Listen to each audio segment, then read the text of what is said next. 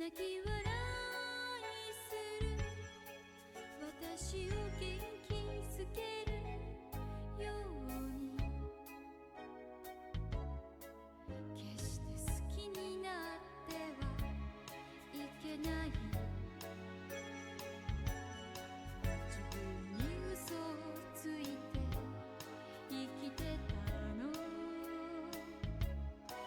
別れの切符胸に押し付けた手を冷たいねって温めたでしょさよならねって言い出したのは私の方が先だったのに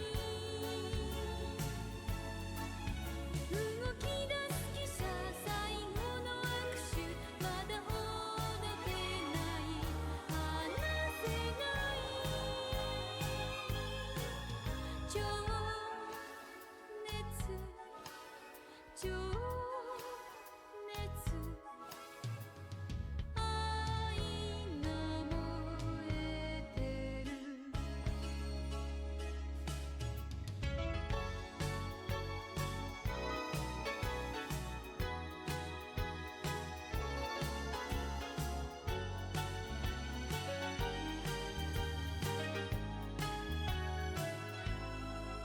ホームの端に二人倒れてトイレールの響き聞いていた優しい腕で強く抱いてくれたら子供のように泣きじゃくるわ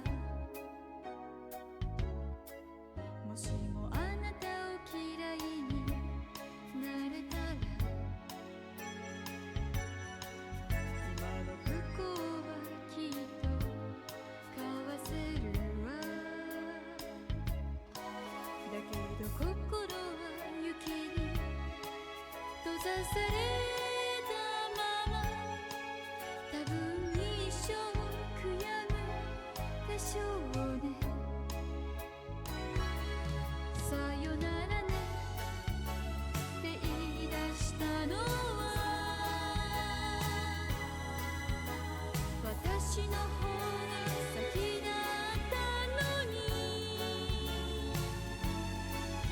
燃える瞳で見つめられたら嘘がつけないあなたが好き情熱情熱愛が燃えてる情熱情熱愛が燃えてる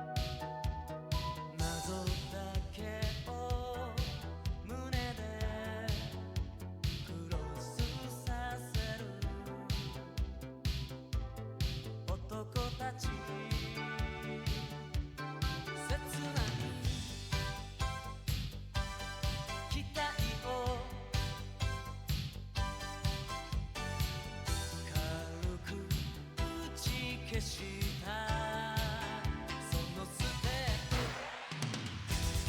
パトニックダンサー君のハッピーもろいリズム隠している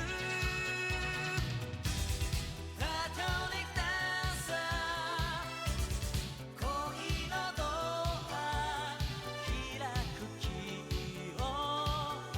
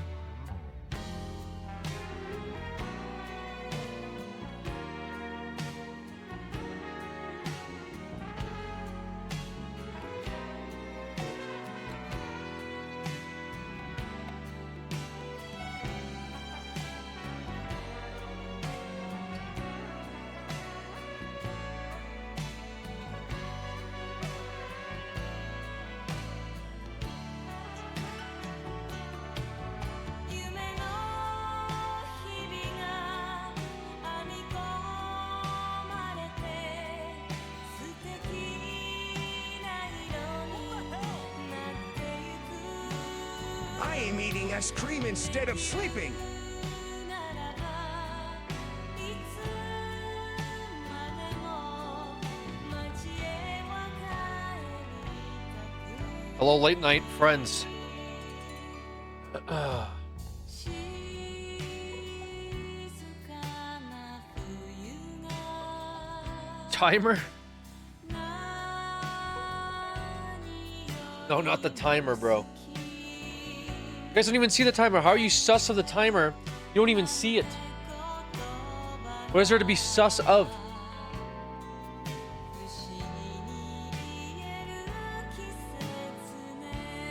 Christ. Add timer for sub. Restart Windows for an update. What the fuck? No. Bro, Windows is trying to restart right now. What is happening? Are you gonna play the Destiny Gotcha once it's out? What is the Destiny Gotcha? What is that about? I've not heard about this Destiny Gotcha, H2. Not heard at all about this.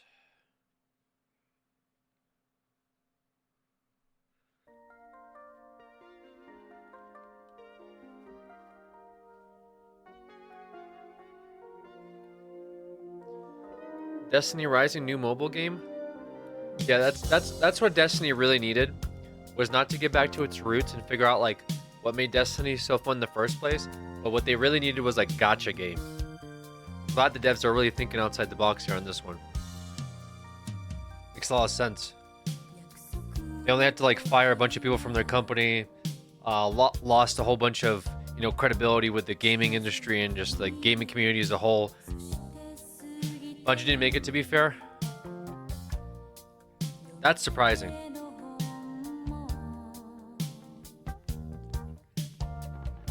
It doesn't matter though, like no one's gonna be like, oh, it's not Bungie that made it. They're just gonna say, why is this being made?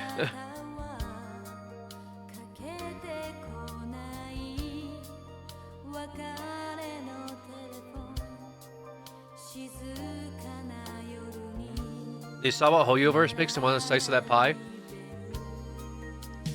Yeah, honestly, that's kind of true. I think a lot of these companies see like what Hoyoverse is doing, and they're like, dude, we gotta get into mobile gaming. It's like, bro, what are you talking about? We're a used car dealership. No, because you should see what they're doing in China right now. Ever developer that was sold a Destiny API to use?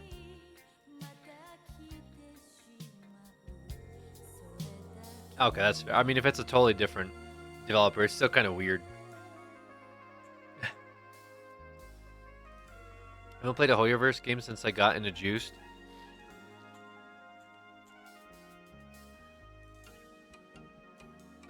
What? Is there like a bunch of gaming that you do by listening to Juiced? Or do you just while you have Juice playing, you just lay in bed and stare at the ceiling?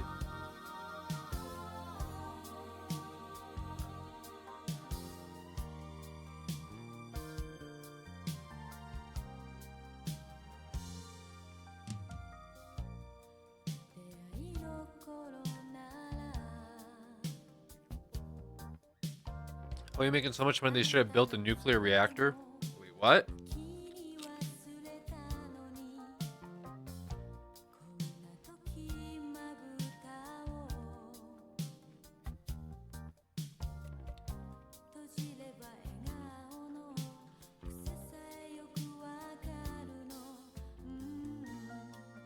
Wait, what?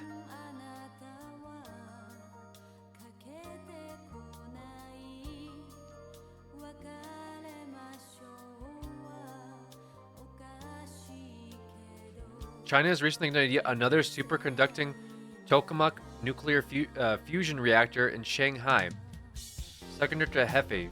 Privately funded, constructed, and operated by a gaming company, MiHoYo, developer of Genshin Impact. Its first tokamak owned by a non-state actor? Dude, what the fuck? Wait, Hoyoverse just straight up bought a fucking nuclear reactor and just said, yeah, we run this now? What? This is insane.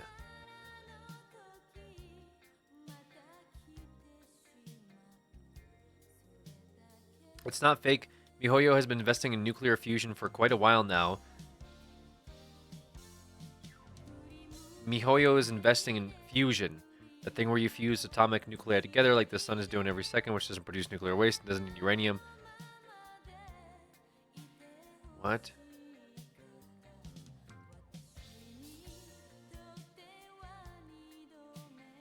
To be fair, only shitty gaming journalists are reporting it.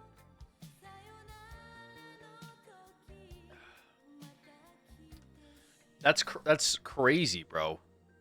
So they took all their money and they said, yeah, so we're gonna start like making nuclear energy now. That seems pretty dope.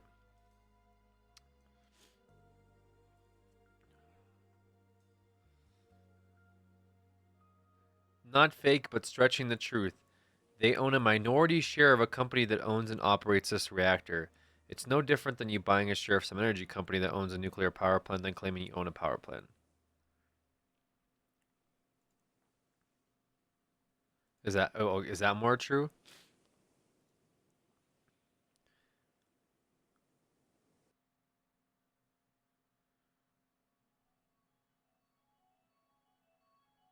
Okay, so I'm getting some different. It sounds like there's some different information here.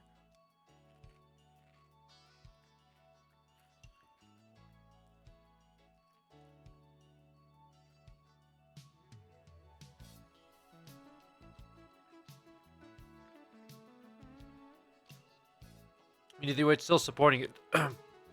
True.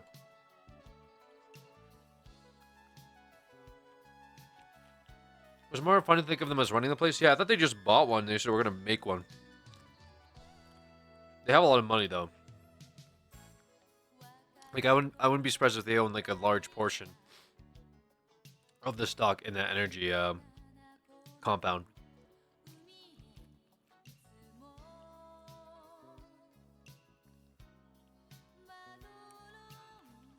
What are you eating? Doesn't matter.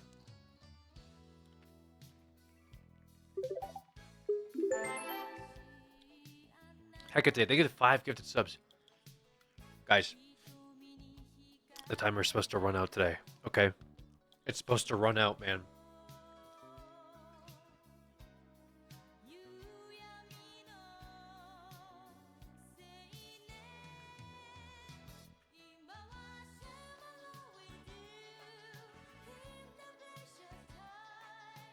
It's 100% unseasoned rice.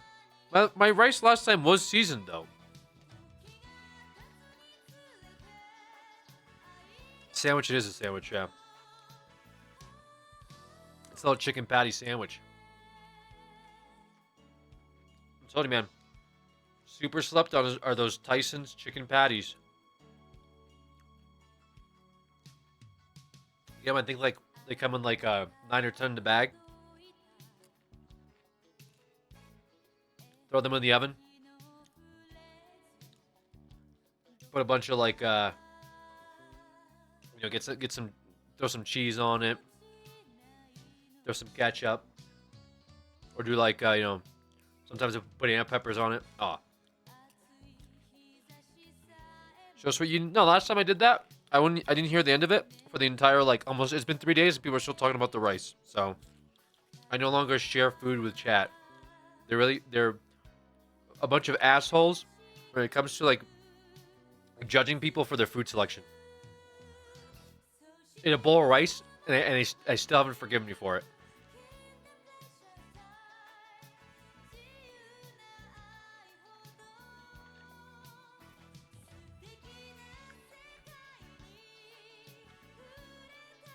I made you into a rice Alex, dude. Wait, what?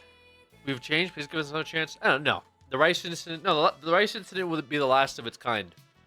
Okay.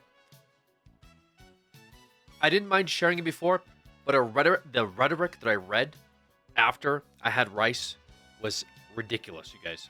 Absolutely ridiculous. I'm trying to make sure you're well fed. When I'm down bad, I make rice and cut up those Tyson chicken patties and mix it. Actually sounds decent. Why is that down bad?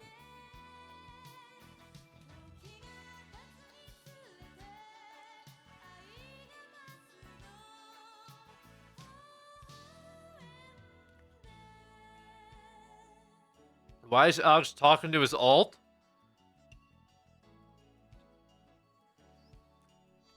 You're banned.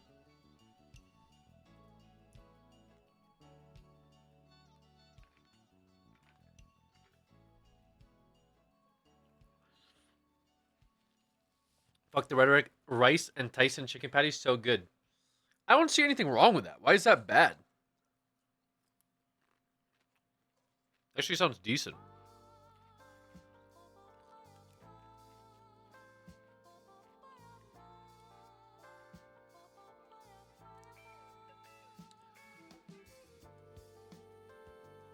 I don't get why you guys like are so like judgy, man.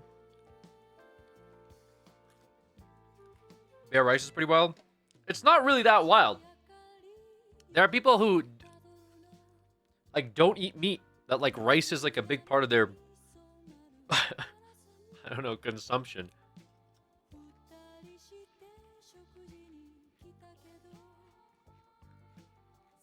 I eat peanut butter and jelly on tacos because bread isn't cool enough. What the hell?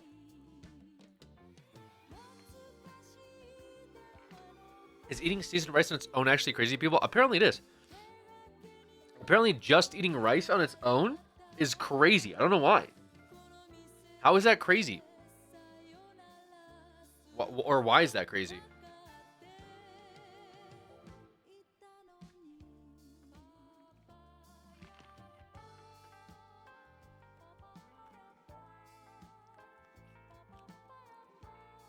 It's bland.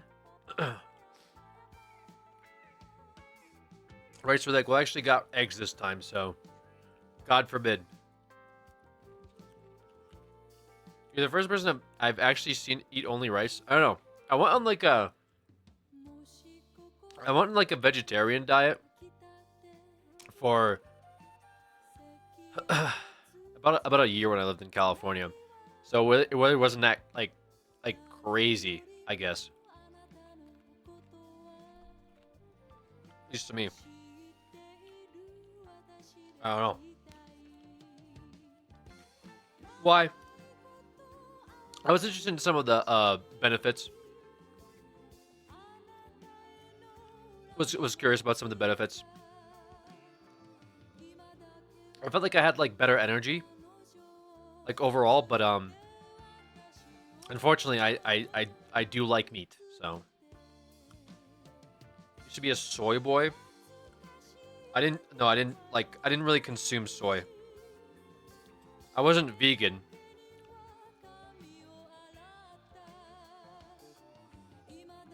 Rice with butter? Crazy? Is it?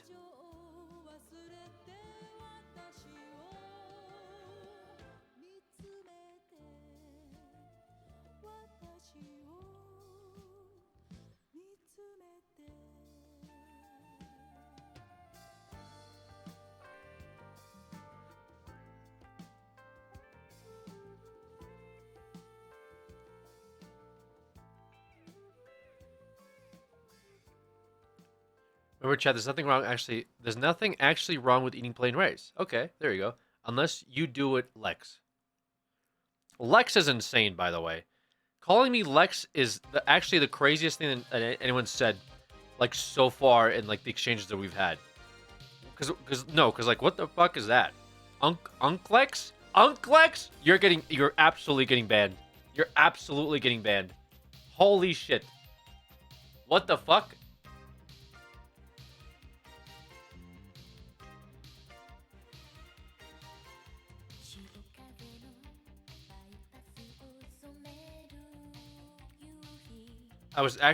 It was actually a mistype, but Crash Out King.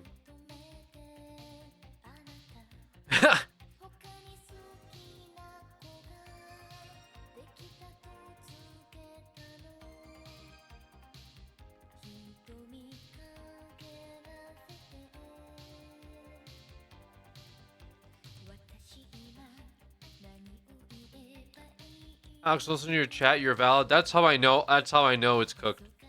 When Simon is on my side with something, that's how I know it's over. It's never been more over.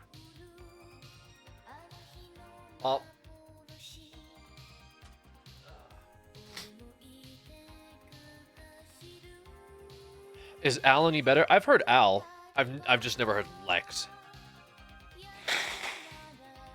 Lex is crazy to me. I thought about coffee, but it's 1 a.m. I'm not drinking coffee at 1 a.m. That's insane. I might need it though. I actually don't know. We'll see. We'll see how tonight's stream goes. Whether or not I need my consumption of coffee. Although I got some new coffee. It's been a little strong.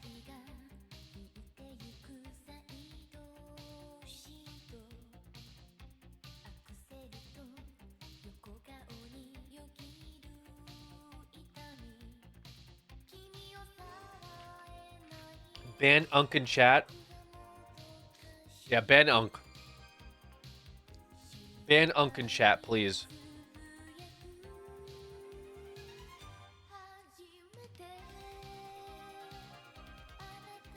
Vitalovich?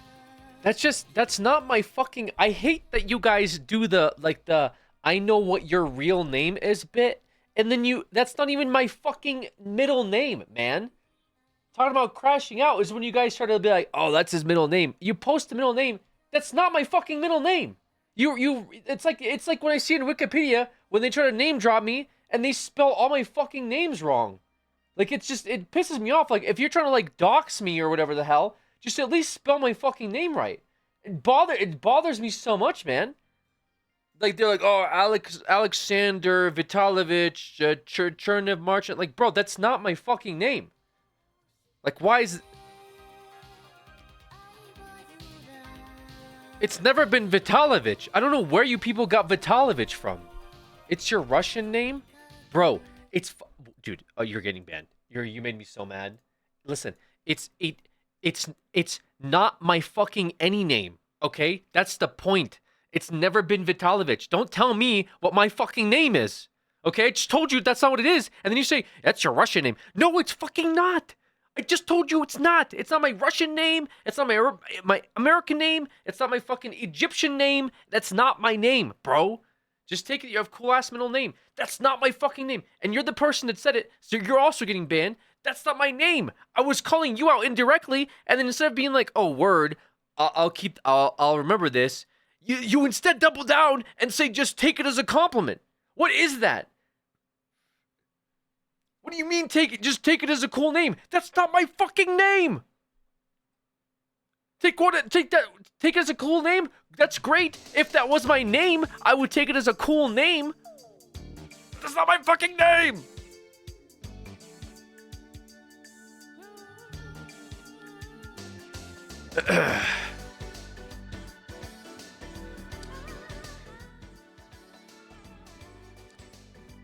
Anyways. Honestly, I get it. I hate it when people get my name wrong. I don't really care because people find different ways to spell my name all the time, even though it's literally in the URL, right? You'll see how to spell my name in the URL of this channel. That's not really what bothers me because people still don't know how to spell it. What bothers me is when people look up like information about me that's incorrect, like what my middle name is, like. You don't do that with anybody else. Like, nobody in your family, or not even your family, but nobody you go and you look up their middle name and then use their middle name on them, right? You don't go up to your coworkers and say, hey, what's up, Peters? And they're like, wait, what? Your middle name is Peters, isn't it? No, or you don't. Yeah, I guess it is. How did you know? Oh, I looked you up. You don't do that. So the people are doing that with me, right? Except the information is fucking incorrect. And so they come in here and they're like, look at this information I found out about you. Hey, this is your middle name. And I'm telling you, that's not my fucking middle name. And then you tell me, yeah, it is because you read it on Wiki. It's not. I don't care. Listen, I don't care. I don't care if that's what you did. I'm just telling you it's not it. And it makes me more upset that people were trying to get my middle name and put it up on the internet and they got it wrong. That's what pisses me off.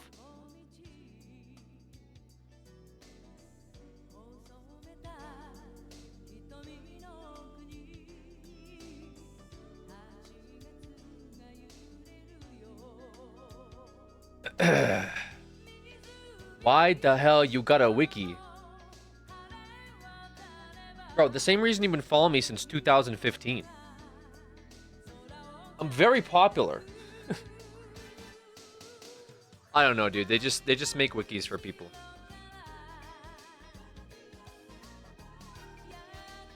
Are we collectively editing his wiki right now? Listen, I don't care what you people do. All right? I don't care that you put together a wiki of incorrect information about me that other people then say. Like high school pictures and shit. My yearbook. People quote my yearbook. Alex Wiki needs to include a common food consumption page. What the fuck do you mean? What are you talking about? No, we don't need a common food consumption page on my wiki. What the hell are you talking about? I need it, please? Dude, Rice, you're banned.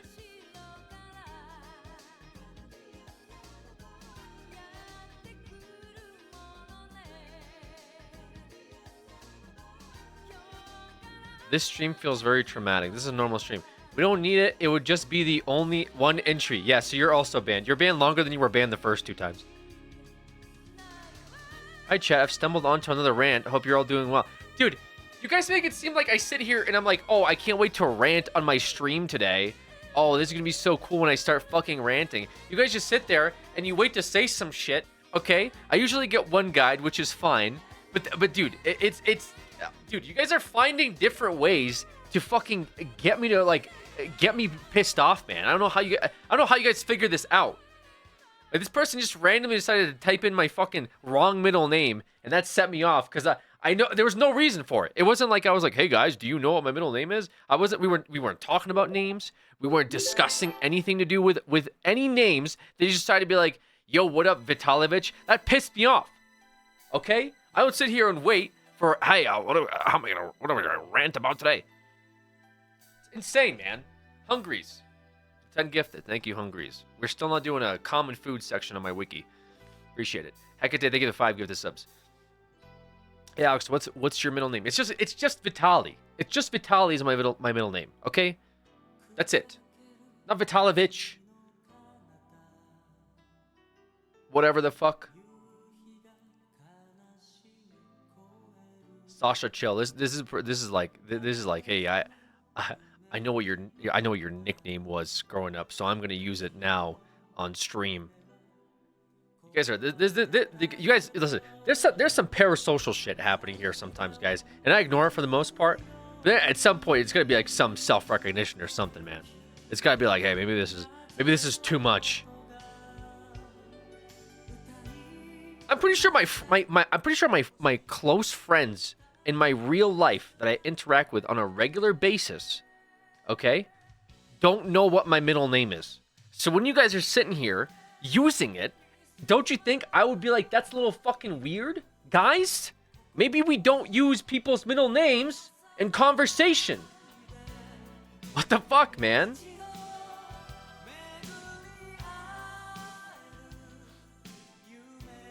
We are your close friends. Alex, you want to know my middle name? No, I don't. I don't care what your middle name is. Just like you shouldn't care what my middle name is. I think it makes us closer. It doesn't make us closer. It doesn't. What the hell? 12 months, even though I followed and supported much longer. Free?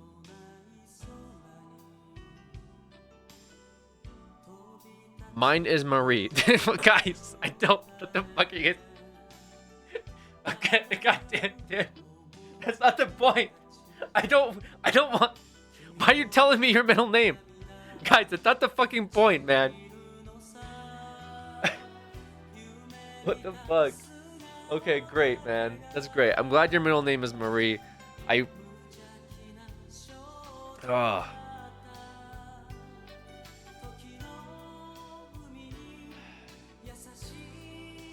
Longest introduction ever.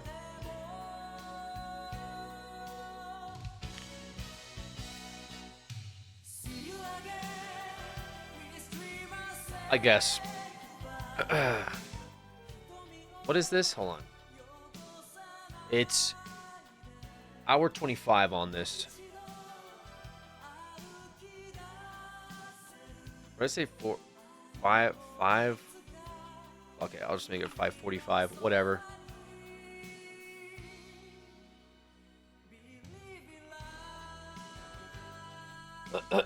All right, there it is. 5:45. Bro, y'all made his forehead wrinkle worse. OM.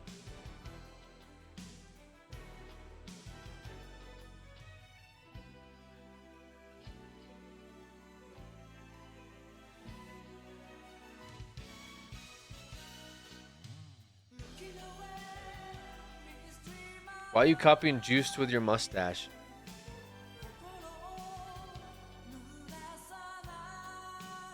Just...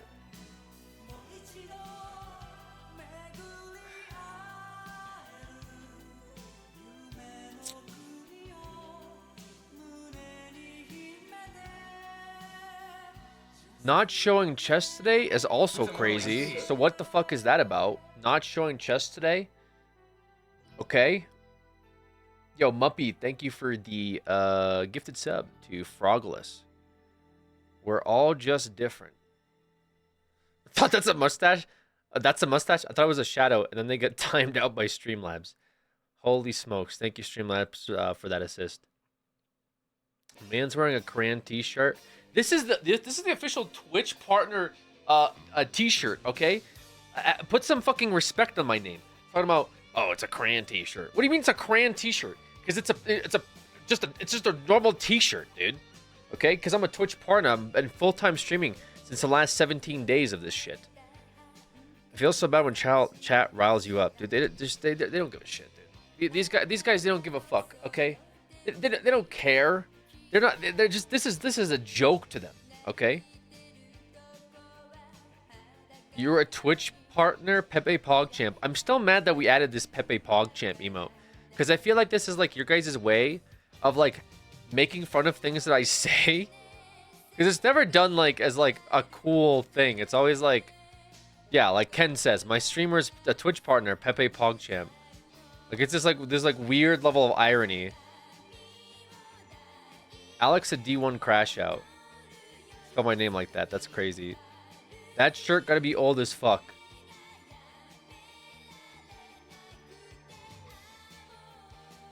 I'm not gonna ask why you're saying that. Yesterday, I thought he was just bare chesting the whole stream.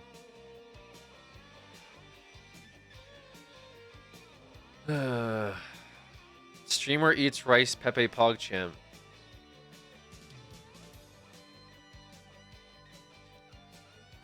Like,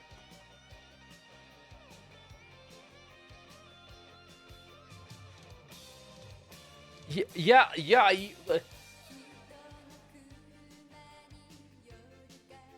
When is this shit over, dude? When is this scare-a-thon over? Guys, I'm not coming back after this. This is gonna be the last you'll see of me in this series of streams. I'm telling you right now. It's done after this. Yo, banana baby cake, thank you for the prime. It is done after this, man. After this shit is, after the scare-a-thon's up, it is, I'm out, man. I don't know when I'll be back after that. It's gonna be another year or so, man. It's like, what are you guys talking about? Don't lose to the trolls. Ancient streamer finally retiring Pepe PogChamp.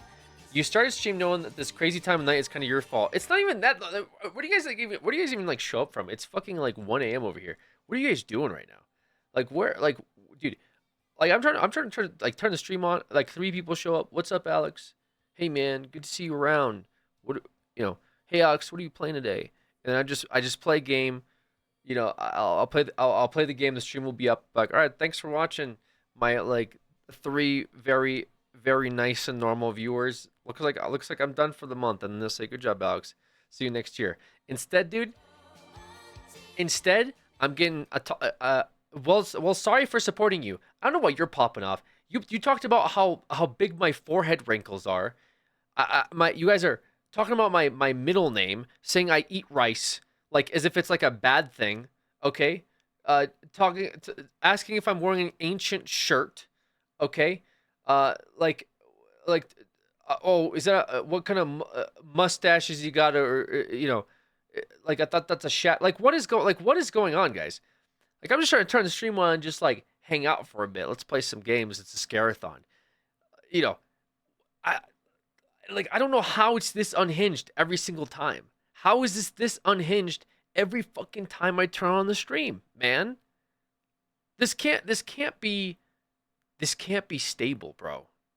This can't be good for me, but also for you guys. What is happening? It's because you never stream, so we have to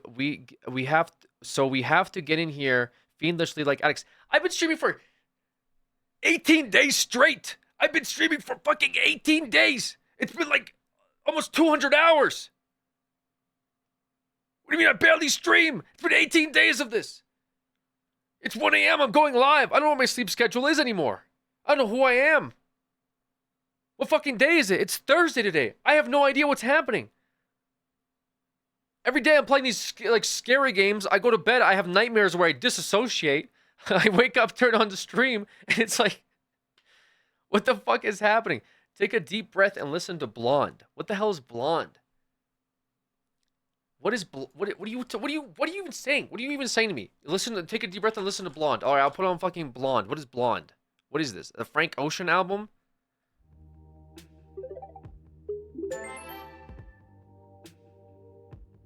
That's crazy. That is insane.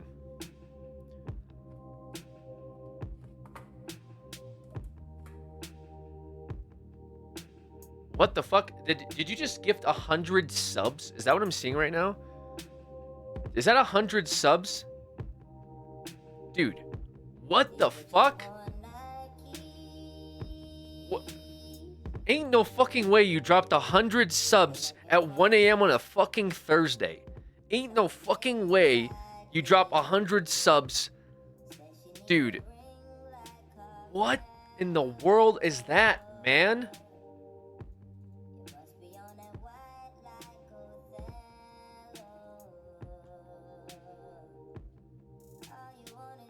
Dude. How many hours is that, man? How many hours is that? How many hours is that?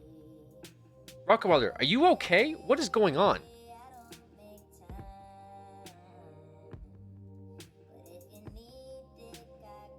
What? Dude, there's no way.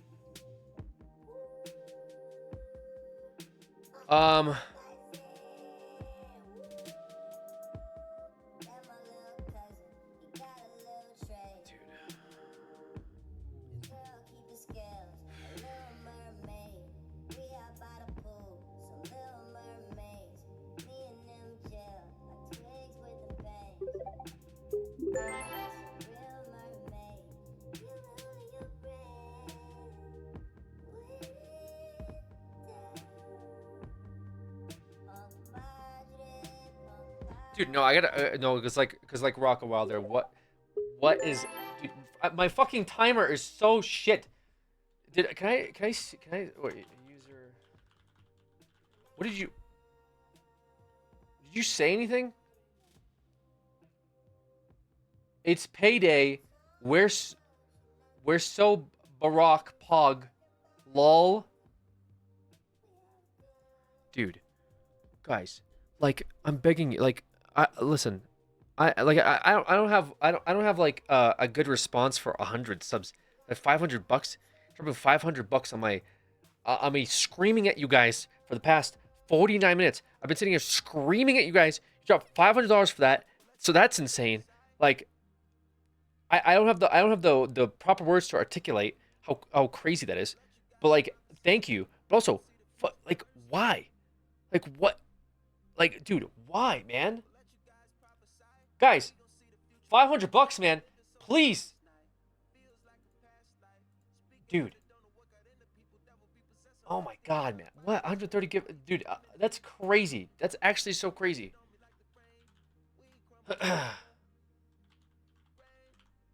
100 subs at like 1 a.m. on a Thursday night, dude. Like, what is going on? For what? That's a lot of rice. You're immediately banned. Like, that's not even a discussion. You really thought he would come in here at 1 a.m. to, dude? I don't do. Why am I still listening to the Frank Ocean album? It's.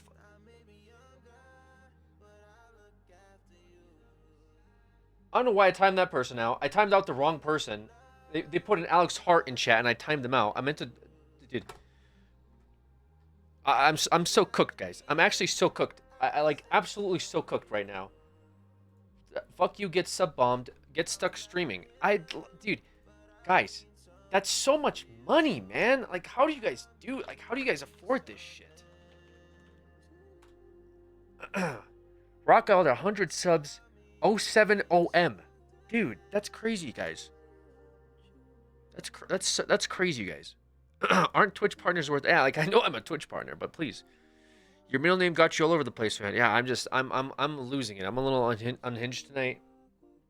100 gifted subs is like crazy to drop on anybody, bro. It's actually crazy. Like that's so insane. How are there people that didn't get a sub too? By the way, people without a sub. How do you dodge subs like that? You just somehow this person dodged 100 gifted subs in chat. Yeah, I don't know. Yeah, that's crazy to me. How does that even happen? I don't understand. 100 subs, bro. What is it? Back over 16 hours? Back over 16 hours? Oh my god. Okay. I mean, this whole section of the stream is just like at this point, I guess it's DMCA'd as well, because like what the fuck, like we're listening to Frank Ocean. This is like just straight up gonna be DMCA'd.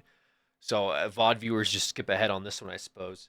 Rocket Wilder, I mean, 100 gifted subs is like, that's wild. I guess is the best way I can put it. I appreciate it. That's crazy. So thank you for that.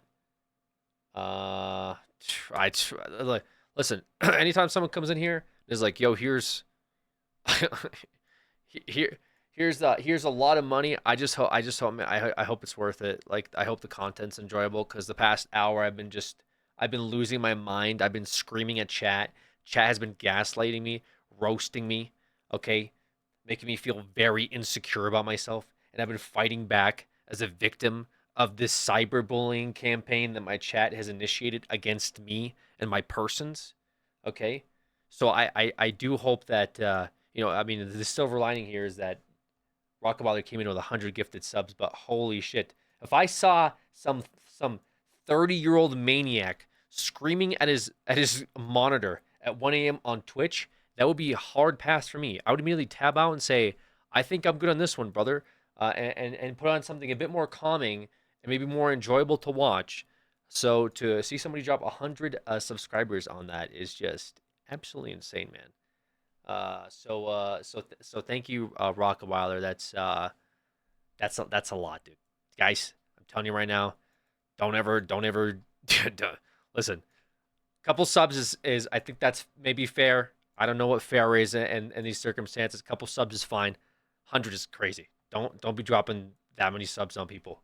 All right, especially on the internet, especially psychopaths on streaming platforms. But yeah, Rockaweiler, I hope you're enjoying the hope you enjoy the content. I mean, we got some more spooky stuff lined up. I guess getting back on topic. How long has it been? Almost an hour. It's been an hour that I've been sitting here and yelling. Yeah, I guess to get back on topic, whatever that topic may have been, we're doing a scare-a-thon. It was about to probably. I thought it was likely gonna end tonight. I'll be honest. But it looks like it's not. 62 subs from Tipman. Okay, all right. This is why I don't say this shit, man. This is why this shit doesn't matter. Whatever the fuck I say, it's like, dude, I said a couple subs is fine. It's all cool. After 100 sub bomb and then Tipman drops 62. All right, give me a second to figure out what the fuck this timer is supposed to be, man. What was it even a second ago? It was 15 hours? What is it, 18 hours now? What is it supposed to be? If the timer worked, maybe I'd be a little bit less like stressed out by this whole thing. 62 subs. It's oh my god, dude. It's supposed to be over 20 hours. It's supposed to be over 20 hours, dude. It's supposed to be over 20 hours. What the fuck? Wait, what was that before? It was 16 hours? Oh my god, dude. What? Dude, how?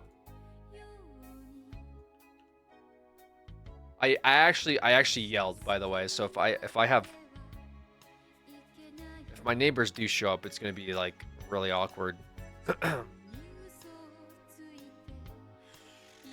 Bro, it took me, guys. It took me 18 days of streaming to get the timer down finally below 4 hours. It is back up over, like, it's almost as much as it was on day one of fucking starting this thing. What is the point of this? Like, what is the point of doing these thons, man? They never fucking end. How is it? How do they end? How do these things end? You were at 50 minutes. I got to 50 minutes at one point. I did get to 50 minutes at one point.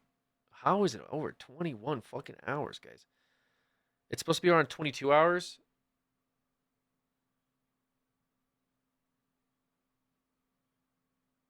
You've had 192 subs overall. Oh, that's true. I guess I could just do the math by this. It's no, it's close to what it was. What was it? It was at like 4. I think we started at 4 hours something. I don't even remember. I don't remember how many hours it started off with. Just stream until the end of the month and then come back for the Christmas streams. Stream until the end of the month and then come back for Christmas streams. You started at 5:45. Like that was today? Was today at 5:45? Just put 24. Dude, I can't. Dude. It was 5:45? Jesus Christ, dude.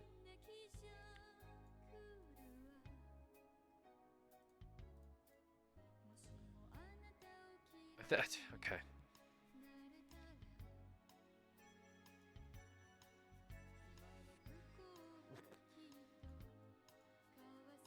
That's crazy.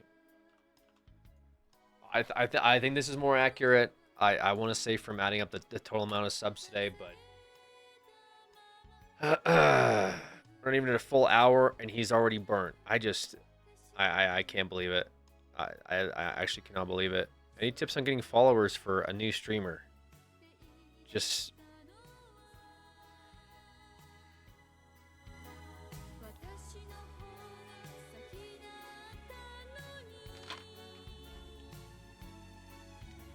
you got to be consistent. That's right. You got to be consistent. You got to stream every single day.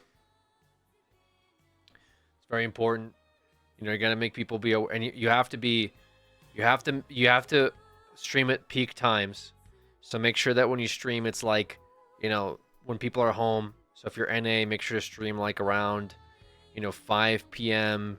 PST to like, you know, 11 p.m. PST, because people aren't going to be watching your stream in the middle of the morning, right? You're gonna get nobody that comes in and follows you. Make sure you're playing really popular games. Big thing. Okay, so when new games come out, make sure you're on it day one. All right, you want to be in that category. Okay. All right. Have a bunch of cool stuff. Nowadays, they got streamers. They have all kinds of really cool stuff in the background, like wall art, decoration stuff that people can look at. Really important to have a bunch of decorations in your streaming setup, okay? Otherwise, people are going to think that you're weird if you have no furniture, okay? Those are all What the hell? great tips. Remember to hydrate regularly. So those are a few of my tips to really make it in the. Are you wearing a wig? Yeah. So I mean that's a 30-minute ban. Like I'm not even playing around at this point. You look like you stream from a basement. Simon, you know about my living conditions. I don't know why you're now acting like as if I've been streaming from a basement from the past 4 years. Alex, where's your furnitures?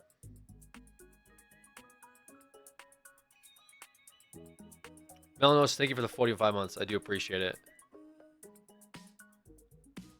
We're on Smart Shuffle. Oh.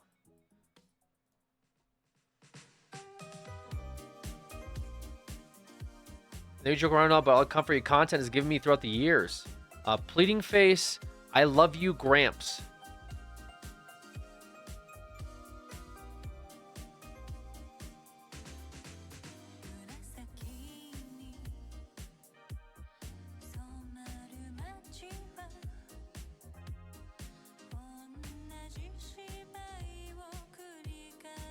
Unk got banned, so they switched to Gramps.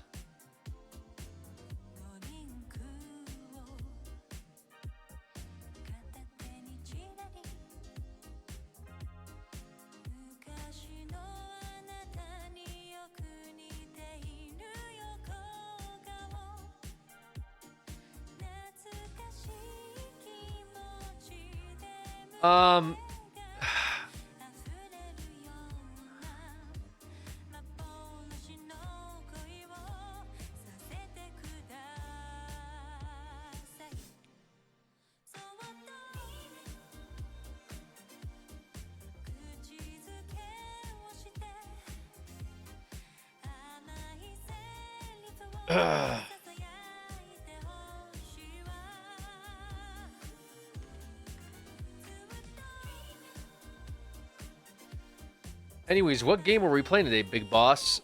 Great question, Coffee. Okay. Can we call you a little boy? Yeah, so I'm glad that was deleted. Because what the fuck was that?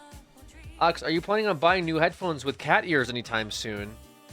Alright, I'm just... Dude, this is like when I played, like, Streaming Simulator. Like, for that day. And we were streaming to, like, the fake viewers. And every fucking time... Like, I looked at chat, they would be saying the most, like, unhinged, just nonsensical shit. Like, that had nothing to do with anything. That's actually what this feels like when I'm looking over at chat. Like, the shit that you guys are... I take out my brain and watch. Yeah. Like, you got, like...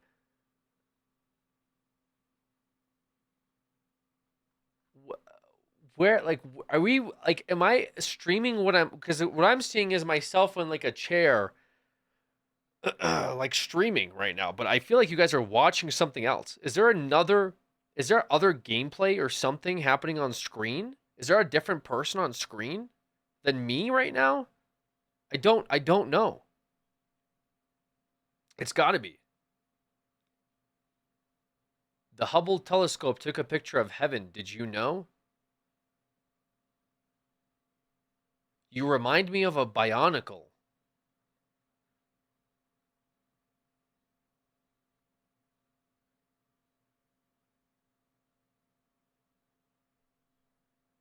We got the Talk to a podcast on another tab.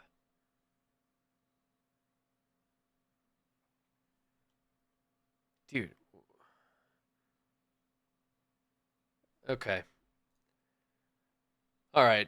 All right, I gotta lock it in, dude. I gotta lock it in. Otherwise, I don't feel like we're gonna have a. I don't feel like we're gonna have a successful stream at all today. I don't feel like we're gonna have a successful stream at all tonight. All right. Ash, thank you for the gifted subs as well. Gramps Bionicle, you're banned. Thank you for the gifted subs, Ash as well. You're that Ash, you were the one that called me grandpa or something earlier. Anyway, it doesn't matter. Thank you for the 5 gift. Thanks for. We're just over 23 hours today. Really making a dent in this scare-a-thon. So the clock's winding down. You know, you put in a lot of hours into this whole thing. So looking to see that timer go down, I suppose. Can we get an underdesk cam? You're banned. Yeah, so we've been doing we've been doing viewer suggestions with the scare-a-thon. That's been the move. We're getting, bro, why would you, dude? What kind of fucking? Been doing the like viewer suggestions for the scare-a-thon, where you guys have been submitting what we should be doing. You guys are still doing it. I don't know why we're still doing it. I guess we still are, for whatever reason. But please play PT. No, so the suggestion should be closed, but you guys are still posting them, so maybe we'll keep it archived. Maybe we archive the thread, because I have picked out games that thought looked interesting from from those suggestions, and we managed to play a few for the past couple of days. We played Fierce to Fathom. We played that last night along with some Night Bus and Flathead. We also played Still Wakes the Deep. That was 2 nights ago. We played through the entirety of Still Wakes the Deep. That was a pretty interesting game. Today I wanted to try this one out. This one seems kind of interesting. At least from a surface level, it seems interesting. Might be good for a game. This one is suggested by Beansy. I think actually Beansy suggested a few good ones. Beansy seemed like they were on point, unless I incorrectly read them. But this game is called Killer Frequency. Okay, the game is called Killer Frequency, which was like sort of a little bit of a tease in the title today. With this is this is a radio show, or whatever the hell I said. But Killer Frequency is a first puzzle horror game set in 1987 that puts you in the role of a late night radio talk show host, small town America, whose callers are being stalked by a mysterious killer. Looked pretty decent. Looked like it'll be enjoyable. Hopefully, we'll be here for a bit. Likely playing it. Oh, this will take all night. Yeah, yeah. That's why I was wondering if this was gonna be like a coffee angle or not. I'm kind of thinking that I'm probably gonna be up for a while. I woke up. You guys won't believe what time I woke up today. I went to bed so fucking late. I went to bed at like 11 a.m. That's why my schedule is just completely cooked. But it's been enjoyable. It's been fun. So I'll probably be up for a while on this one as well. I woke up at midnight. I don't want to hear it.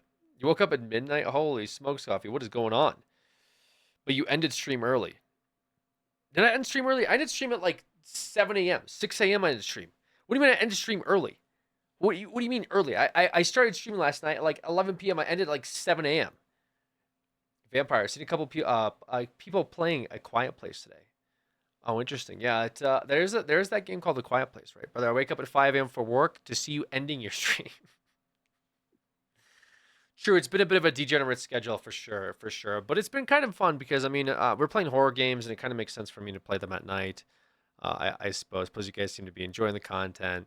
It's been fun to go back and play through some of the games that I haven't been able to for a while. So I've been liking it.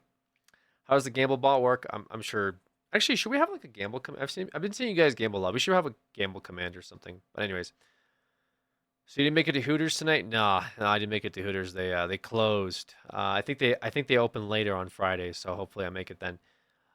Great for unemployed chatters. I don't feel like we have unemployed chatters. You guys have been.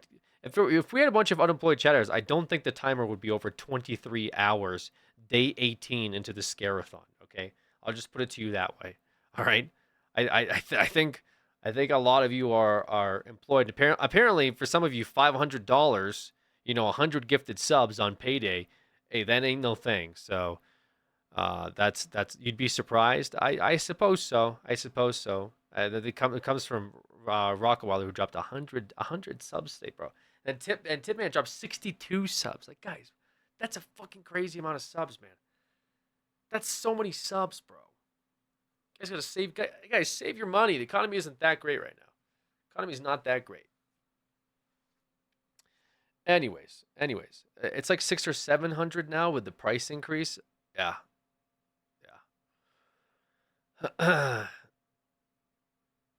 I'm technically unemployed, but I ride along with my fiance, who is an over-the-road truck driver. I'm his navigator. Oh, that's cute.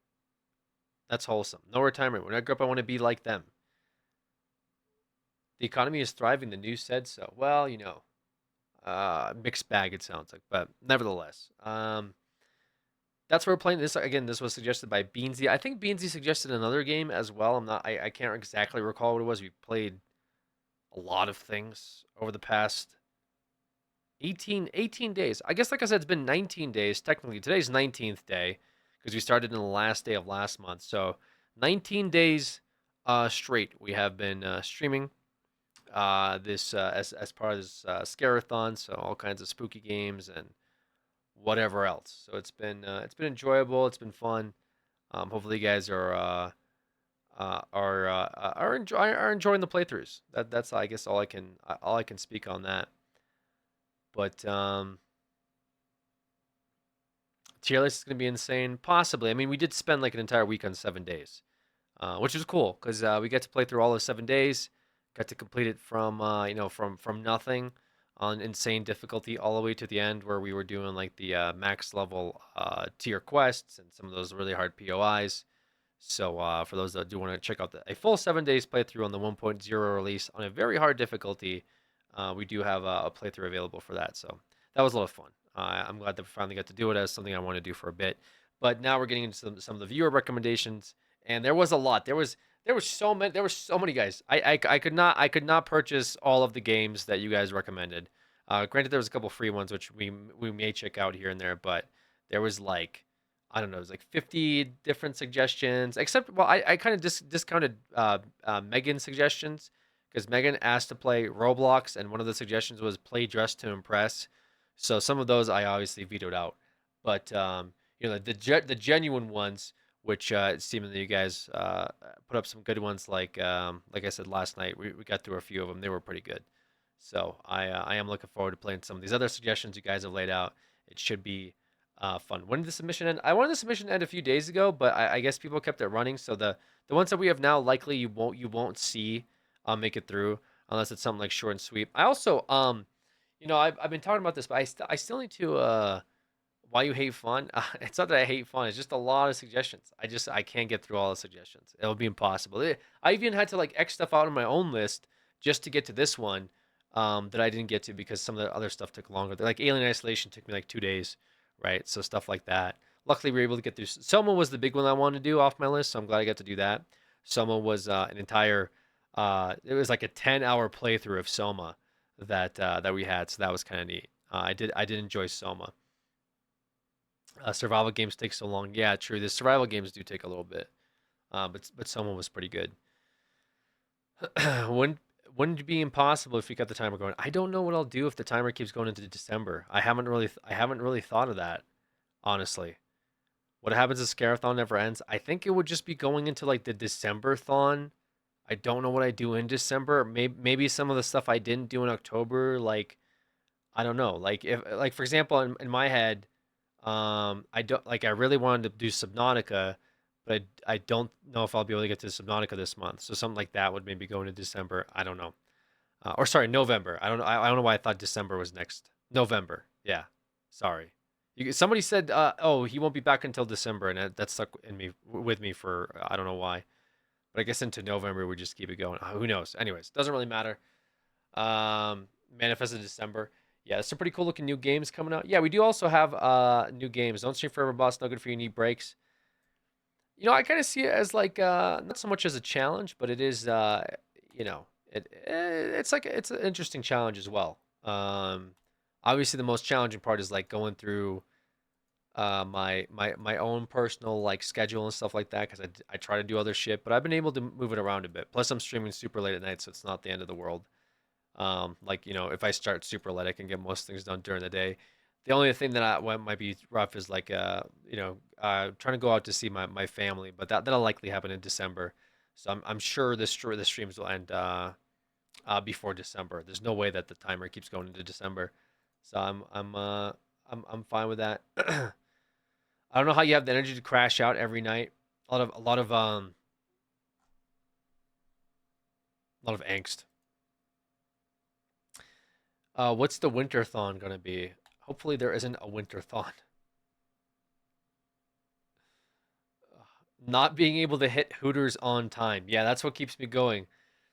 When Hooters is closed, I just get really upset. And so I'm able to come on stream and just yell at everybody. That's my whole thing. So that's really what it comes down to, man. It's just whether or not Hooters is opening.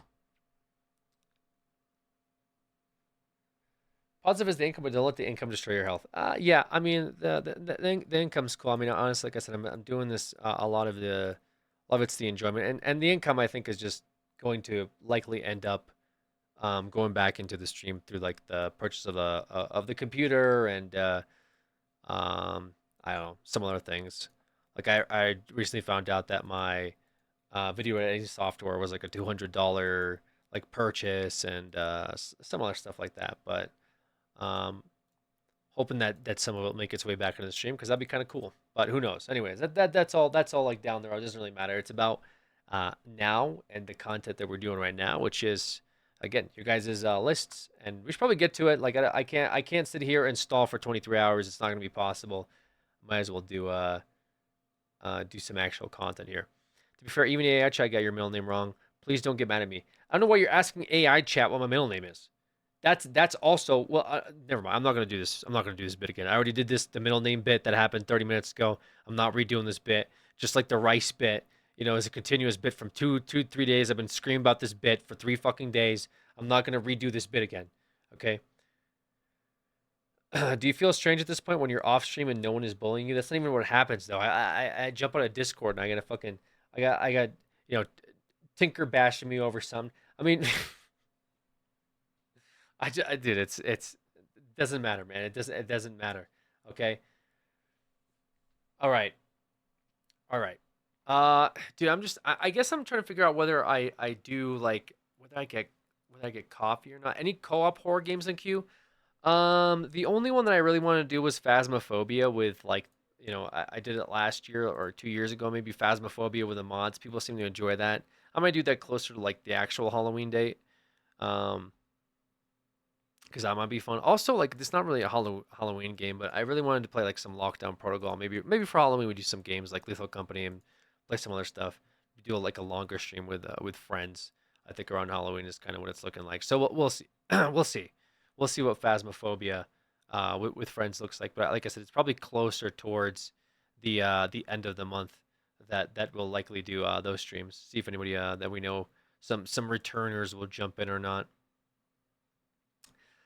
VR Phasmo gives me motion sickness. I don't know why. Yeah, VR Phasmo like was probably one of the scare. I think between VR Phasmophobia and Visage, those have probably been the scariest things that we've done so far in the scare-a-thon. Because uh, like yeah, VR Phasmophobia was terrifying. I don't think I want to repeat VR Phasmophobia for a little bit. Anywho, do I get coffee at 2 a.m.? I guess if I get a little bit, maybe I got a little sip of coffee, right? Maybe get a little bit tiny little bit of coffee. Maybe that's the move. I'm trying to think. Maybe pour myself a tiny bit. Dude, I was popping off earlier though. I had like a cup at like 8 p.m. or something like that. So that's what I'm trying to get too much. But you get the same schedule as someone on a night shift. Yeah, that's what it feels like. Voices of the Void return when? I actually do want to do Voices of the Void. Voices of the Void was enjoyable. I think for one of the days where I'm not really sure what to do that day, which is between now and like Halloween, we might just run it back with Voices of the Void and just doing the long Voices of the Void stream. I think it probably put off because it was actually very interesting, and I feel like I scratched the surface of it and didn't really see a whole lot beyond that because we didn't have like a whole lot of events that took place, but it was pretty fun, and I'd like to see more about Voices of the Void and what it has to offer. So I think the next Voices of the Void stream should be good, just because we unlocked a bunch of stuff last time and we were really like getting into it. So we'll probably do Voices of the Void again before the month ends. I think that would be a good day for it. You're gonna be up for like 7 hours. Might as well be. Panicore on the list. I don't know if Panicore's on the list. I know that was like a thing. I don't think Panicore's on the list. Really does have my sleep schedule. I get off work at like 6 a.m. Yeah. Okay. Let's load up Killer Frequency. Maybe I pour myself a cup of coffee. Maybe that's ultimately the play.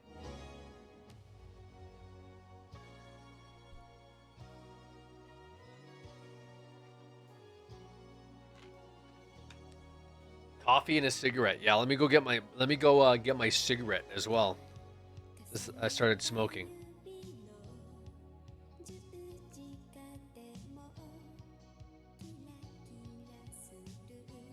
Okay.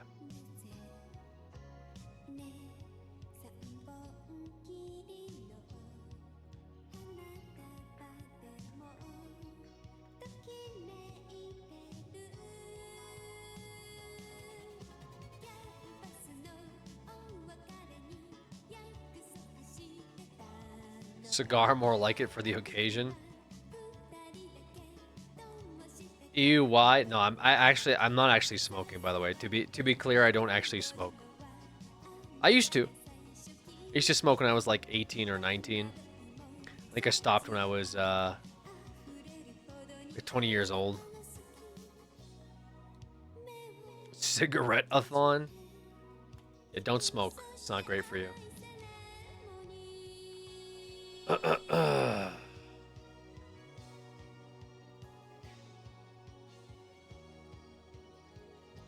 can't believe like I got 100 or 217 subs tonight, guys. That's crazy. What do you mean Mao? What are you talking about, Mao?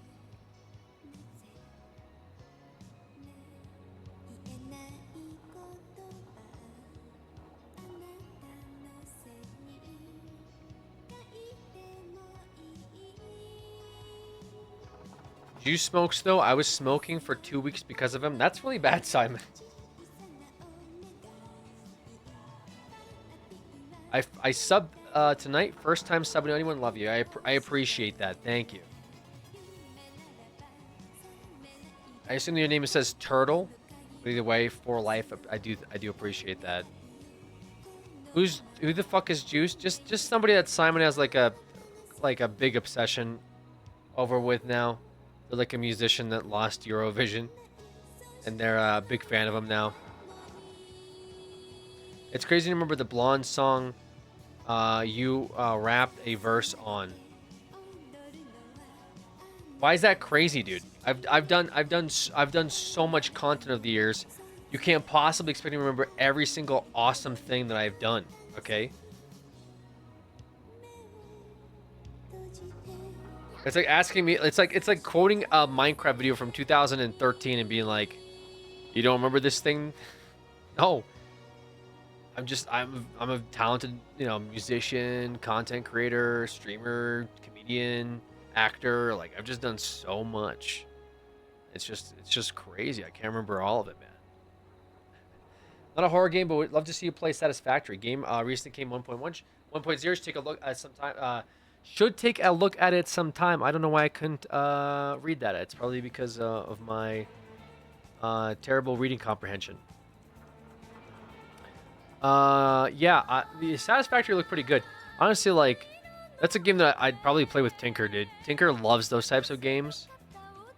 I wonder if he'd be down to play it, because it does take a special person to really get into Satisfactory, man. It's yeah, for sure, dude. Where's the League of Legends horror game you promised? Okay.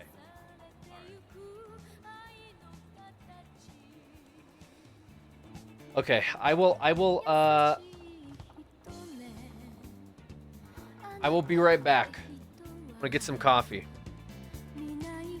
Don't go anywhere.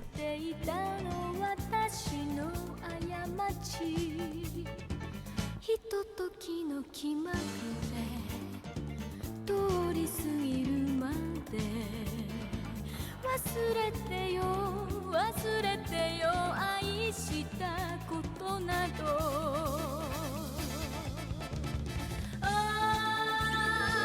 水色の雨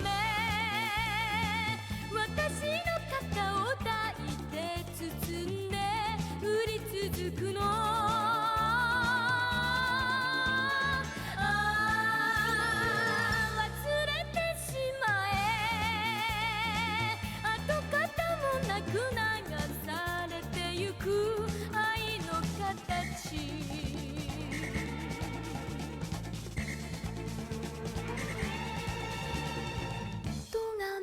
言葉なら素直に聞けたわ微笑んでいただけの懐かしい日々傷ついたその分寂しい目をしてた戻れない戻れないあの日の二人には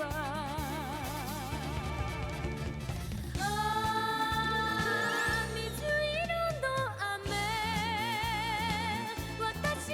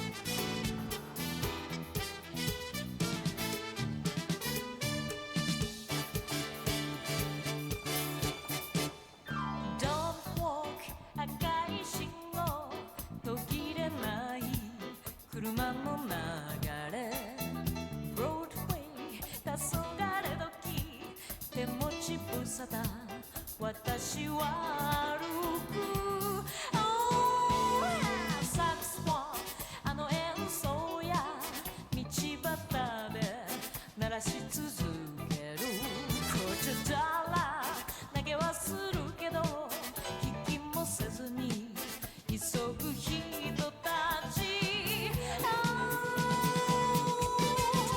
Oh man tell me 秋の風は冷たい冷たい Oh man tell me 私の肌からあなたの匂いが消えるまで吹き続けて吹き続けて吹き続けて吹き続けて Oh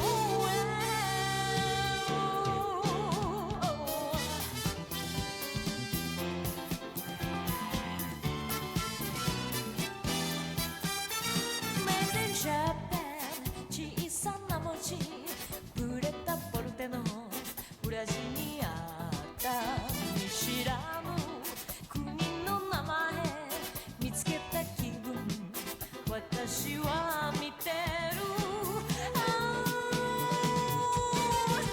Oh man tell me 秋の風は冷た Alright. い冷たい Okay.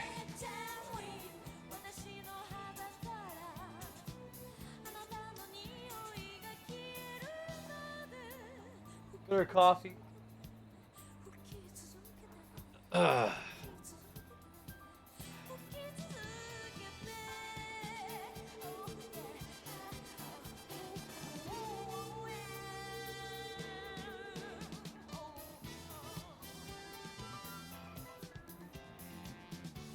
Did you get some rice?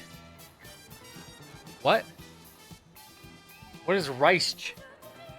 Drinkable rice? Dude. What are you...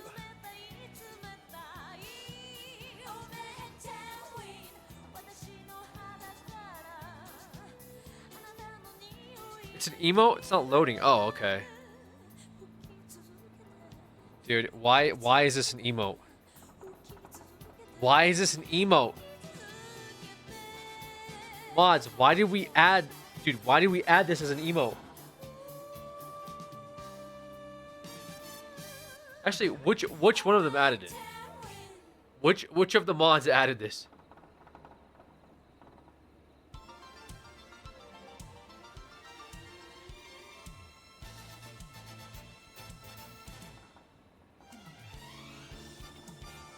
You guys have to tell me.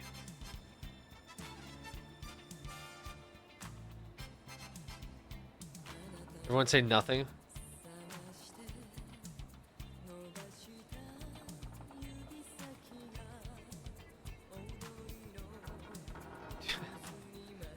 You guys won't snitch.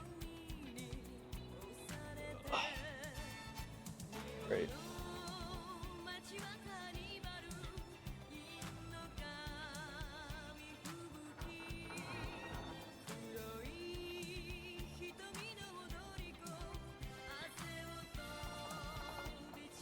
Give me 1 second.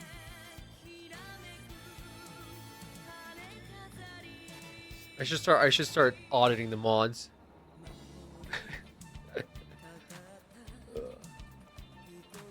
Cries Mobile can't see the emote. There's not like a mobile way to see it. There's not like mobile mobile extensions. I thought you could.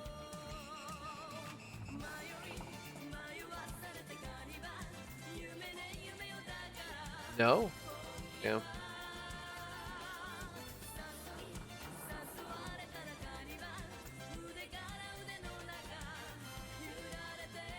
I guess I'm out of touch. Oh. Okay.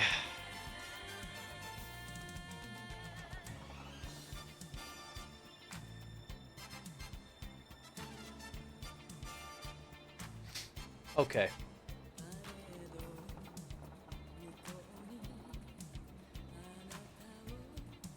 I'm not a chatter, more of a viewer.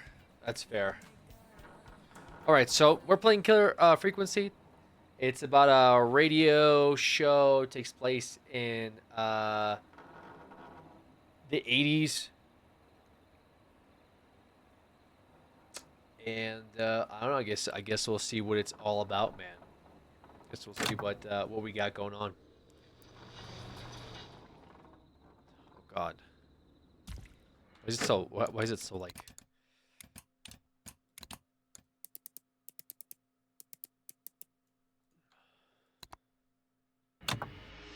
It's still so fast. Why? Why?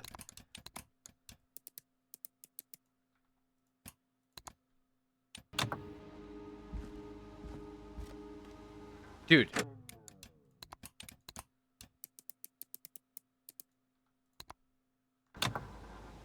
Okay, I guess that didn't do anything. You can hold the two objects, swap objects with the scroll wheel, F to drop, R to throw. I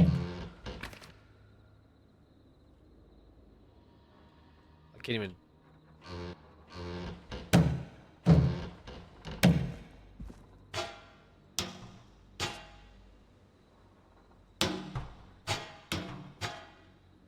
Okay.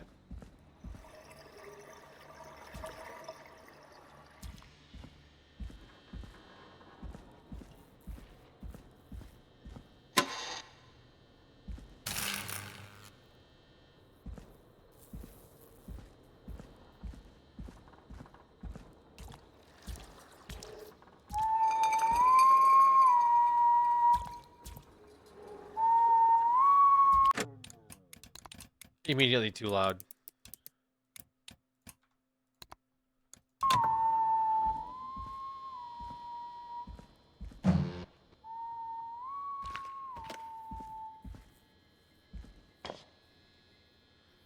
E to inspect it. Okay.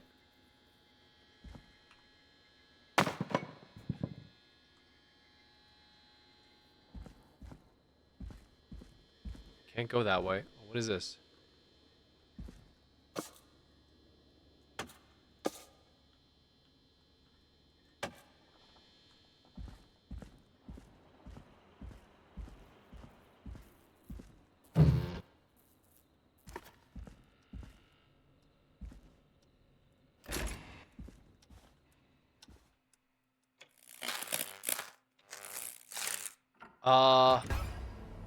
What the heck is that?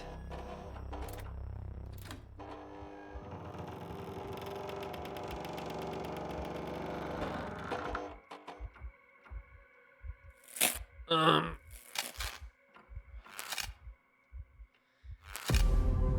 Ooh. Wait, what? Oh God.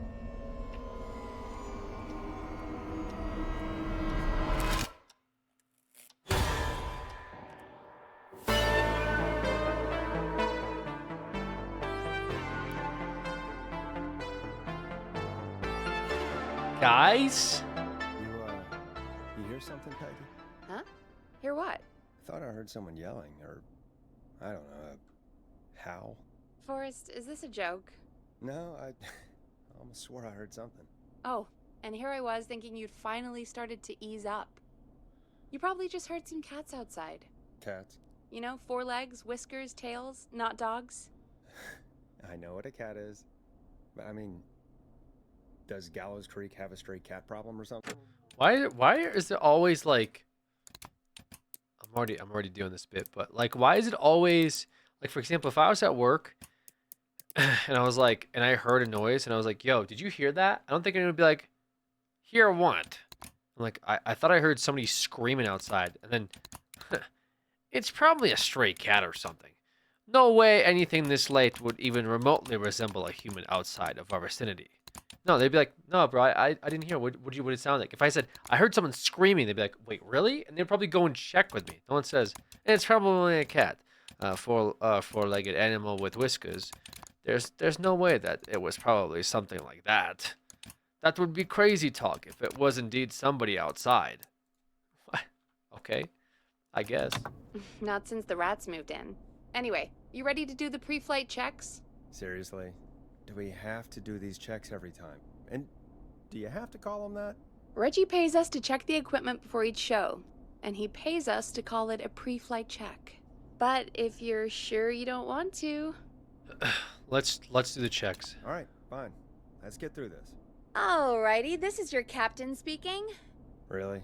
Come on, let's have a bit of fun with it for once. Buckle in, folks. We're about to hit some tubulance. Let's start with record playing. Okay. Grab a record, stick it on the player, and hit play. Easy. Got it. Great. Now turn it off. I'm kind of vibing though. Wait. What do you mean turn it off? Well, I was kind of vibing with it though. Like, it's kind of like.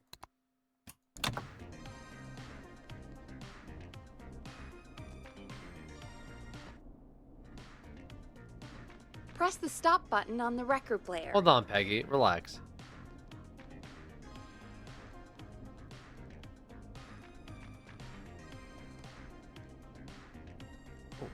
Hey, Forrest, I know it's a good track, but we need to move on. All right.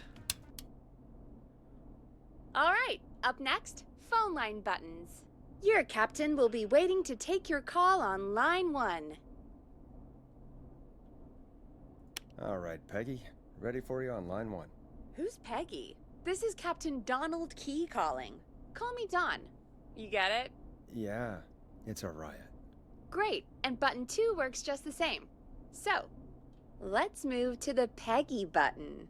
You mean the producer line? Like I said, the Peggy button. Press it when you need my help during the show. What the? Is there a Peggy mute button? They haven't invented it yet. Now come on. The Peggy button is the 3rd one on the phone line. I labeled it for you. Press for Peggy. This is your brain, Forrest. Sorry I made you such an unfun turkey. I'm a turkey now, am I? Okay. Are we almost done? Sound Blaster next. That's an easy one. Is it? Or is it?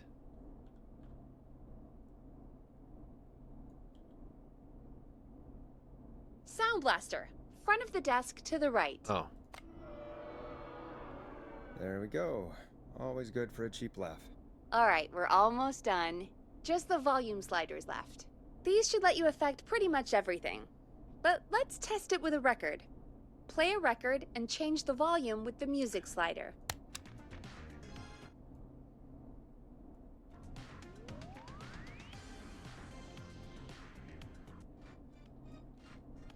Sliders should be right in front of you, like directly in front.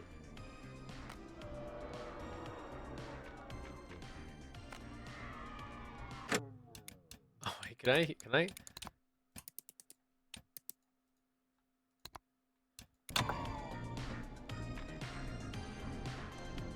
Play a song, grab the sliders, and move them up and down.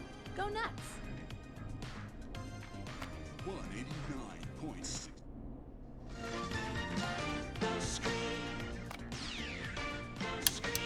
Sliders should be right in front of you, like directly in front.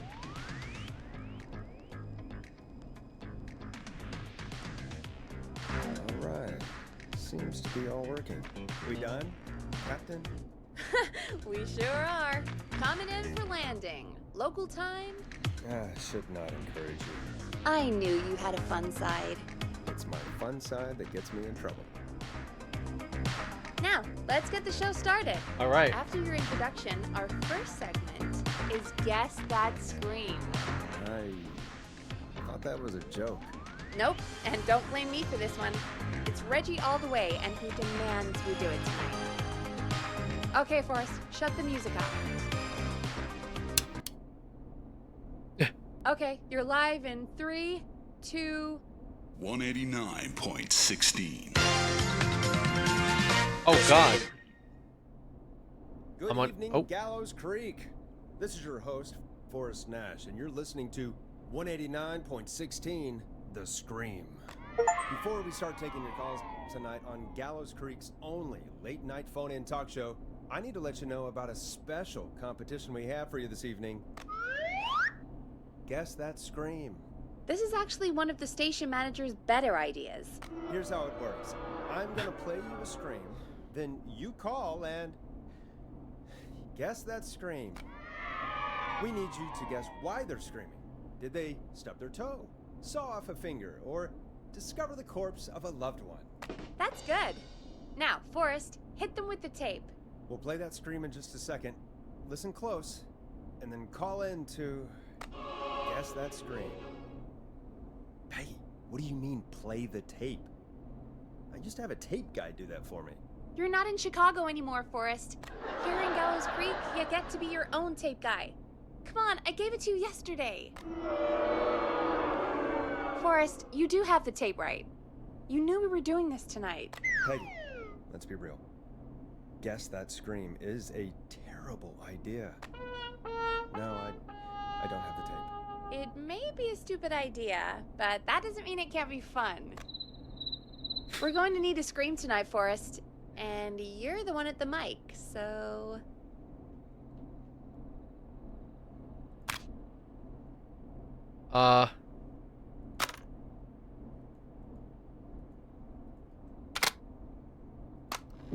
Teddy Gallows Jr. is a family man, a devout Christian, and a proud patriot. Sorry, this is live? Yikes. Really, Peggy? You want me to scream? You know this show depends on my golden voice, right? Come on, Forrest, just do it. That's enough dead air already. Just think of a scream and let it rip. Oh, God. Sorry about that. I'm back. Had to step away there for a second. Listen close, and then call in to guess that scream.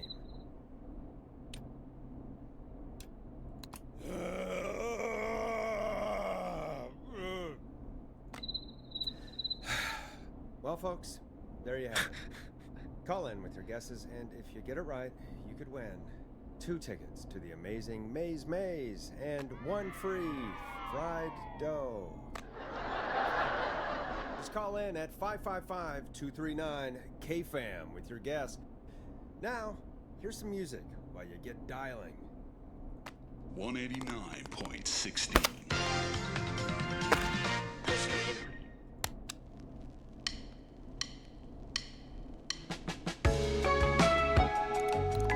Listen in to this next track from Late Night Lurkers, if you dare. Hell yeah. Oh, God, Forrest, that was amazing. Thanks. I can't wait to hear what people think that was.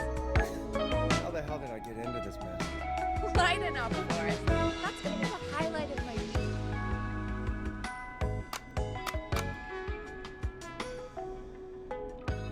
Oh, Forrest, there's a call coming in.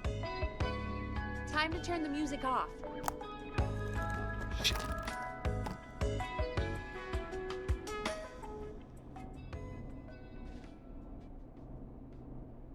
Okay, Forrest, shut the music off. How do I answer the call?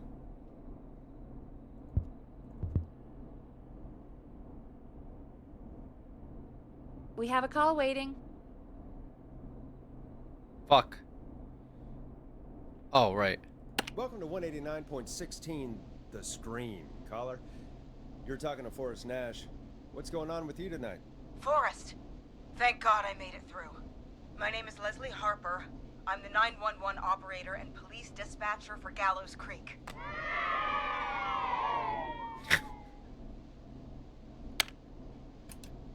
Well, Leslie, I guess it must be a slow night for crime if you've got time to call in. What can we do for you? Slow night? Forrest, I found a body. I need help. Forrest, I recognize her voice. I'm pretty sure that actually is our 911 operator. I think this is real. Peggy, I'm not gonna be happy if this is a prank. I don't do prank segments on my shows. It's in my contract. Forrest, I really don't think this is a prank. Leslie, if you're telling the truth, you should report this to the sheriff. What was his name? Sheriff Andrews or whatever? I'm at the sheriff's office right now. Wait, what? Sheriff Matthews is dead. What? Sheriff Matthews is dead? I couldn't get any response from the department. That's never happened before, so I came to the station and I found him. Oh, God, poor Sheriff Matthews. Do you know what happened to him? Someone got him. Someone got up very close and I really don't want to say what they did to him. Did he fight back? I don't know. I think he tried. He's surrounded by bullet casings. I think he tried to shoot at whoever it was, but I don't understand. Where are the other officers? Do they know? Have they secured the scene or whatever cops are supposed to do? no. I checked everywhere. Deputy Martinez is here, but she's knocked out, tied up, and locked in a holding cell. I called you right after I found her. God. Wait. Please don't tell me that this hick town only has 2 cops. Don't be ridiculous. We have 3, but Officer Gunderson is on leave in Cancun. Leslie, do you have any idea who could have done this? Not a clue. I didn't see anything on my way over. Leslie, you need to call over to Henderson or Quiet Ridge. They need to send someone over from their department. I tried, but I can't call anything but local numbers. Something's wrong. I'll have to go there myself, let them know what's going on, and bring help back with me. But if you leave while there's a murderer on the loose, who's gonna man the emergency line? That's why I called. Forrest, I've routed all 911 calls to come in to you. No, I'm sorry, but this is a terrible idea. What on earth made you think to do that? You're the only person with experience manning a phone line around here. You're the only person equipped for the job. Besides, there are lots of transferable skills between the two. It's like an interview. You ask questions to get information you can use. Keep people talking, you know? Guide the conversation and know when to jump in. You do know that I'm so good at interviews, they sent me from Chicago to Gallows Creek, right? So I've heard. But that doesn't matter. And besides, there are 2 of you. You can talk to each other, discuss ideas, work together. Hell, let's have some on-the-job training right now. I have an emergency. Wait, what? I need to get an unconscious Deputy Martinez out of that holding cell. It looks like whoever attacked her threw the keys into the cell after they locked the door. Is there any way you can reach the keys? No. There aren't any bars to the cell, and the door itself only has a food tray slot. And that's too narrow for me to reach through. There's gotta be another way in. There's gotta be another set of keys somewhere in that office. Those can't be the only one. Of course. Yes, there must be another set. Where might another set be? Have you looked around the officers' desks? That's the first place I'd check. Get that one in. That was the first place I checked, too. I couldn't find anything useful, though. Maybe Sheriff Matthews had a set of keys on him when he... you know. I couldn't see any at a glance, but I didn't really look up close. 1 second. Oh, I think I might be sick. Sorry, Sheriff. I'm just gonna turn you over and... Oh. Please don't stare at me. Oh, wait. That might be them. I think I got the cell keys. Looks like Sheriff Matthews might have saved his deputy. Do the keys work? They do! Give me a minute to untie Deputy Martinez. I'll be right back. So far, so good, I suppose. How are you feeling, Forrest? I swear to God, Peggy, if this is some sort of joke, I'm leaving this town. I've never heard of anything like this happening in broadcast. I've never heard about anything like this either. But we're here now, Forrest, and we've just got to see what happens next. Come on, Martinez. There we go. Just gonna sit you in your office chair. Go ahead to my car. I'm back. Deputy Martinez is still out cold. I'm taking her in the car with me to get help in Henderson. If the killer came back now, Martinez would be a sitting duck. That's a good idea. We don't want to take any risks right now. Thank you, Forrest. You and Peggy just worked together like you did earlier. You can do this. Now I'll be back as soon as What? My car! My car is on fire! What do you mean it's on fire? How the hell? Did it just go up in smoke? What happened? Wait. What? No way. This can't...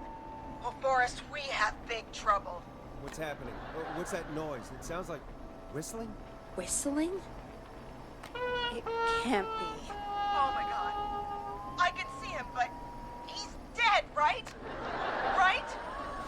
With that mask, how the hell is he? Who, Leslie? Who? The Whistling Man! The Whistling Man? Who's the Whistling Man? He was a serial killer back in the 50s, wore that mask. But he's dead! He's... What the hell? Oh, God. Do you think he attacked Sheriff Matthews and Deputy Martinez? He's coming this way. Leslie, stay inside and lock the doors. Right. Shit, we need a new plan. My car's torched. We need to think.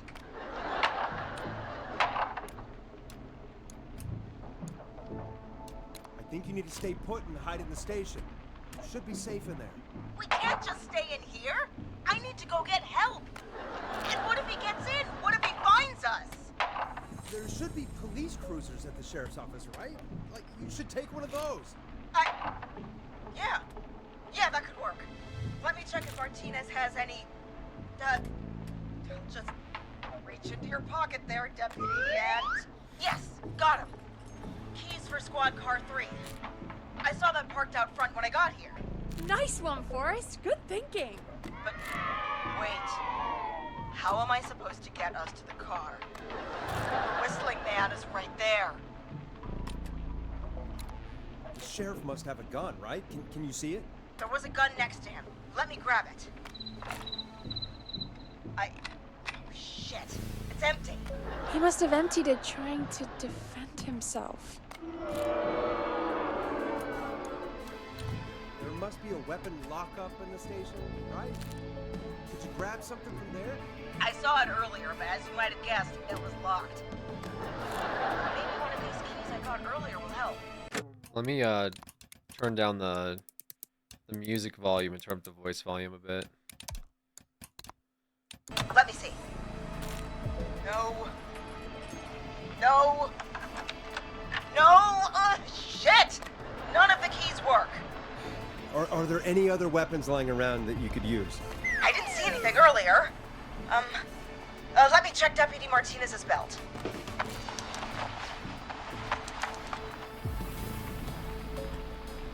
All right. It looks like the Whistling Man left her with a baton, pepper spray, and taser. I can only hold one if I'm carrying Deputy Martinez. Which should I take? The pepper spray should be easy to use and carry. Take that. Got it. I'm just going to grab Deputy Martinez and then... Wait. Do you hear that? Yes, but just to make sure we mean the same thing, what do you hear? The knocking stopped. Everything's gone really quiet.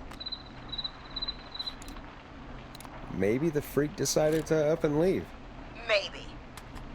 I think that may be wishful thinking. But I can't see him out there anymore, so... Okay, Deputy Martinez, if you can hear me, it's time to move. Just lean on me. Yep, there you go. Are you sure about this, Leslie? No time like the present, right? So, here we go. Again, you're hooked into dispatch now, so I should be able to radio you when I reach the car. If I reach it. Speak to you soon.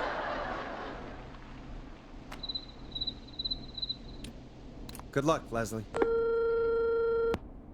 That's one brave woman.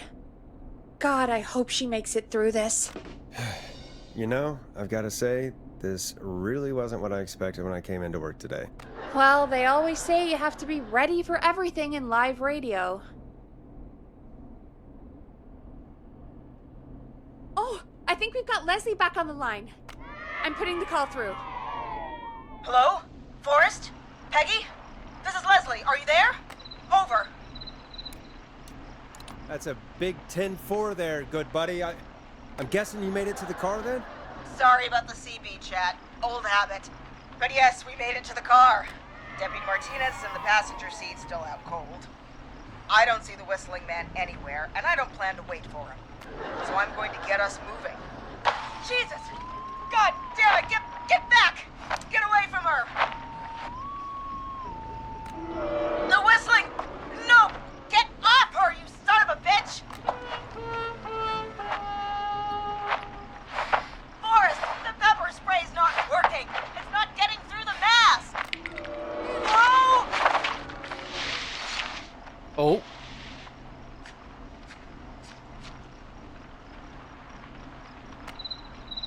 Leslie, go! Martinez! God damn it!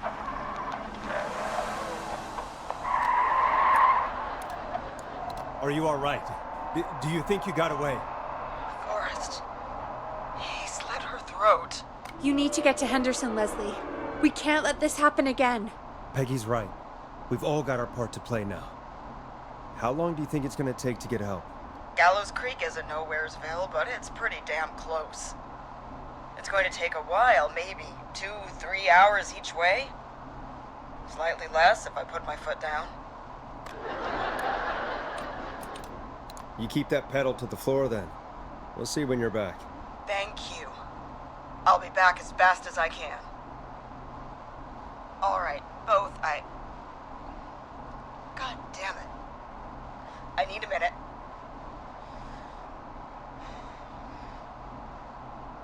I'll be out of range soon. I'll radio back as soon as I can, once I got the cavalry. Take care, Leslie. And be safe out there. Good luck, Leslie.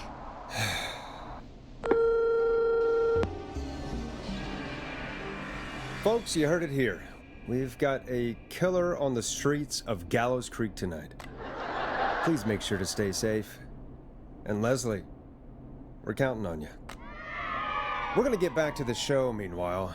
If you have anything on your mind or have any information about this Whistling Man character, then give us a call. We'll talk here on 189.16, The Scream. For now, here's another hit record for you all to enjoy.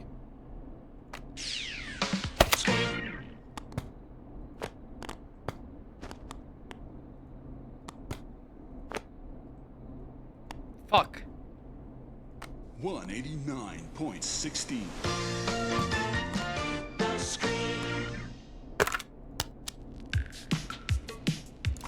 It's funky, it's groovy, it's Stab in the Twilight by Knife and Easy. This is not what I signed up for, Peggy. This is actually insane. Did she really say it's gonna take her 4 hours? This guy's gonna kill half the town in 4 hours. Forrest, that's not helpful. I know, I just... Who is this Whistling Man character anyway? He was a serial killer back in the 50s. Edward Marshall Mooney. Went around in a freaky mask, whistling. Killed about a dozen folks in Gallows Creek. No reason for it. No motive. He just...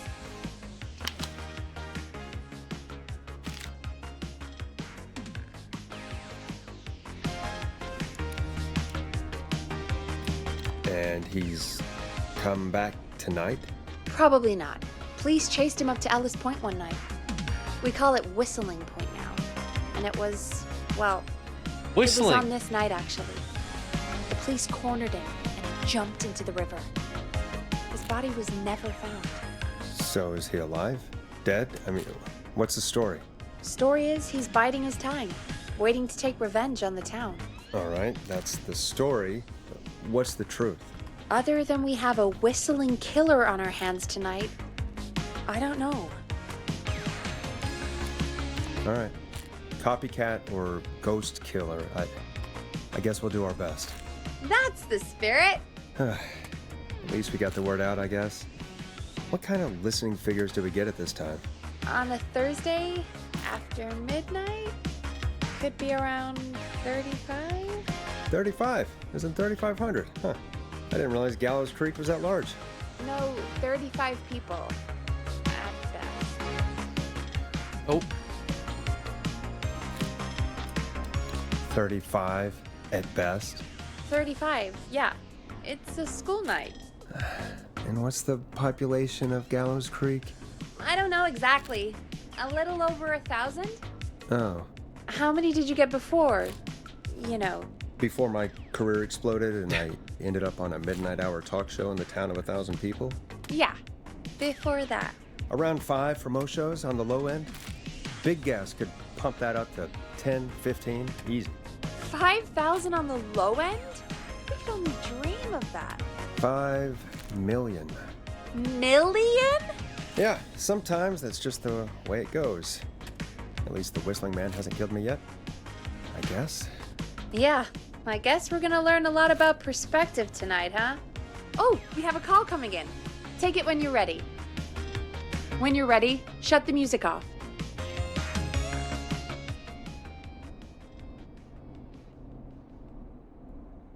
$189.16. Hello, caller. You're live on 189.16, The Scream. Is everything, all right?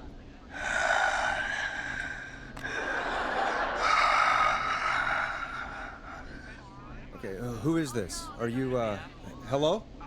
Hello? gooning? What? Okay, what's your name and why are you calling in?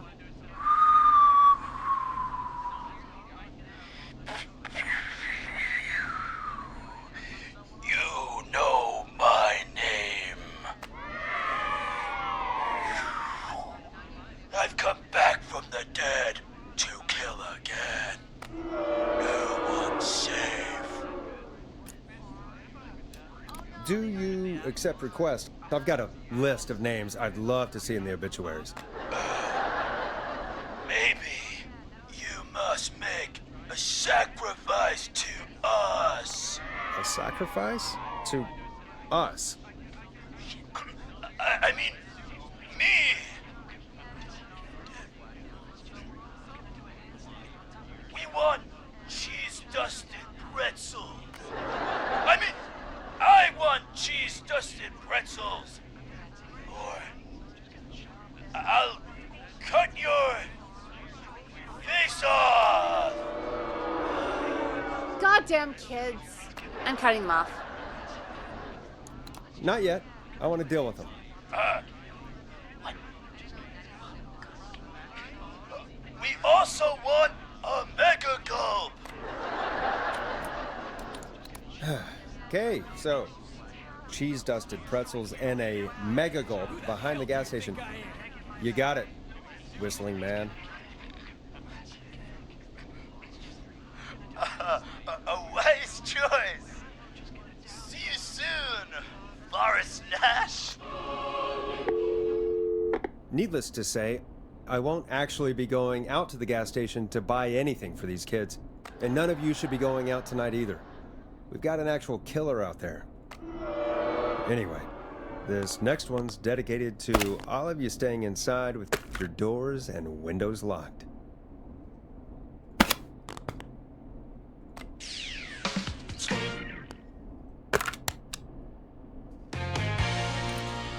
Let's Storm Riders take you on a rock and roll ride with the Glam Jam. Peggy, what the hell was that? Kids pretending to be a killer who right Give now the killer is location to kids? stalking the Yeah. town? He just It's a doxed the thing. kids. A thing? Oh, kids around here. They pull pranks pretending to be him. By pretending to be this Whistling Man character? They think it's funny, but it's not. It's not funny at all. And there's no chance that our Whistling Man was just a prank. That Leslie... No, that's real. Christ. let's stay positive. We still have a show to do. We already have another caller on the line. All right. Let's do this.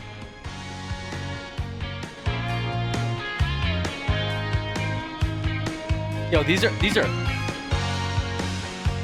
I suppose I should take this call.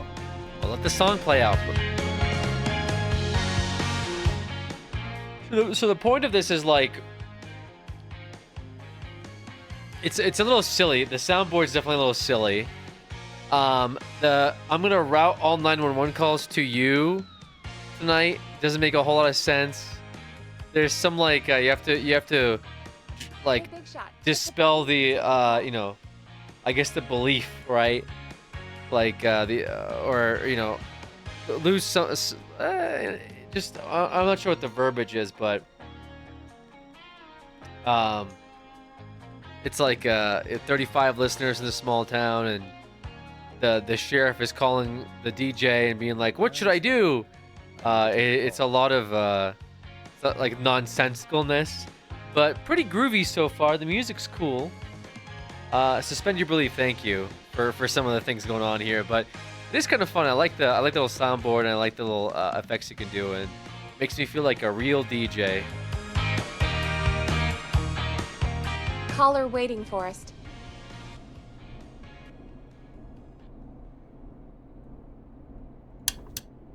Hello, caller. You're live on the Scream with me, Forrest Nash. What? I dialed 911. I need the sheriff right away. Okay, right. Well, I'm filling in for 911 tonight. What's your name and what's your trouble? My name is Sandra Sharp, and I need the cops now. I'm sorry, but the cops aren't coming. Leslie's on her way to Henderson for help. What? God. Listen, you've got to help me then. I drove to the edge of town for a jazz run, and now some psycho dressed like the Whistling Man is after me, knife in hand. Oh God, it's actually happening. Where are you now? Did you escape to somewhere safe? Oh, I did, baby. I jazz ran all the way to my car and nothing flat. But I dropped my keys somewhere along the way. I never locked the door at least, so I've got a place to hide, but I can't get moving.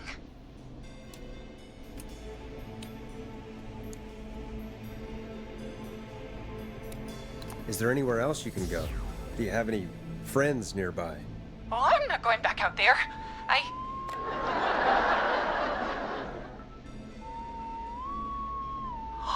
Oh, shoot. Oh, he's back. Look, I don't know a thing about cars, but I gotta start this engine without the keys. And you're gonna have to help me. Wait, I don't... If it helps, I've got a toolkit buried beneath my spare sweatbands. I'll call you back when I find it. You're listening to 189.16, The Scream. Hosted by me, Forrest Nash, your friendly neighborhood radio host, mechanic and savior. Sit tight while the record spins, folks. This one goes out to you, Sandra. 16.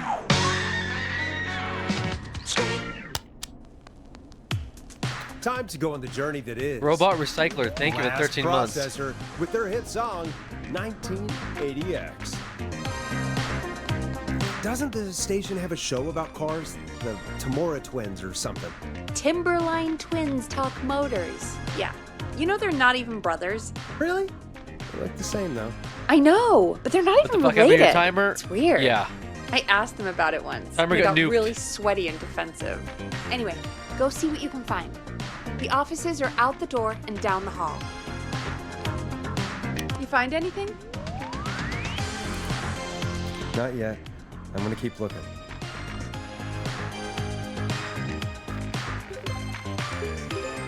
Megsy, thank you for the 5 gifted.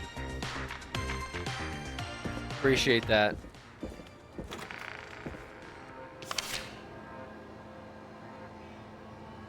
GC High wins the big game 28-20.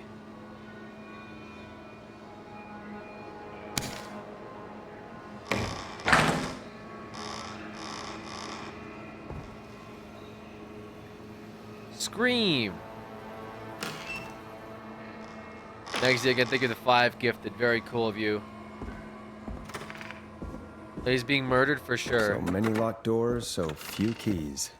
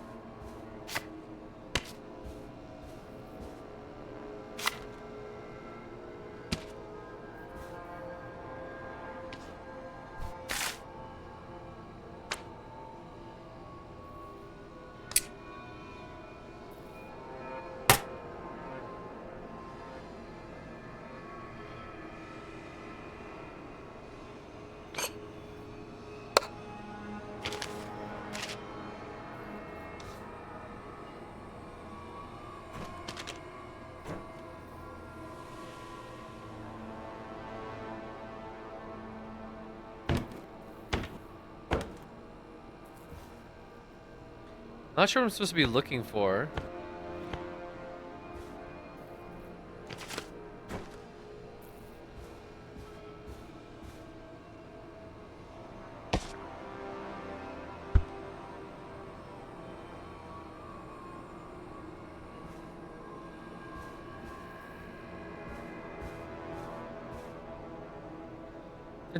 Please stop putting stickers on office furniture. You're lowering the resale value. What the heck? This has to be important.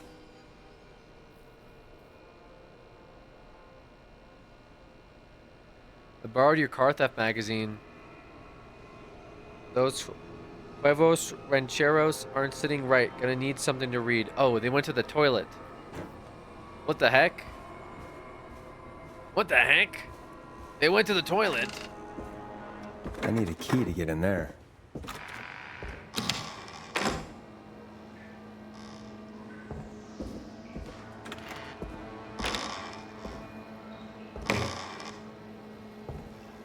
This looks useful.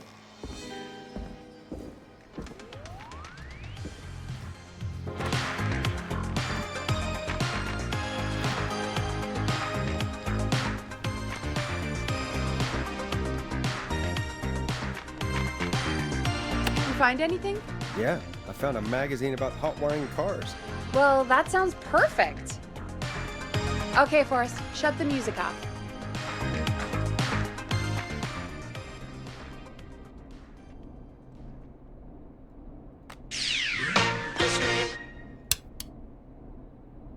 Caller on line 1.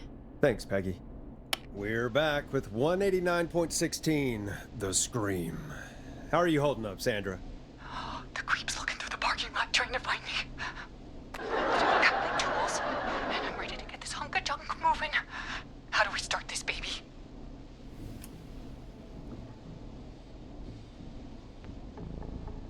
Unscrew the steering column. All right. Chest turn. Chest turn. 1, 2, 1, 2. Oh, God. How long are these screws? Okay. Cover's off. Okay. There's a bunch of wires down here all paired up, and oh, God, my heart is pumping. You're doing great. Okay. I can do this. There's a red wire, a blue wire, a yellow wire, a green wire, and a brown wire. The fuck? What's the serial number on the steering column?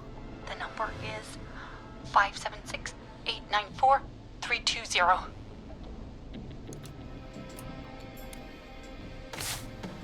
How do I read this?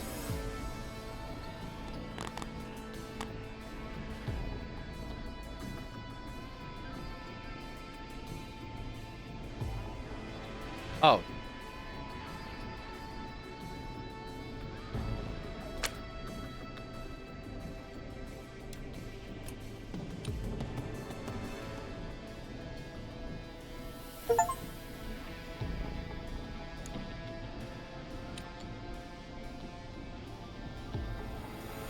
If there's a 4 before 3 and no 7, then red and blue. If there's a 4 before the 3 and no 7. If there is a 6 anywhere and doesn't start with a 5, green and brown. If there's a 0 at the end and a 3 doesn't come before a 6. Okay, it's that one. Red and yellow. Strip and twist together the red and yellow wires. All right. We take the red and the yellow and we twist and we turn. Perfect. I also see pink and purple wire. What next? Strip the purple wire.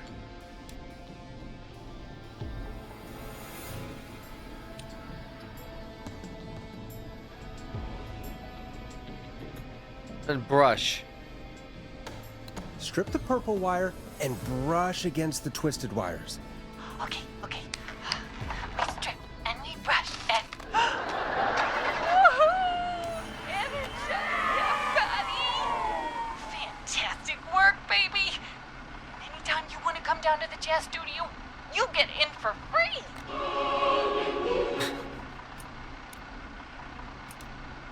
I'm glad you're safe, Sandra, but please lay off the jazz. Sorry, Forrest. My life is my own, especially after that. I'm happy to be me. I'm happy for you too, Sandra. And come on, Forrest. Just have fun with it. I don't think jazz should be that big of a part of anyone's personality. That's all. Forrest? Oh, don't worry about him, baby. He'll learn one day. Anyway, gotta get home now. Thank you all again. Mwah!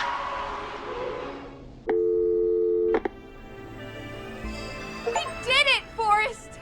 We sure did. Here comes another hit track that we're excited to share with you. And remember, if you're also having car troubles, then tune in to Timberline Twins Talk Motors here on 189.16, Monday to Friday at 5. Take it away, Forrest.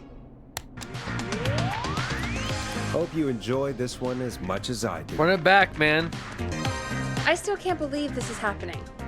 Right? Like Gallows Creek didn't already have enough to worry about? What do you mean? Gallows Creek is a miserable place to live. Really? Miserable? Peggy, be honest, it's a dump. Damn. There's nothing to do here. Hell, I'm almost ready to thank this whistling guy for at least making things interesting. Holy shit. Well, I like it here. Guy murdered People somebody. polite and, He's like, I'd like to thank him, keeping things interesting. Stab happy? Don't be awful, Forrest. Come on, there must be something you like about this place. I guess some folks have been okay. You're not terrible after a while. Oh, Not terrible after a while? High praise coming from Forrest Nash. You know what I mean, Peggy. I do. It's Forrest Nash for I think you're swell. Anyway, I hope the killer is done for the night and that Leslie gets back soon. Me too. Can we at least call off that stupid Guess the Scream contest now? Yeah, that'd probably be a good idea. 12:42. It's only been 42 minutes since all this started. Caller on line 1.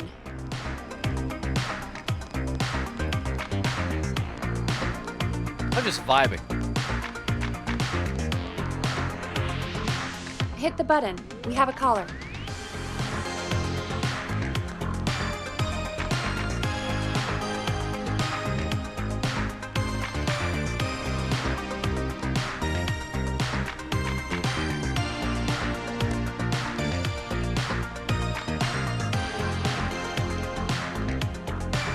I have a caller waiting.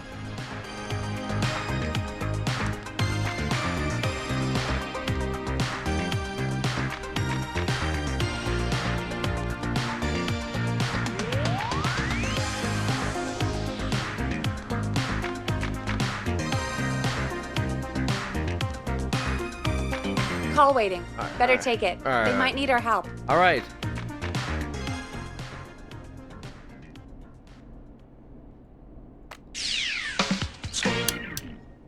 Evening, caller. This is Forrest Nash, host of 189.16, The Scream. And tonight's 911 stand-in.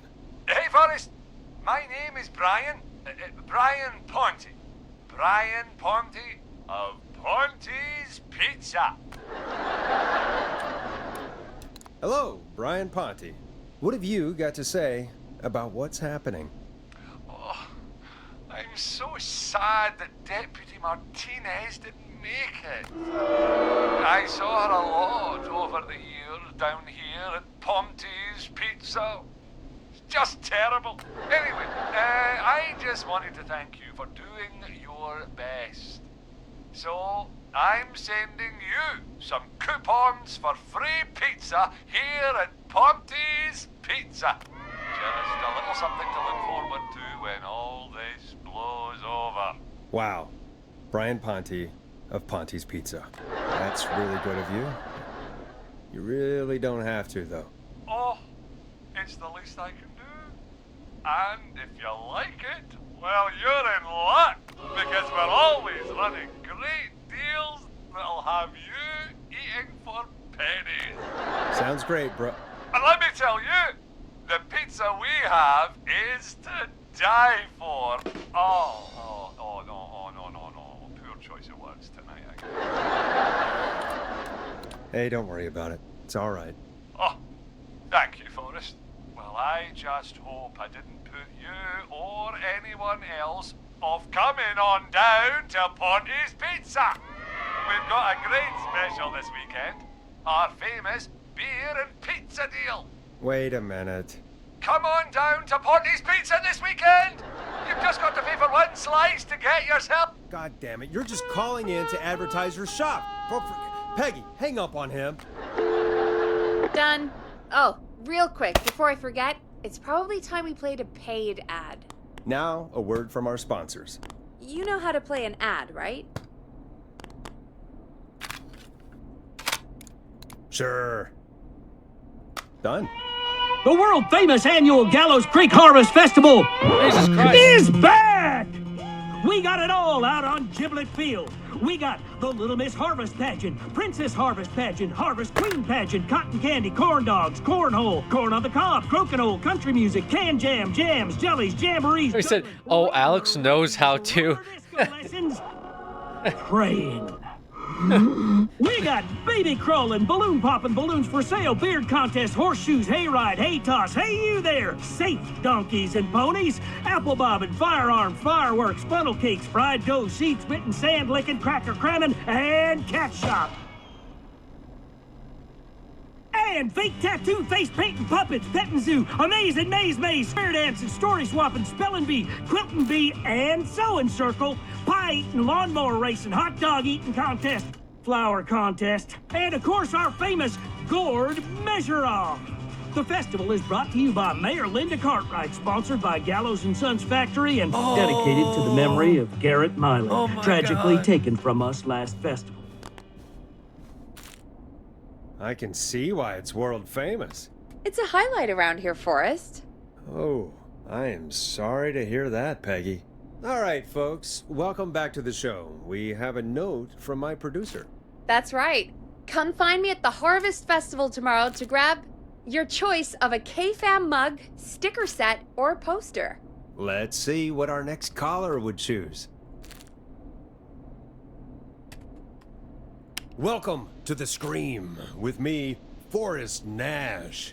Yeah, Leslie. This is Maurice Russell from the Gallows Reporter. I'm at the office. This guy just broke in downstairs. Wait. Forrest Nash? I want to speak to 911. Put Leslie on. What? God, another one? I am 911, at least for tonight, anyway. Damn it, son. I don't care who you are. Just put me on with Sheriff Matthews. Sheriff Matthews is dead. Dead? What happened? Did you witness the incident? Are you willing to do an interview for the reporter? I can cite you as an anonymous source, if that's a concern. We're live on the air. Anything we say can and will be broadcast. Live on? Damn it. All right. There's obviously a lot more going on than I know. Yeah, there's a lot happening tonight. You said someone broke in. That's nothing to get worked up about. Some idiot kid just broke in, dressed as the Whistling Man. Teens. They get worse every year. What the?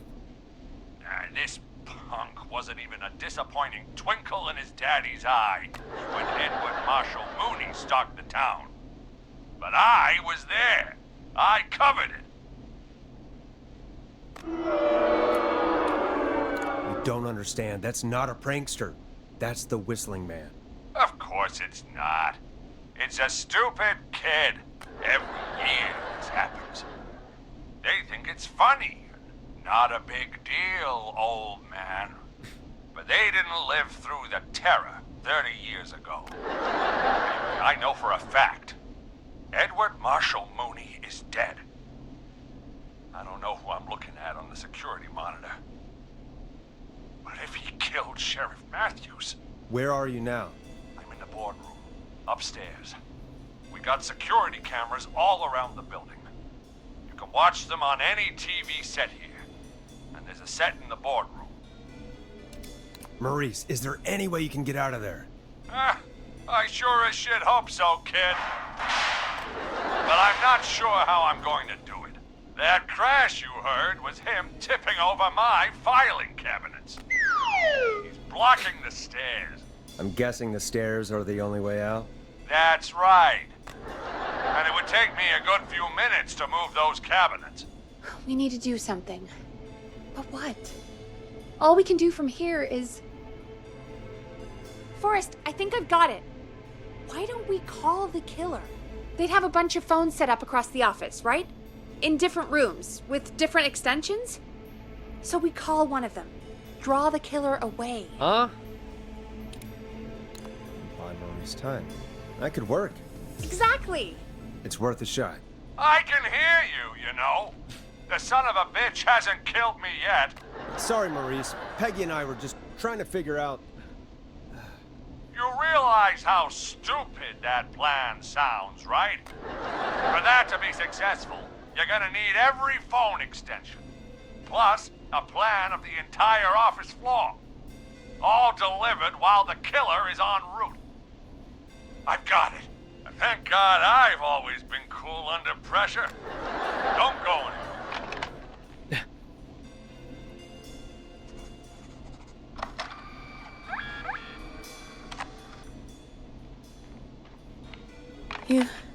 You don't think the killer got him, do you? Mr. Russell. I'm here. The freak's going to be here any second, too. Go check your fax machine. Don't let me down.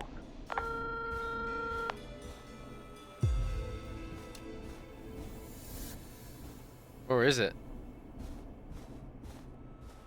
The office rooms? Go, Forrest! The fax machine's in the office on the other side of the hall. Thanks, Peggy. Be right back. Okay. Go to the office on the other end of the hall. Grab the fax from the machine. Easy. Ah! This must be it.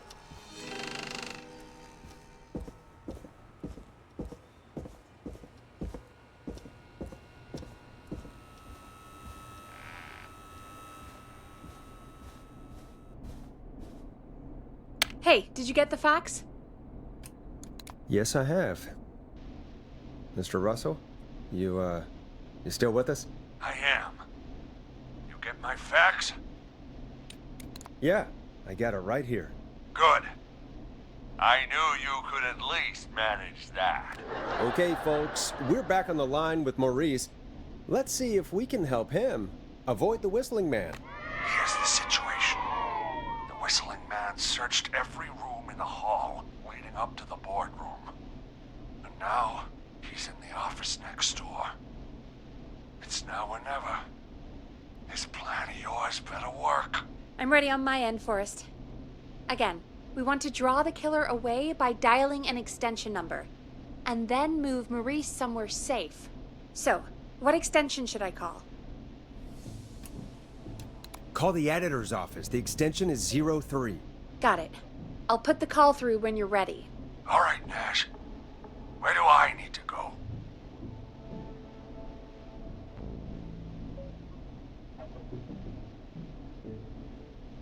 Where is he?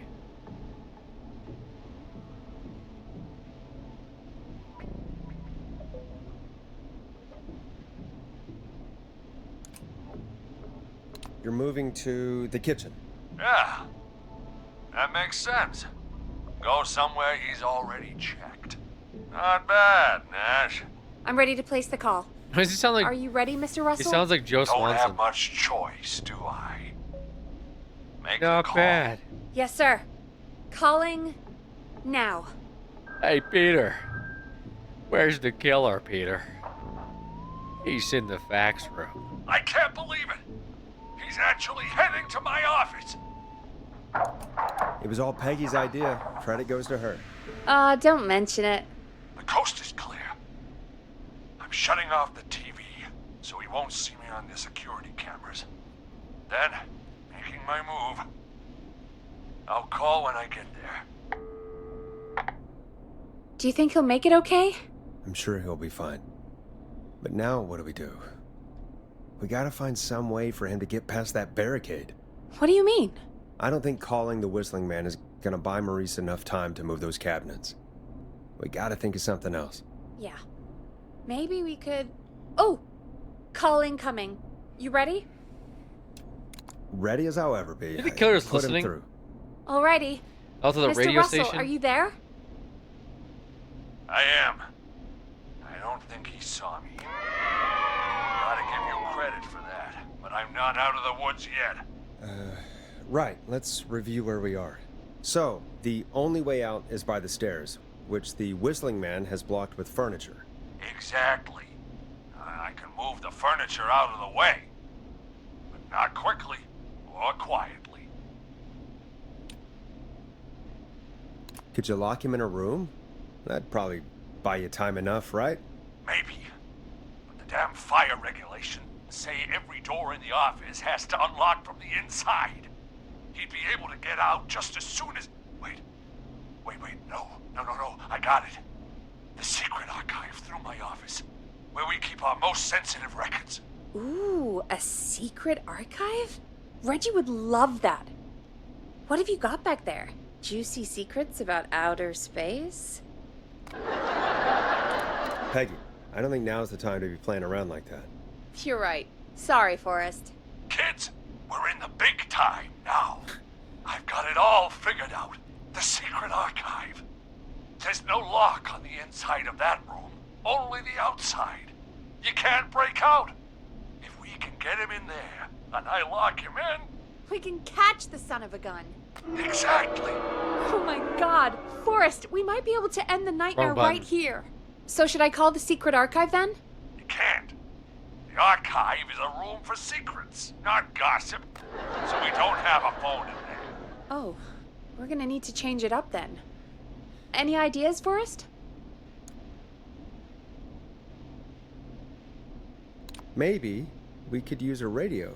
There's no radio in the secret archives. Are there no radios at your offices? I don't have one in my office, but What is it? our sports reporter, Hopkins, he has a little portable radio he never turns off when he's here. I'm glad you got a radio fan there. Does he listen to 189.16, The Scream? Gallows Creek's best and only late-night call-in show. Jesus, Nash. I'd expect that level of self-advertisement from Brian Ponte, not you. Don't be a Ponty, Forrest. That's low. Will you idiots focus now? His portable radio should still be here. It should be in the archives, actually. I'll sneak over while our friend is still distracted with his search. I'll call you back once I've got the radio. We're gonna save him, Forrest. Heck, if this works, we might even save the whole town. We're close. Let's make it happen, Peggy. How can we fail? I mean, it's a plan with steps. get the radio, How plant can it we in fail? the secret There's no way archives, we can lure fail. the killer, and call incoming from the reporter. Putting it through now. Nash, hello? Nash, are you there? I'm here. Is everything okay? I found the radio. It's right where I thought it would be. It's all coming together. I'm just gonna turn it on quickly, make sure it's still got some juice. Damn it.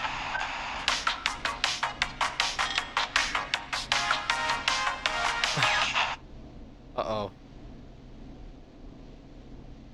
What was that? Maurice, what happened? What do you think happened? The radio went off, full blast. Shit. Let me check the security cameras.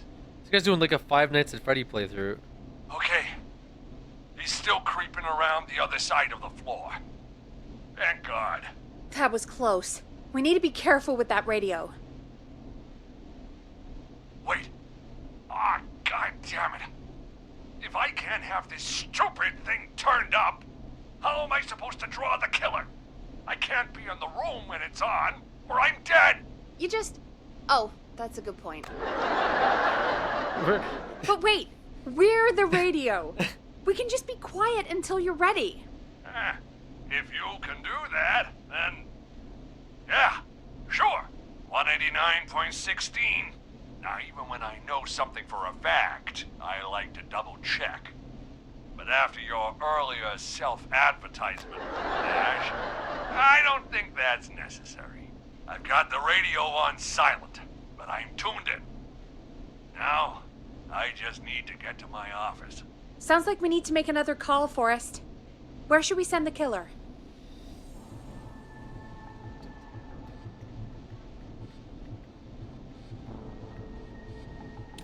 Call the boardroom. The extension is 04. That might work. The boardroom is fairly close to the editor's office, but we haven't seen the killer go there yet. Are you sure? I'm sure. Make the call. Okay, calling the boardroom now.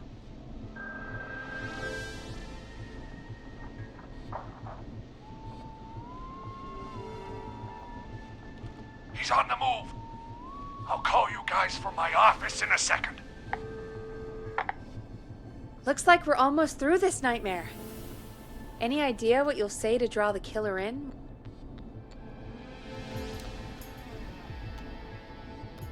I'm gonna do my best impersonation of Maurice. I think that'll draw the killer in. What's your Mr. Russell impression? I think I gave that masked freak the slip. What a great plan this is, Pearl! I'll give you an A for effort. That sounded pretty Ooh, good. Call coming in. Here Actually- we go. I'm here. The radio's set up in the secret archive. Just give me the signal, and I'll turn it all the way up. Where will you hide in the meantime? Good question. It's under my desk, but you can see under it. I've got a big cabinet, but that'll take me a second to get into. Anywhere else? Not really. There's the secret archive itself, but that's where the killer's going. I could try the cubicles, but they're pretty far away. Your judgment has kept me alive so far, Nash. What do you reckon?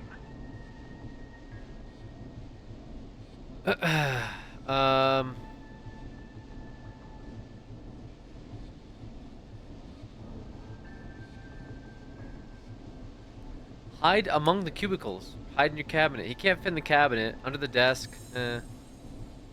Hide among the cubicles. All right. Well, this is it. Yo, 07, brother. I'm going to go turn the radio up to full blast now. Don't say anything until I've had time to hide. You got it? We know the plan. You can trust us. Here we go.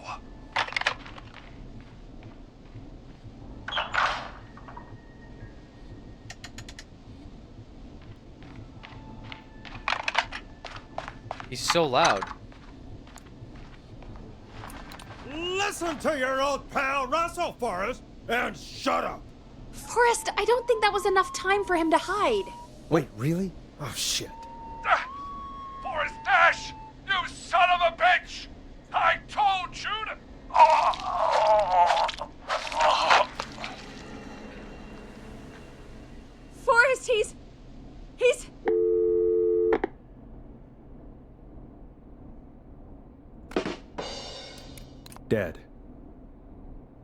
Let's put on a song. Give us some time to recover. I think that would be for the best, Peggy. Shit. Folks, we'll be back soon.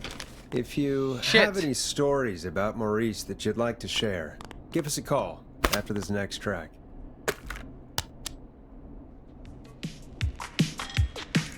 You're gonna love this next track. Well, this is gonna be a long night. Oh, really? I feel like it's going pretty quickly to me. I could ask you some questions to speed things along. You're gonna interview me. You sure about that? You're not so scary. Besides, we've been working together like a week now, and you're still all shrouded in mystery. God damn it. I'll regret this. God damn it. Okay. Question 1. Tell me about your family. What?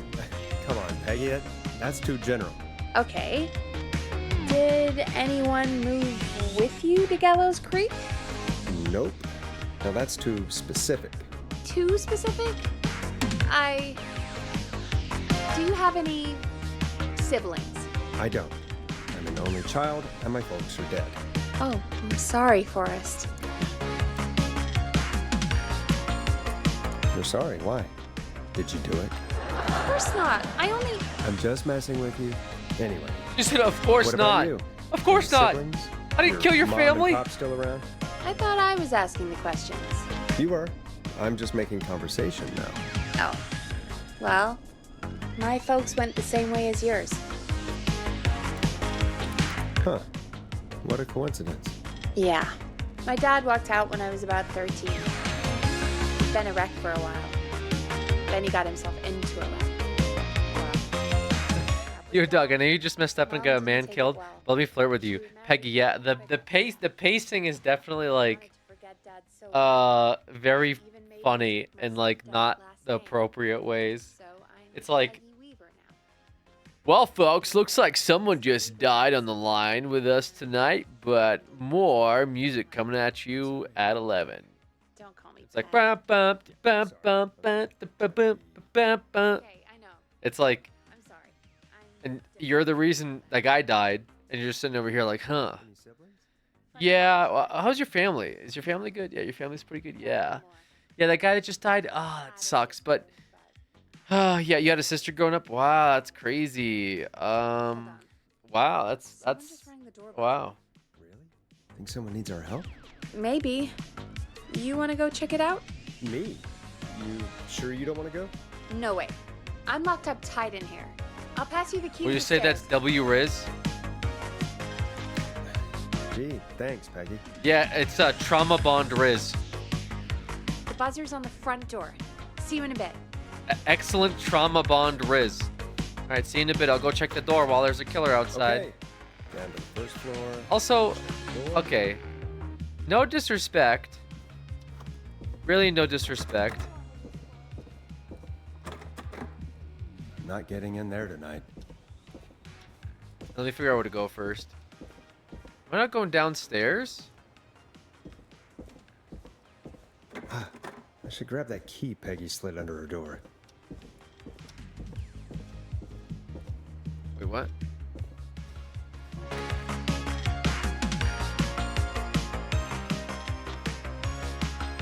Oh.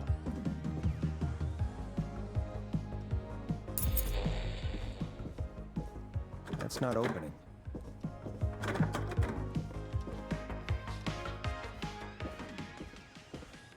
Oops.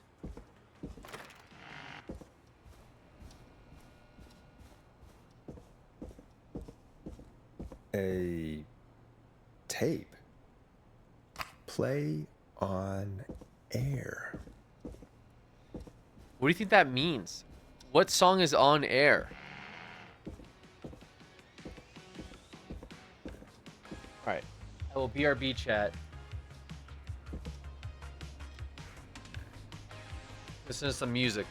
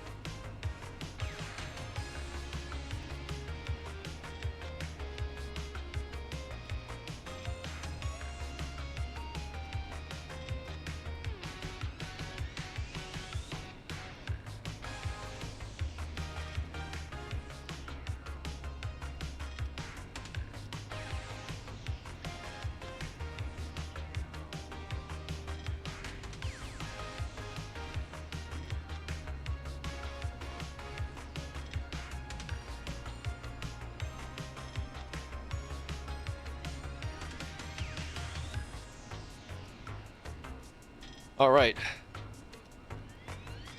Sorry about that, folks. Had to take care of something, man.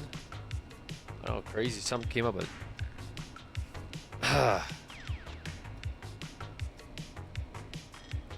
My dog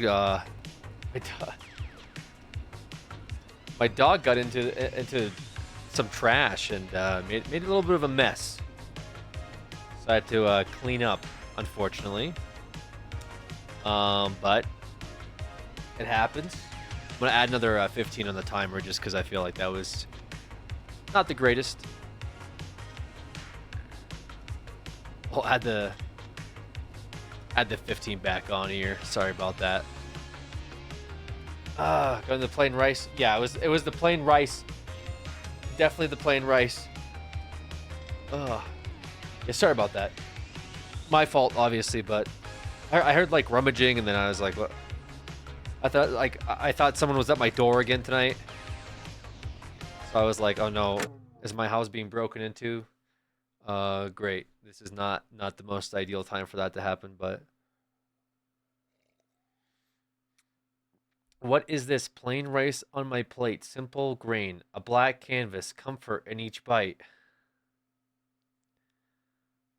What is this? What is this? Plain rice. What is this, guys? Guys, what are you typing? What are you typing? What is this? Okay.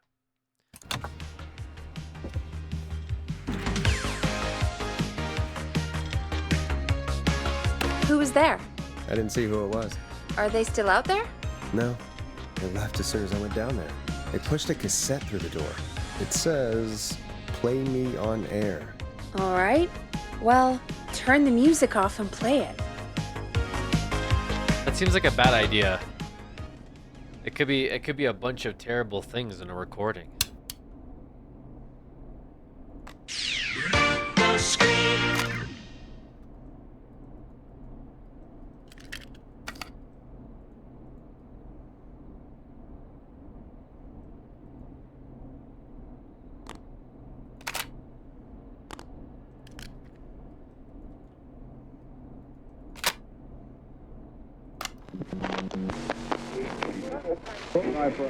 Hello, Gallows Creek. Time to Pay the price. Time to pay for lives. Time to sit there. I will finish. You. I'm going to enjoy this. I did not enjoy that. What the hell was that? Oh, Forrest, we're still on air. Say something.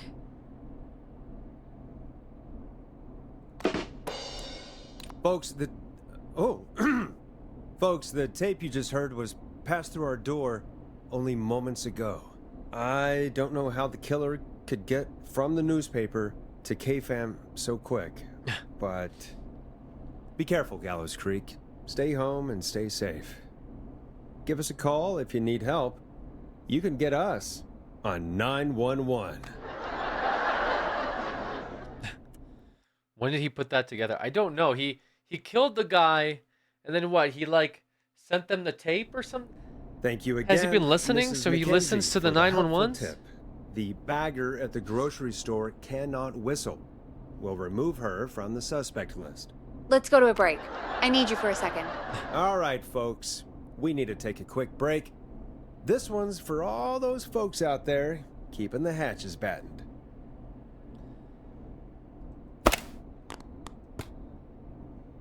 $189.16.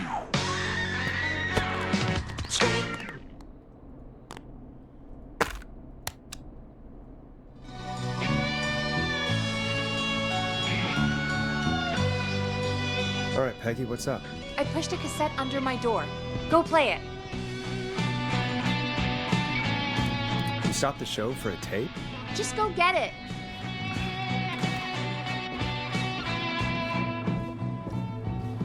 So what do we know so far? The killer kill at the beginning. I guess it didn't really count. Then they killed a cop.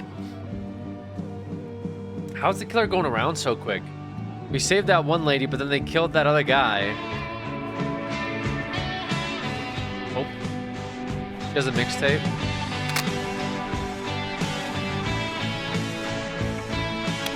All right, I've got it. Did we forget an ad or something? I don't know. It was buried in my work mail. I only just saw it. See what it says. Play me ASAP. Off air. That's Reggie's handwriting. And he wrote it in purple. What? And? Purple is Reggie's angry color. He only writes in purple when he's really pissed off. What? Purple message. All right. I'll put it on. I hope it's nothing serious. These guys don't give a shit. They'll play anything on live air. That's crazy.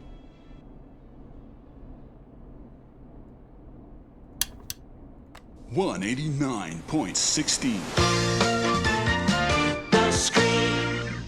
Or try your call again. Ugh, straight to voicemail? My God. Are there any professionals at KFAM?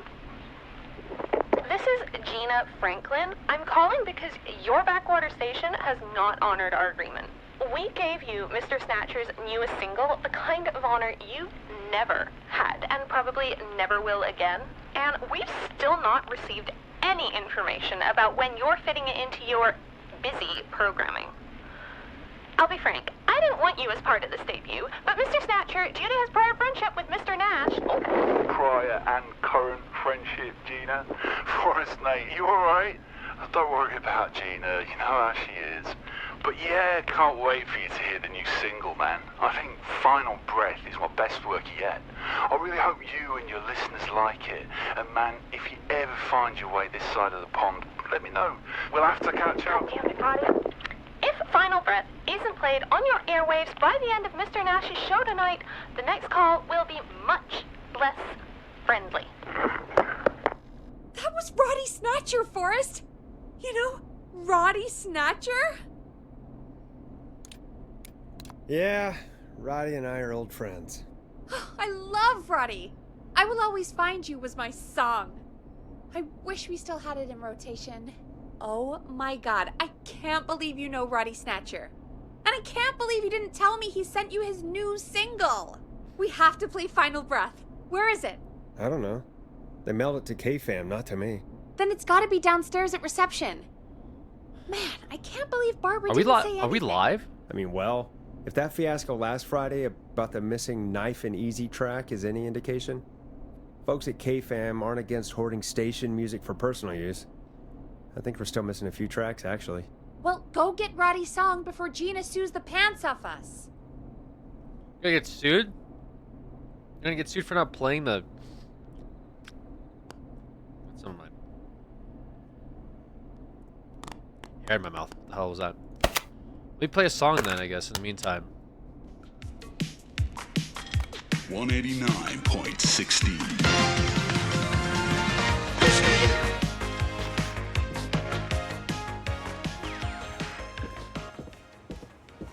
The vibes are kind of funny, dude. It's just like...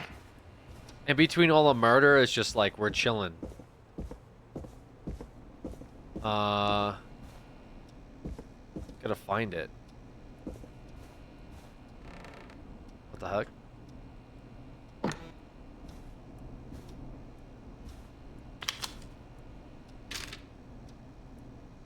Did you have a 1980X D&D thing? We did. We got incredibly drunk for that. This must be it. Final Breath. And did a bunch My of shenanigans. tiny selection grows.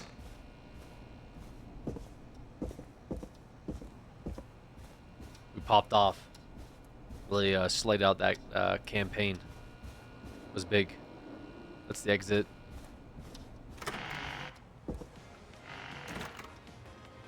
The killer went crazy playing the same song for an hour.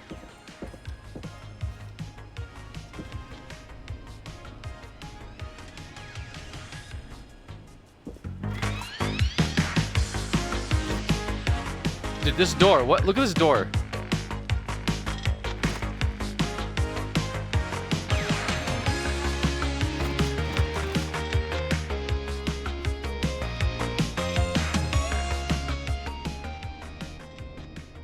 Hey, did you get it?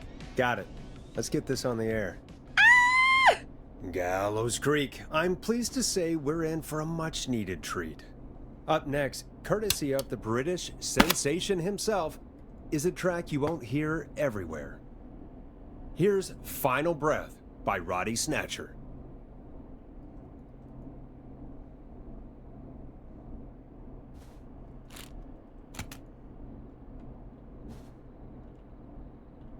Where's Oh.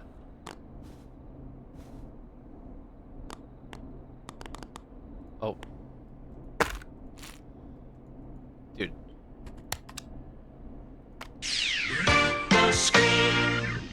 Wow. God, Roddy's the best. He is. And more importantly, we should be safe from the worst of Gina Franklin.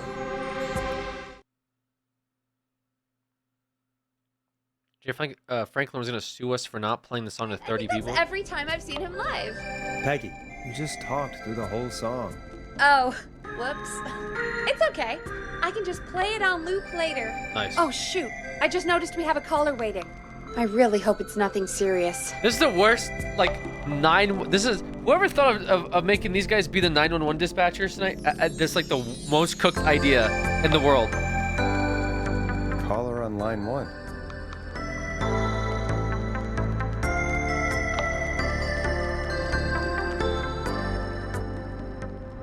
I'm like fading out the music while they're stuck on 911.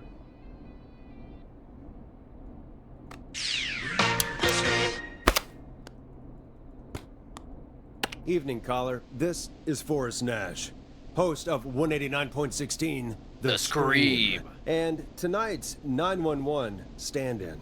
This is Murphy. Hello, Murphy. What have you got for us tonight? 2 things, Forrest. First, happy birthday to my son, Fernando. He's 3 today, and man, being his daddy has changed my life. I've learned how to live, how to laugh, and most importantly, how to love. Aw, happy birthday, Fernando. Oh. Wrong one. Feels like a weird night to celebrate, but, congrats? Thanks. And now, my other thing. I'm putting the word out to this so-called killer. You think you're tough, huh?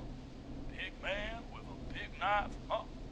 Prove it. Come face me, a true warrior, at the Gallows Waste Disposal Plant. Guess what? This is a bad idea, Murphy. I got all the tapes in Master Robbie's Dojo series. So get ready, whistling man. You just let loose the junkyard dog. Oh, no. And there he goes. Ladies and gentlemen, keep your fingers crossed for Murphy as he tries to become our hometown hero. Anyway, we'll be right back after this commercial. Oh.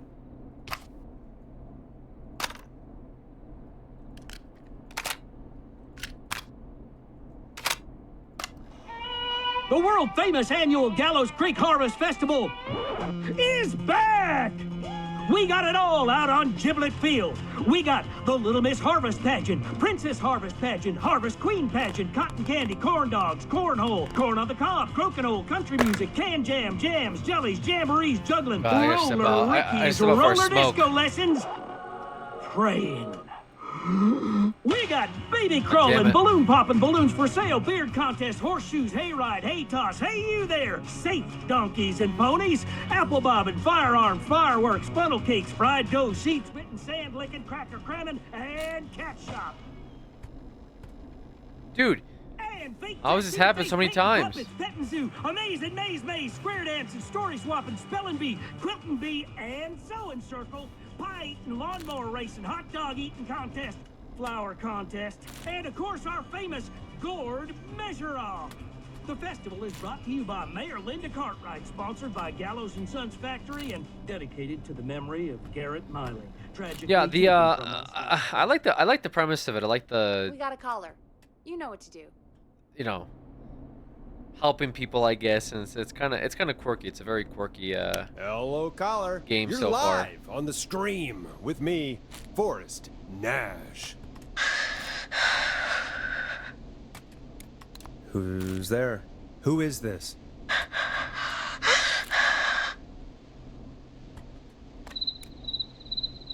Are you okay? Do you need help? Forrest? He called me?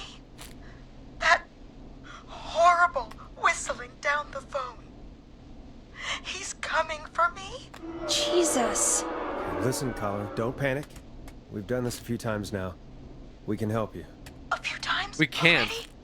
So, We really you can't. saved them, or? Well, you know, we learned a lot. Oh, God. We're gonna help you. Can you tell me your name, caller? I'm Dr. Sullivan. Virginia. Sorry. Take some deep breaths, Virginia. You're gonna be okay. Please don't let me die. I won't. Shit. Just calm down. Tell me where you are right now. What's your address? Oh, God. Can you run out back? No. What if he's outside, waiting for me? Oh, God. Is there a neighbor you can call for help? No. Everyone's away tonight. There's just a fraternity down the street. You live by a frat house. Yes, they're having a party. That takeout coming in all night. One covered in beer cans. They're getting wasted. What? And I'm about to get... Oh, God. Virginia, what's the name of the frat? It's... Oh, God. I can't think. I can't... Any idea what the frat might be, Peggy? If I knew where she was, I might know, but... Wait, the takeout! If we can get takeout to the frat, we can get a message to them to go and help. Virginia, who did they order takeout from? I don't know. Come on, Virginia. Try to remember. I can't do this.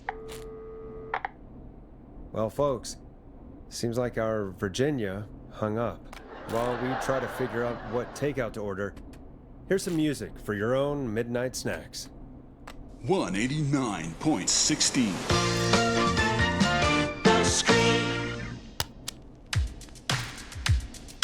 Enjoy this classic by Smooth. It's their hit song, The Word. Peggy, what places do takeout in Gallows Creek? Off the top of my head? Well... There's the barbecue place, Grilling Spree, and you can order from Chalupa Cabras. Oh, and of course we have Ponte's Pizza. That's it, I think. All right. We'll call each place and ask who they deliver to tonight. That's not going to work. Takeout client privilege. What? There was a lot of competition back in the day. Things got ugly. It's a long story. What? But what we can do is this. We figure out where the frat boys ordered from, call the takeout pretending to be from the frat, place an order, and include a note asking them to call the station. There's no other way, is there? Not that I can see. Well, let's not waste any time then. That's the spirit. Got any suggestions on where to look?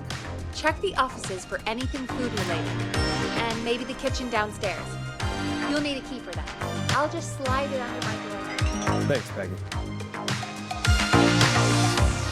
How many keys does where to Peggy start? have? What would make me order from somewhere if I were a partying frat boy? We have a food critic, right? Chad or Brad or... What? That's so strange. I just have to look around. The leaps in logic on how we get to some of these conclusions is so... It's so crazy. They're like, oh, there's a woman who is about to get murdered, but she's next to a frat house. And she doesn't know what they had. She doesn't know her address. She just knows that there's a fraternity party going on down the street. And so it's like, okay, well, how can we get the frat next to her to help? Well, do we know any frats? No, that would be too obvious. So instead, do you know where they ordered from? No. Okay, so which places do delivery? There's like 3 places. Why don't we call them and ask them, hey, there's a woman that's about to be murdered next to a frat that you deliver to. Do you know which frat house that is? No, it's client privilege. We won't tell you. Okay, so now, so to avoid that, let's pretend to be the frat, call up these places, ask them to redeliver, but also tell them, hey, call up the radio station. It's so like, it's just crazy leaps in logic. Everything else is pretty okay. Like the game looks nice, and the voice acting isn't bad. The music's kind of boppy, but just like the whole premise of like there's a killer and you're running a radio station and the sheriff office calls you and says, hey, we're dealing with the killer. We need to reroute all 911s to you. Wait, how does that make any sense? Well, don't you have experience taking calls? It's the same shit. No, it's really not. I don't think going on air and saying, hey, this is 109 Radio FM. Oh, how can I help you? Oh my god, I'm being murdered. Being murdered? That sounds awful. Do you need any help? Yeah, can you send a cop, please? Unfortunately, all lines and cops are tied up. First of all, that's a problem for the town.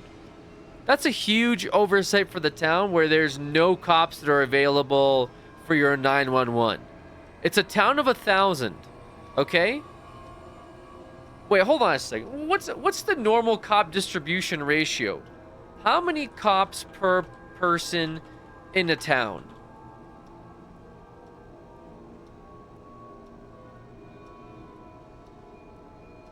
In Denver, Colorado, which is close to where I live, it's 21 per population of 10,000. Actually, that's not as much as I thought it would be.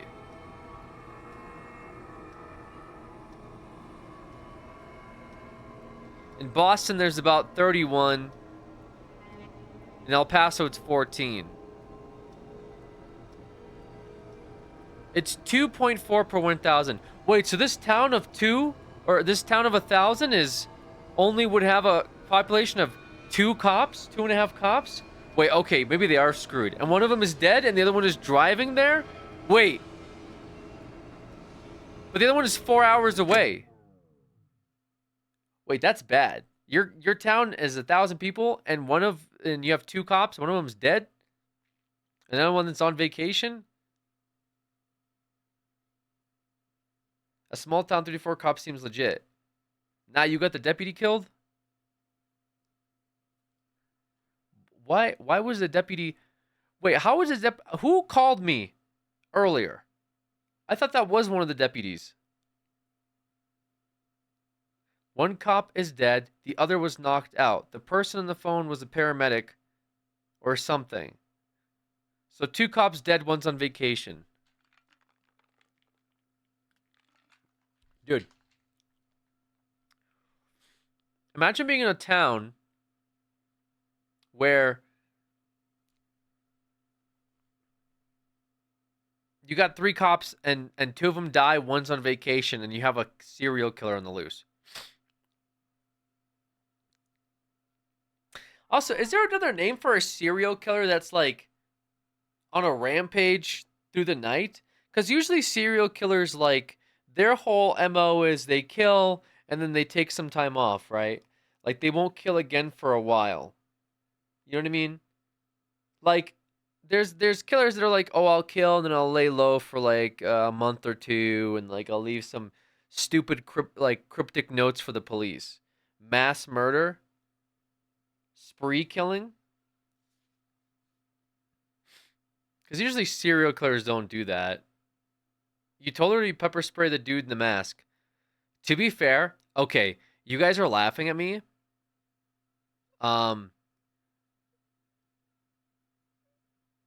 You know, when we did the cow chop video, I gave them eye protection and it did not save them. I feel like the killer wearing a mask with his eyes being exposed, the mask isn't going to do shit. Okay? I'll be honest. We are laughing at you. I'm just saying, okay? A mask doesn't nullify pepper spray completely, okay? I'm speaking loosely from experience. Haven't been maced myself, you're going to feel it, okay? Regardless of whether you wear the mask or not. I mean, you're breathing in, right? How can he see? Does he have like, is there a glass like lens under there's a bunch of, usually the masks have holes in the eyes, which means you'd be directly exposed, which also means that you'd have to take the mask off. There's no way you can keep the mask on after you get pepper sprayed. There's a lot to do with that. Maybe the killer is blind. Yeah, but even if you're blind, you still feel shit around your eyes, right? Like, you being blind doesn't all of a sudden nullify pepper spray. Like, blind people don't have an immunity to pepper spray, okay? I'm just saying we don't have to theory test that, but I imagine if you were blind and you get pepper sprayed, you'll still fucking feel it, okay? Depends on the mask, I guess. So he's just got like a pepper spray immune mask. Yeah, the pepper spray was kind of an L for that. Can any blind person in chat confirm? Yes, if you're a blind person in chat, if you don't mind typing in yes if you still get hurt by pepper spray, or no if you don't get hurt by pepper spray. I'm not sure if they use like a braille keyboard or how that works, but just yes, I still feel being pepper sprayed. No, I am immune to pepper spray is fine. Alternatively, if you're having a hard time, because I imagine that it's difficult to type as a blind person. 1, if pepper spray really hurts you and you're blind. 2, if you're immune to pepper spray as a blind person. I can take my glasses off and answer if you want. Okay. 2, wait, yeah, girl Ash, you're blind. You're legally blind and you're immune to pepper spray. Snaky Magica, you didn't type in a 1. You typed in like an apostrophe. I'm not sure what you were trying to type there, but you pressed the wrong button on your keyboard, but that's okay. Maybe you're blind. That is a lot to ask for here. Johnny Guitar Hands, you also typed in apostrophe. You guys are not typing in numbers. Okay, guys, I just want only the blind people to type in chat. I don't want people who are not blind to type because you're confusing me. Okay. I'm not sure how many of you guys are blind, but you're typing in the wrong numbers, guys. You're not even one person. I don't think they're blind typed 1, which means that pepper spray still hurts them. Hello, am blind. That's not what I asked. I'm not asking if you're blind. I'm saying type in 1 if pepper spray hurts you. 2 if you're immune to pepper spray because you're blind. Look, guys, I know the answer. Your pepper spray still sucks whether you're blind or not, okay? It is not so much just it gets in the eyes. Trust me, I've been pepper sprayed multiple times. Okay? It's not so much that only your eyes like is hard to see. It gets all over your face. It gets all over your clothes. It becomes hard to breathe. You can't get it. If this killer went around and he got pepper sprayed, I'd be done for the night. I'm just saying, if I was a serial killer and I'm out here stabbing people, doing my thing, and someone pepper sprays me, even if I'm wearing the mask, I'm like, ugh, okay, I'm done. You know, like fuck. I'd go home, I'd take a shower, I'd take the mask off, I'd say, okay, tonight was a lot. I learned some things. I got pepper sprayed, which I shouldn't let somebody get close enough to pepper spray me. Because that's obviously a terrible feeling. So I'll likely just chill out for tonight, right? I probably have to get rid of my clothes so the cops don't identify me as the guy that got pepper sprayed that night. Pepper spray ain't shit. I'm literally walking that off. You're so soft. Dude, your girl Ash, listen, post a video of you getting pepper sprayed as proof. Okay, I guarantee fucking it that you're not walking off being pepper sprayed. Okay? Listen, you'd have I guarantee you'd have a meltdown. You wouldn't be able to handle it. All right. I would ask if red-haired people are hurt by pepper spray. Rather, I don't see how that's related. Ash is built different. No, you guys are gassing yourselves up. You guys gas yourselves up, okay? And then when reality hits you like a bottle of fucking mace, you get humbled real quick. Okay? The higher you climb, the further you fall. All right, let's be grounded in reality. You're not tanking fucking pepper spray, guys. I know you're not. Okay? Not many of you can. All right? That's plain and simple. Don't sit here and be like, I'm a girl boss. You know, pepper spray ain't no thing. Yeah, no, it is. It is. You'll be devastated by pepper spray. I'm willing to put my life savings on it. Okay? It's called having confidence. Guys, having confidence doesn't make you immune to fucking pepper spray. All right? I'm built different. No, you're not. You're built the same as everybody fucking else. And everybody else gets injured by pepper spray. That's the point. Okay, no need to brag, Unk. It's not me bragging. You guys are the ones saying that you'll fucking like pepper spray is nothing to you. What am I bragging about? Like, oh, I'm bragging about that pepper spray hurt me. Yeah.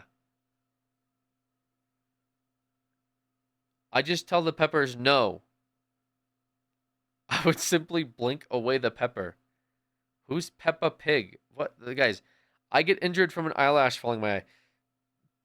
I'm just saying. I don't think the creators of this game have been pepper sprayed before, unlike me who has been. Okay? If you think a mask is enough to shake off pepper spray, I hate to break it to you, but it ain't. Okay? Go get pepper spray right now. Go put on a hockey mask and have somebody mace you, and you sit there and you tell me whether or not you it's fine. Okay? I guarantee you'll be sitting there. You'll be like those YouTube videos. Like you'll be fucking sitting there like dry heaving and shit. Like you know, you don't know how to get rid of it because it'll be all up in your mouth. You'll be running toward the shower. All right, you're not tanking it. Okay, I tanked it. Okay, and I did a terrible job at it, but I got out, and it devastated my entire day. I didn't want to get out of bed for the rest of the night. All right. If a confident person gets pepper sprayed, they don't get affected. I would personally reject it from my immune system an octal layer. Depends on the mace. The gel one would definitely be stopped by mask, but the liquid one is deadly. What the fuck is the gel pep? What the hell is a gel pepper spray? Gel pepper spray.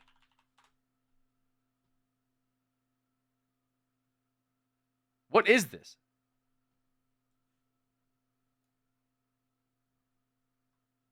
Pepper gel?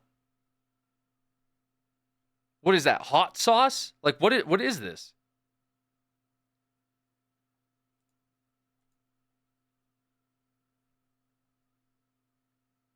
Pepper gel can backfire? I would simply open my mouth and enjoy the pepper spray. What the hell is pepper gel? Pepper slime?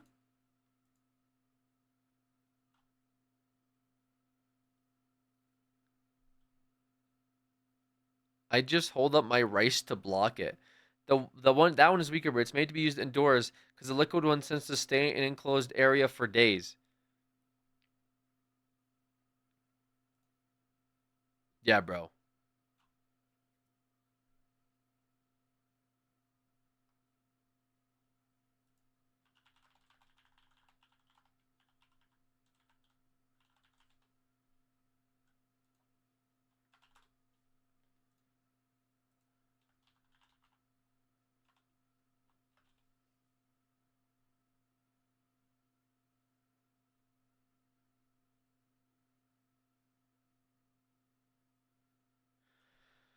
Alex, we all know you were a little dramatic for the camera. It's okay. Dude, I was okay. I was sprayed by 3 different bottles of mace. One of those bottles of mace was completely emptied on me. Okay? You've seen the fucking stupid YouTube videos where someone runs at a guy and they get sprayed, and then the guy's like, "Oh fuck, oh, what the fuck, dude?" And then they sit there and they have like a breakdown, right? And you're like, "Oh, that person deserved getting pepper sprayed." Okay? Imagine taking that pepper spray and not stopping. Okay? Not stopping until the bottle is out. Okay? And then you hold it and then you empty the bottle. And then after you empty the bottle, you go to the next bottle and you do it again. You do it again. I wasn't like, granted, I did play it up on the camera a little bit, gotta get that content. But no, I did get fucked over. It was so hard for me to open my eyes afterwards. But why? Hey, that's the way it is. You know what I'm saying? That's the way it is.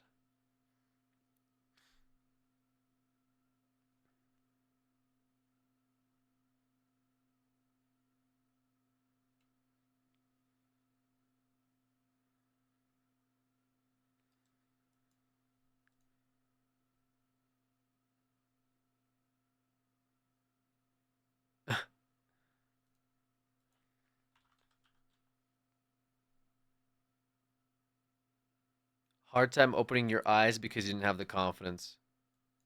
Yeah, that's actually true.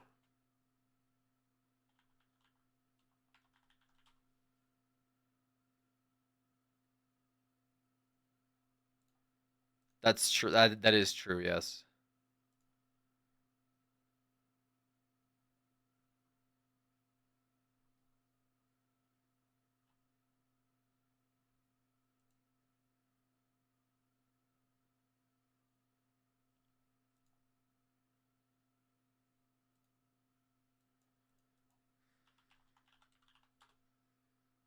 Sounds terrible. Do it again. I'm not doing it again. Again.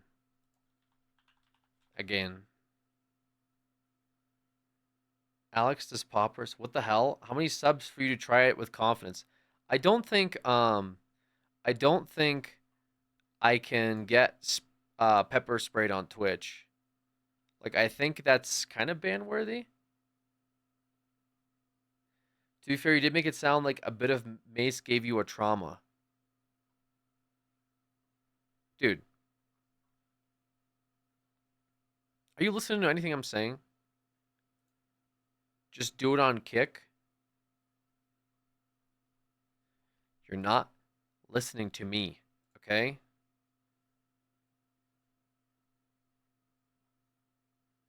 Yeah, I don't think I can get I think I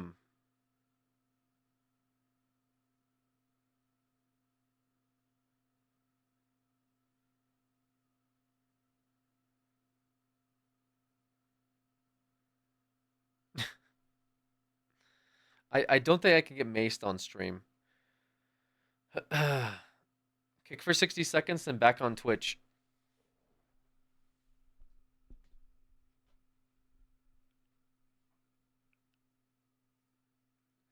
It's okay if you want to. If you get banned, you'll just become more popular, and you don't want to get pepper sprayed. Okay. YouTube does live streams.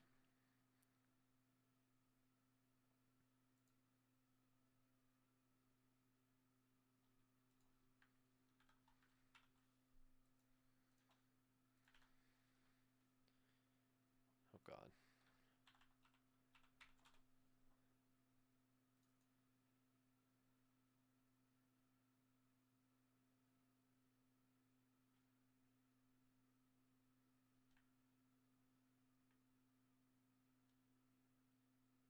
Hold on.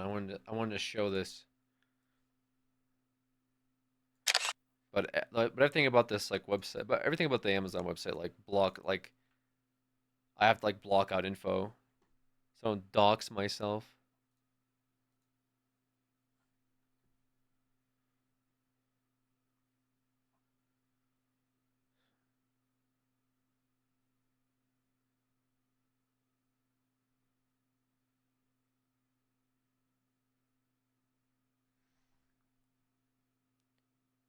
Girl, you take a picture of me? No, that's my Giasm when I take a screenshot. Look at this.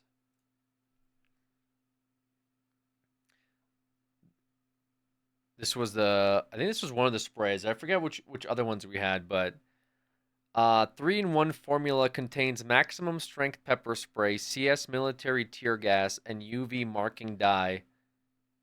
35 bursts. Absolutely emptied into my fucking face. At least they guarantee it. It says right here, Maximum strength.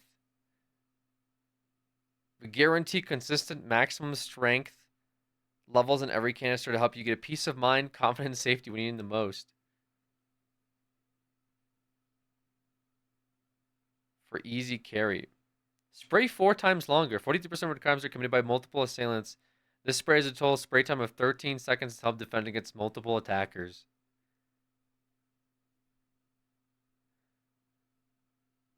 It's not even 5-star reviews.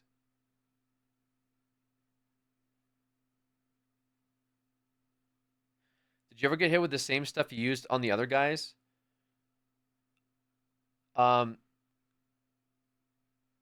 So I specifically bought spray that I felt was going to be a lot more potent than the stuff I used on the other guys. Because as I've talked about in the as I talked about the video before, the YouTube video, I felt bad for I felt bad for that pepper spray gauntlet because I just didn't think that the spray was going to be that potent. It was like this little gun thing, and then I also, I gave him like these goggles. I thought it was going to be more like jarring that, oh my god, did this guy just try to mace me? But obviously it was somewhat potent. Uh, so in return, I was like, damn, I fucked up. I had this video where I mace the guys.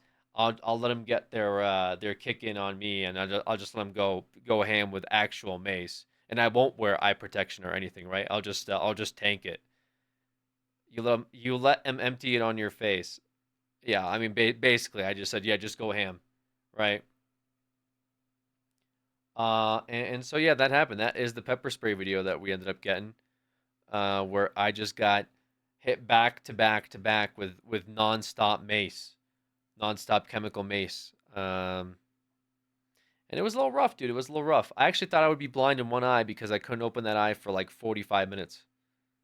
It was a little rough. Haven't watched Cow Chop for like 6 years, dude. You gotta go back, man. We got a lot of good stuff going on right now. So, which better for the eyes? Well, I would imagine wearing some form of eye protection would definitely be better for the eyes, for sure.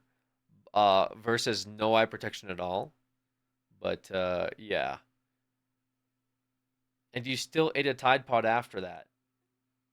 Yeah, I did. I remember your first flat. Those were the golden times. Later on, it got a little bit meh.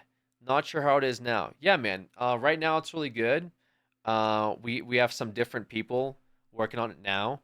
Um, we got some we got the next generation of cow chop folks on the channel. So definitely go and check out if you want. We had some good videos this weekend.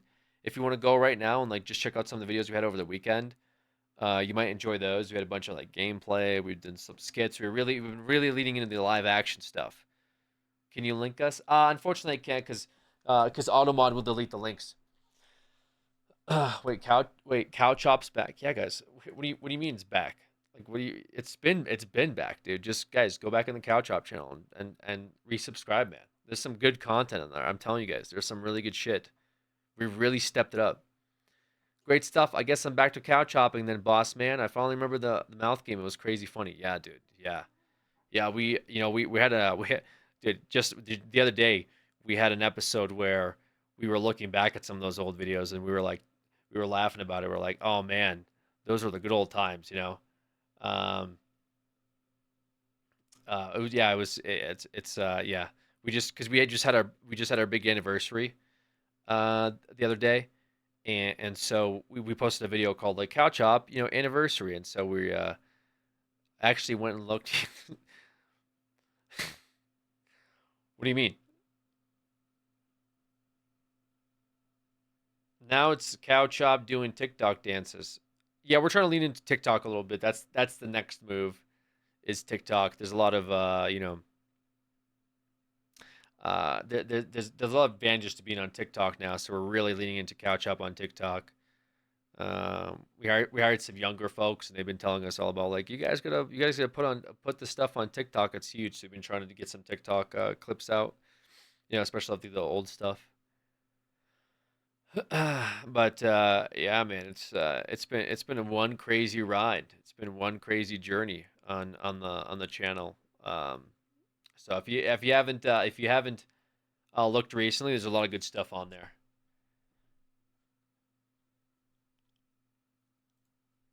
Would definitely urge you guys to check it out.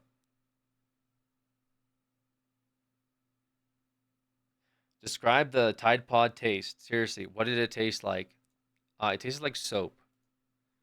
It tasted like getting the entire channel demonetized is what it tasted like. So if you ever tasted making 1/3 of your revenue as a result of a video, that's what it tastes like. I wish I was kidding when I said that, but pretty bad, brother. Pretty bad. It tastes pretty fucking bad. I guess I've been watching since I was 12. I'm now 80 years old. How the time flies. Yeah, agreed. Most expensive Tide Pod. Yeah, dude. Yeah, big Tide Pod diff, man. We got fucking Tide Pod diffed. Like, how does that happen? Dude, it was supposed to be an educational video too. Okay, that's what bothers me. Is that I wasn't doing a video like, hey guys, I'm doing the Tide Pod challenge. Gulp. Oh, that was pretty good. And then I got hospitalized. No, I was doing a video that was supposed to be like, guys, doing this is really stupid. Look how stupid I am. It's for educational purposes. No one's watching Couch Out being like, I really want to do what Alex just did, which is eat a fucking Tide Pod. No one was doing that. No one wanted to do that, man. Okay? So I don't get why they thought that we were trying to promote like dangerous activities. I wasn't trying to promote that shit. Okay? Had I known that our channel would absolutely tank after that video, that I wouldn't have done it. But I mean, to be fair, 2 and 1 on that video, I think, was that, yeah, me eating the Tide Pod was step 1. And in the same video, I think they filmed, like, James shitting on the toilet. I think he straight up went to the bathroom, and one of the camera guys followed him in there, and he just sat down and started taking a shit, and they just filmed it, and I'm pretty sure we even uploaded it. I'm pretty sure we just said, yeah, this is just kind of funny. This guy just started taking a shit in the middle of the video. They filmed it, and we're like, all right, yeah, all right. And he's like, yeah, fuck it, put it up. So I think there was a few different discrepancies of that. I think anyone that reviewed that video from the YouTube team was probably like, guys, this might not be it. Hey, you guys, this might not be the move here. So but I imagine that it had more to do with the Tide Pod than it did with using the toilet in the YouTube video. Which video was that? That was the Tide Pod video. I don't know, dude. I can't remember the name of it. More serious note, I wonder what you're doing now, living Alex. I loved Catch Up. Hope you're doing well. Well, right now, I'm trying to stall out the next 21 hours and 44 minutes as part of the scare-a-thon. So that's what I'm doing now. What I've done before, who knows? It's been a fever dream over the last 4 years. I've been all over the place, been doing all kinds of things, been living life a little bit. I got to get some, like, I guess, well-deserved vacation time. Been kind of going around, like I said. Got myself a motorcycle license. I was bombing around for a little bit. Picked up some hobbies. Like I said, mostly coasting. Mostly a lot of coasting. Not as much into content creation. I stream sporadically. Once in a while, I make a video every once in a while. But yeah, it is what it is. Heard he's a stripper now. He streams once a year and works as a bus driver. He has 5 kids. He's a chef specializing in rice dishes. I'm gonna go back to playing the game.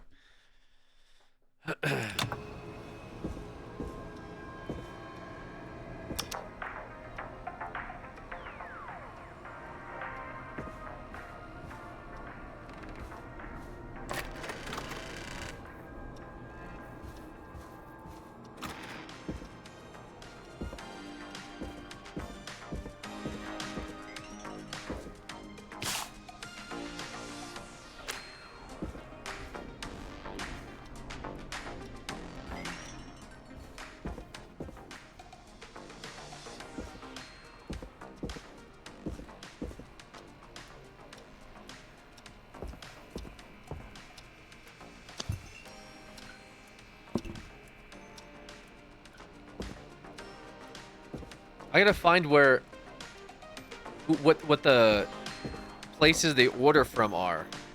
I don't know what they are.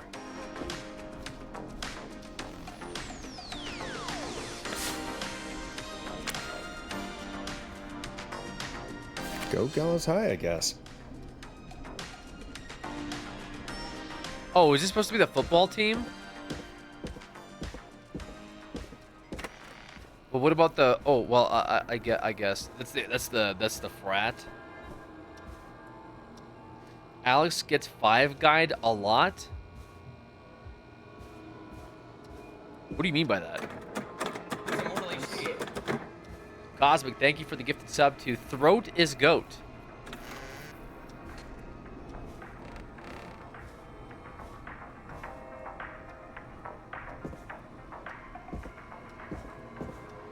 Any particular reason why that username?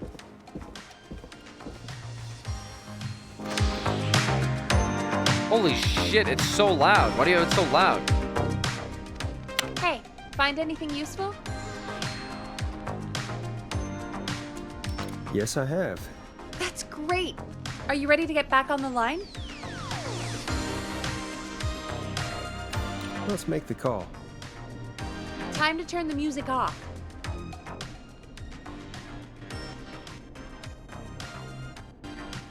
I can't. What the hell's going on?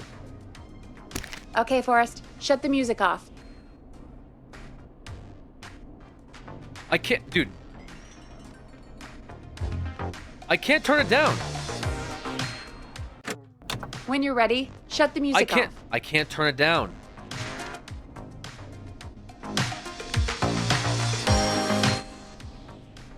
Okay, Forrest, what'll it be? Call Ponte's Pizza. You got it. Ponte's Pizza is on the line. Ponte's Pizza. May I take your order? Hey, dude, what's going on? May I take your order? I need some garlic bread. Oh, I need the bread! Can do. Where do you want that delivered? Same place as before, you know. The frat house. Got it. And we'll have that over to you right away. Oh, and one more thing. Can you add a note to the order that says to call K-Fam? K-Fam? Oh, consider it done. The folks at K-Fam are huge fans of Ponte's Pizza, you know.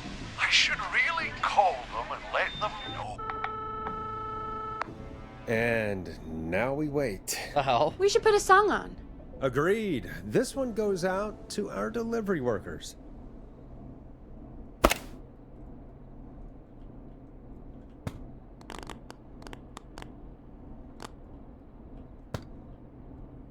$189.16.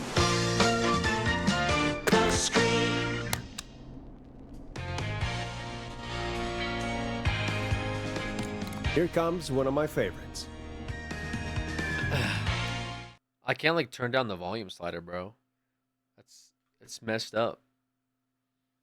Which of the takeout places would you order from? To save Virginia? No, where would you actually eat? Oh, I mean, they're all pretty equal. You mean equally good? Yeah, not Ponte. He's not Ponte. Not Ponte. Right. So, between Grilling Spree and Or Chalupa we died Coppers. 3 hours ago, yeah. It depends. He's probably dead. This is gonna take Do I want forever. a plate full of They have to meat? make the pizza Or do I want or the garlic bread, really, then they have to really good deliver it nachos? to It can change the depending on spot. the day, you know? Yeah, fair enough. And then they get there, Maybe and then the drunk that people are thought gonna first. read the note and be We've like, got a call "What's a coming K-Fam? Who's K? Yo, anyone know a K-Fam? Yo, do you know K-Fam?" Should have called just called Ponte and be like, "Yo, there's a woman that's being murdered next to the house you delivered. Can you check up on her?" What? How does that make any sense? Okay, Forrest, shut the music off.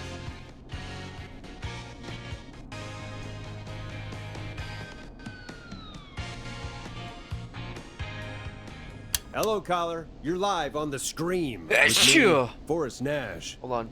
Oh. Crabman Bunker! We got some garlic bread and a note to call this number. Yes! Bunker! This is Forrest Nash from 189.16, The Scream. And Is this Goose? Oh, man. It's totally you, isn't it, Goose? This is such a Goose prank. sure, whatever, it's Goose. Now, listen, Goose, dude, get your ass to the party. We got so much beer! Listen, I need you to... Goose, come get beer. Your brothers are waiting for you. I'm not Goose! How can I prove this to you? Oh, let me get a second opinion on this. Norman the Barbarian! What do you think? Great idea. Norman the Barbarian says only the radio man can control the tunes. So, play us the flow. Wait, really? What? The flow? Norman the Barbarian demands it. Okay, I'll play the damn song.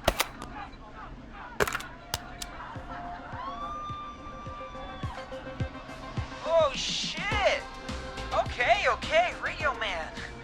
Got my attention. What is it? Thank God.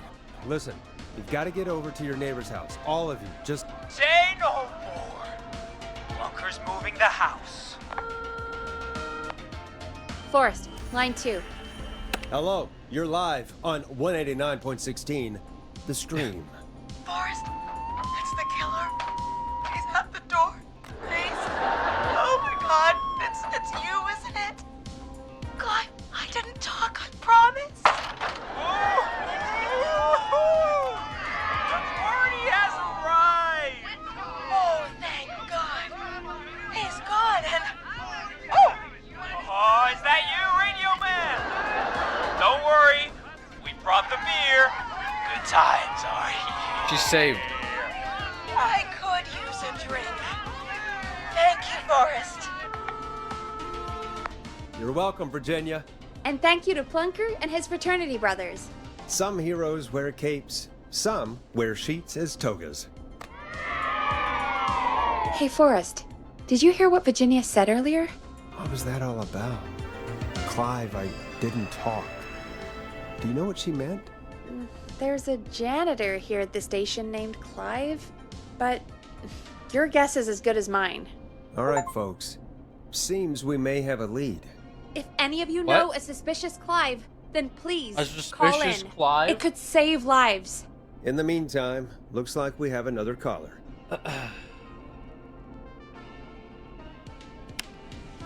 Time to turn the music off.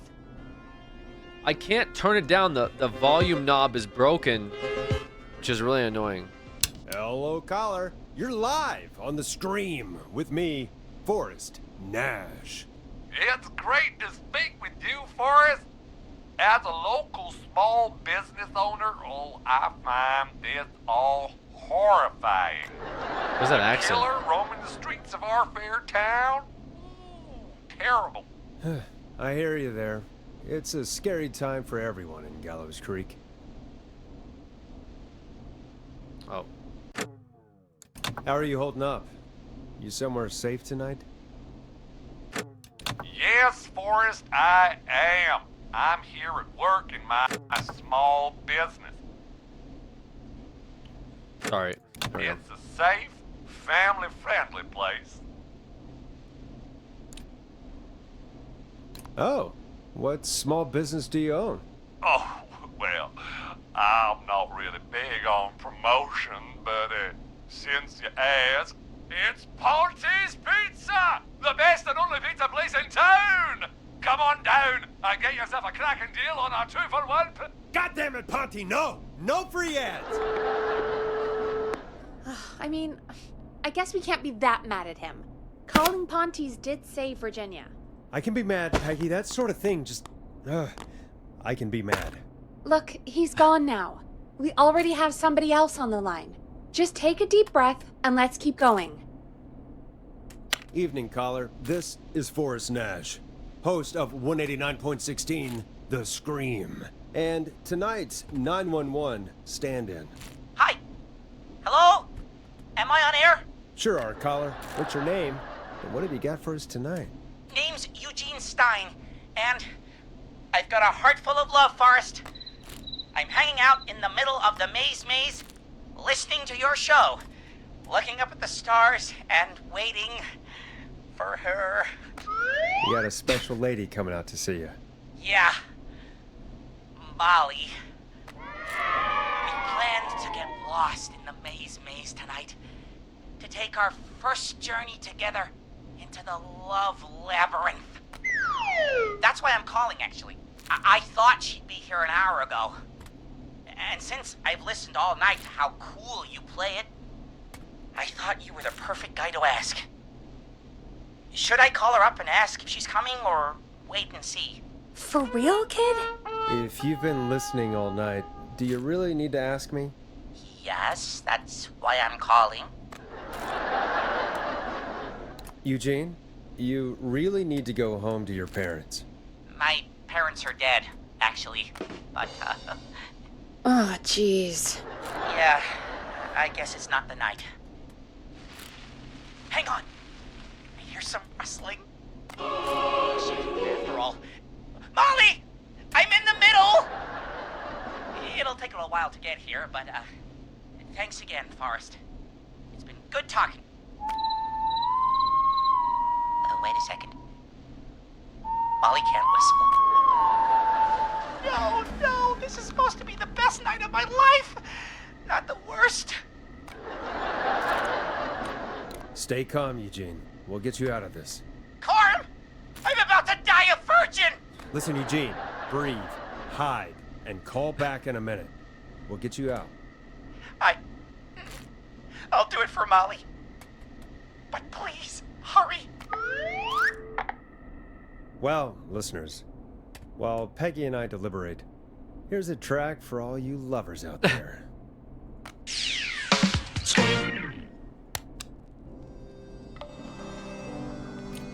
I know him. You love him. This is Roddy Snatcher with his new single, Final Breath. How the hell am I supposed to get him through the maze? You know Barbara, our receptionist? She's a maze fanatic. Shame she isn't Of course here. she is. I was supposed to go with her last week, but she changed her mind. You were gonna go last week. I thought the maze was for kids. It's not just for kids, Forrest. The maze is fun for kids and adults. Why'd she change her mind? Oh, just She went with that jerk Brad instead. Does everyone in Gallows Creek go on dates in the maze? A lot of folks do. There's something nice about getting lost, I guess. And besides, there's not much else to do here. Maybe we should call Barbara then? If she's so big on the maze. We could, but I don't actually know her number. But she probably has maze stuff somewhere. Go and see what you can find. That'll hopefully be enough. Which one is Barbara again? What's up, Rebecca? Barbara! You know, Barbara! Forrest, I've seen you speak to her. Help me out, Peggy. She's the receptionist. Sits at reception, never does any work because she's talking to Brad all day. Ring any bells? Right, yeah, sorry, I guess it's just the stress of... No excuses. Just go and find something to help us. They're so casual about it. This person's like, oh no, I'm about to get killed by Jeff the Killer in the maze. And you're like, oh, that sounds bad. We're gonna figure out what to do. Good luck. Hey, so how do we get him out of there? Well, you know, Barbara, she knows how to do the maze real well. She's a big maze enthusiast. Just, bro. Why doesn't she go to help me with this shit? She just sits inside of the thing all day.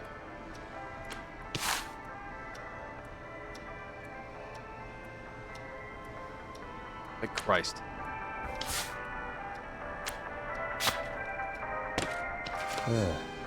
Looks like Brad broke her heart. Wonder what she'd have done with all that maze stuff. Throw in the trash. Bingo. Here's what I was looking for.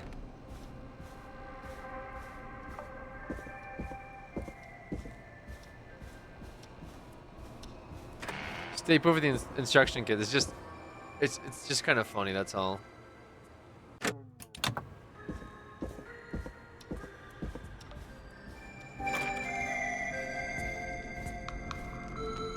Any luck? For Eugene, yes. For Barbara, no. Brad canceled the date. So Barbara left her tickets and a map for the maze behind. Ugh, Barbara can do better than... Never mind. Let's save the kid. Eugene called while you were away. He's on line 1.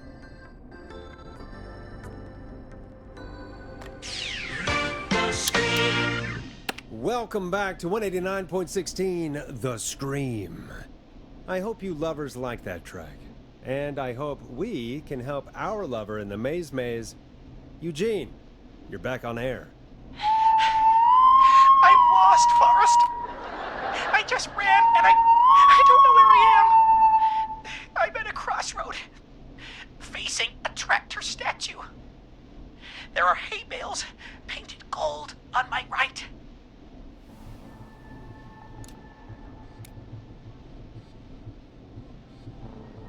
Does he get out?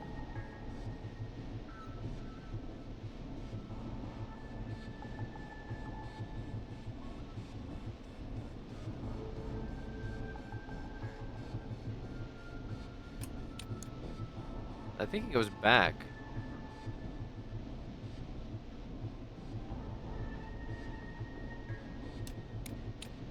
Go backwards. Okay, here I go. This, doesn't look right. No, I'm going back to where I was. Jesus! Oh, shit! He's cutting through the walls! Where do I go? Oh. Go forward! Okay, I'm going! Oh, oops. Please, no! You don't have to do this! Ah! I think I'm gonna be sick. I guess that's what love does. It makes us fall to pieces. I think you should have gone left. Just don't, Forrest, okay? Don't. By the way, why do you think Molly missed their date? Do you think she's okay? Unfortunately for Eugene, I think she probably never left home. Ooh. Oops. Yeah, you're supposed to go left, not backwards. Thank you for calling in, Mr. Walton. We'll make sure to add the town librarian to our list of suspicious Clives. Remember, report a Clive to stay alive. Next caller is up, Forrest, so take it away. Caller, you're through to Forrest Nash on 189.16, The Scream. Hey, wonderful show tonight, Forrest. Well, that's kind of you to say. Thank you. What's your name, caller? You can call me Dawn. Could you play my tune, Forrest? Your tune. Sure. Long Ride Home. That old song. Sure. You got it. I think I played it the other day. Thanks. It'll be good to hear it again. All right, folks. Coming up is that old classic. Forrest, I don't think you're gonna find that song. What do you mean? I played it a few nights ago. I know, but, we don't have it anymore. What are you talking about? I threw it away. You threw it in the trash? No, I threw it out the window earlier today. Why? And why did you throw it out the window earlier today? Brad was annoying me all afternoon. He played it on repeat because he knows I don't like it. So I grabbed it and threw it right out of one of the office windows. Not my finest hour, but I can only take so much. For shame, Peggy. For shame. I know. Let's just play a different song. No. We've got more important things to We think can't. about anyway. Gotcha. We can't do that. Okay, folks. Here comes some unrequested music. Sorry about that, Dawn. Maybe try again tomorrow night. Sorry. You'll like this next song. What is it?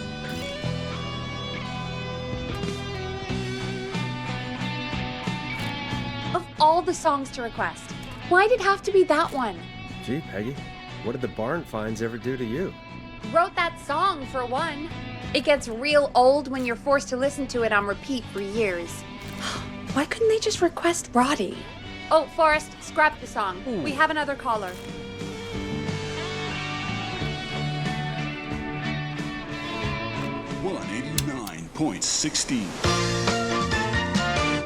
We have a call waiting. Sorry to cut the music short, folks. Callers take priority tonight. Welcome to 189.16, The Scream. This is Forrest Nat. Forrest. Oh, thank God. It's me again. Murphy. Talk to me, Murphy. What's wrong? Oh, the killer got me, man. Why did I ever trust a guy named Master Robbie? I warned you not to. Hindsight is 2020, okay? Forrest, we need to do something. Goddamn Gleason. He came to the gallows waste disposal plant. Beat on me, man. Carry me inside and lock me in a dumpster. I got a flashlight. That's all he does, beat the shit out of her. I smell smoke. I think he started a fire. Hold on, Murphy. We'll call for help right now. You gotta hurry, man. I need someone here now or I'm gonna die. Peggy, get the fire department on the line. On it. All right. Now just... Come on. Why is the fire department available but the police aren't? Hi. Yes, I'd like to report a fire over at the Gallows Waste Disposal Plant. It's an emergency. What do you mean it's not operational? Why is there no backup vehicle? Oh, god damn it! Forrest, that evil son of a bitch slashed the tires on the town's only fire engine. They can't do anything. But I have a few friends who live nearby. Maybe one of them can save Murphy. Where do they live? My friend Alex lives on the corner of Haddonfield and Romero Street, and Catherine lives on the west end of Myers Lane. And there's Jericho on the east end of Myers Lane. But he's old. Really old. Okay, I'll check the map, see who would be best to do this.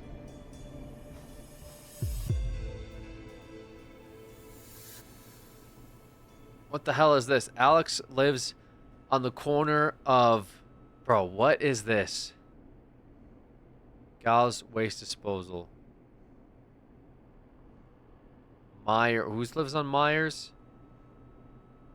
At the east end of Myers Lane.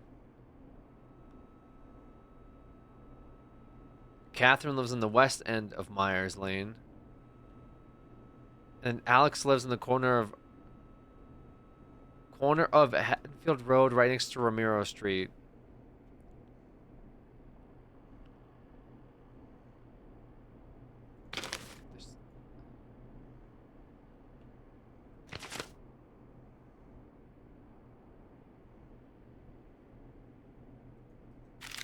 I think we go with Alex. All right, Forrest, who should I call? Who can help Murphy? Call Alex. All right, give me a second.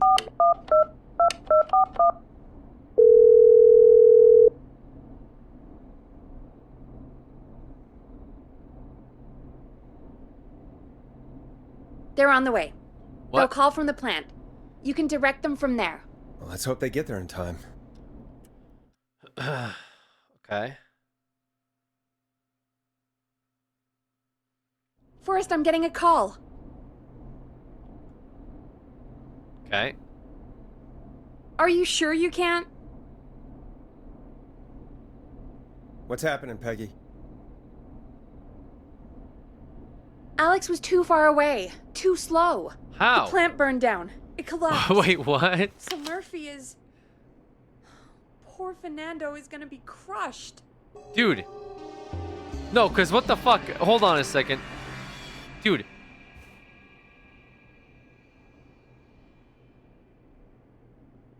Oh, the road was closed. Oh. Oh. I mean, dude, this guy.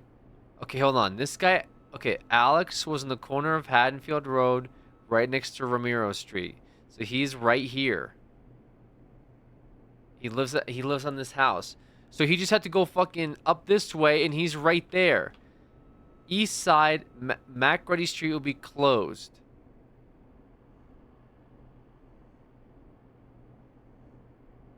So east side of MacReady Street. Okay, so he couldn't use this road, so he couldn't just go up over the dude. Christown, thank you. He didn't want to break the law. God forbid he breaks the law to rescue some guy trapped at the waste disposal. So Catherine lives at the west end of Myers Lane, which is right here. And then Old Man Jericho lives at the east end of Myers Lane, which is right here.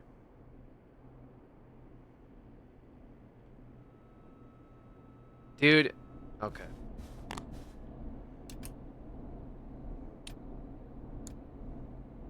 His father died a hero. He was just trying to protect the town. That's actually pretty nice, Forrest.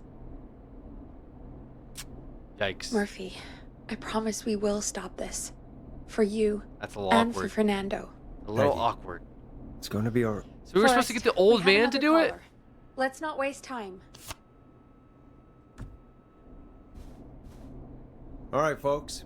Another of our good citizens is on the line. Let's see what they have to say. That's unfortunate. Welcome to 189.16 The Scream, with me, your host, Forrest Nash. Forrest, Teddy Gallows Jr. here. I just want to say that my thoughts and prayers are with my Gallows Creek neighbors during this awful time. Oh, it's mayoral candidate and scion of the town founders, Mr. Gallows. Are you in danger? We need to be a town of law and order.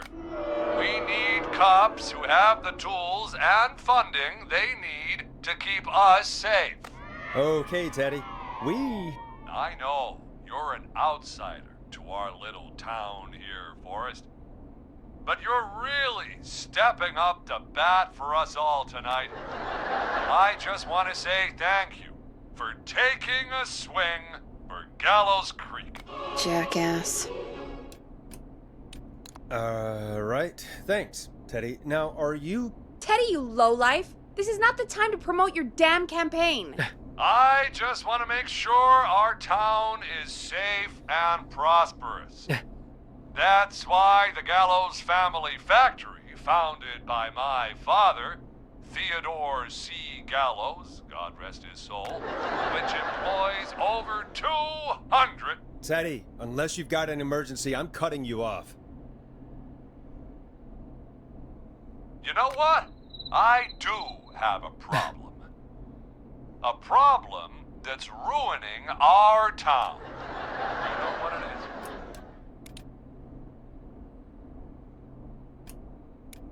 Yeah, how about the goddamn serial killer? The problem is that woman, our current mayor, Linda Cartwright. Oh, here we go. She just isn't one of us. Linda Cartwright is un-American, unstable, and... You're not better than anyone, Teddy.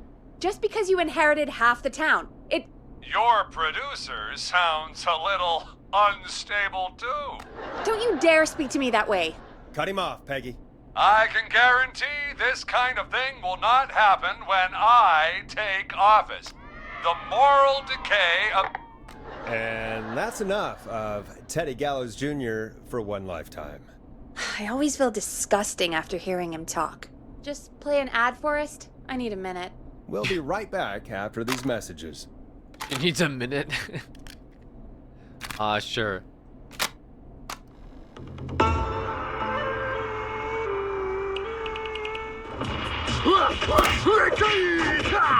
Do you seek ancient wisdom? Do you want to double your power? Are you ready to unlock your inner warrior for only $24.99?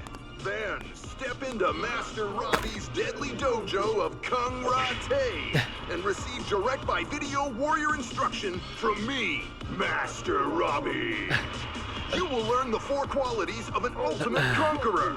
The power of the alligator, the discipline of the tarantula, the speed of the tuna, the poise of the scorpion, and the wisdom of the bullfrog. Using classified techniques, I'll unlock your inner chi after only 5 30-minute video sessions. Ultimate power and wisdom can be yours now for the low price of only $24.99. Just call 555-7861 USA to take your first step to becoming a champion.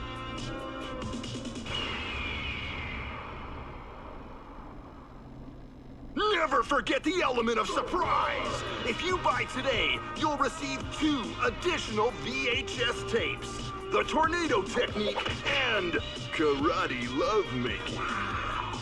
Call today! Jesus, you know, after what happened with Murphy, I think... Yeah, we should take that out of rotation. Kind of a shame, though. It is pretty fun. Yeah, I bet karate lovemaking sure is something. Is Forrest Nash at a loss for words? Let's just get to the show. Apologies, folks. We must have left that tape in rotation by accident. I think it's fair to say that's one deal you can skip. But what you can't skip... That's fucked up. ...is what our next caller has to say. That's fucked up. Caller on line 1. Hello, caller. You're live on the Scream with me, Forrest Nash.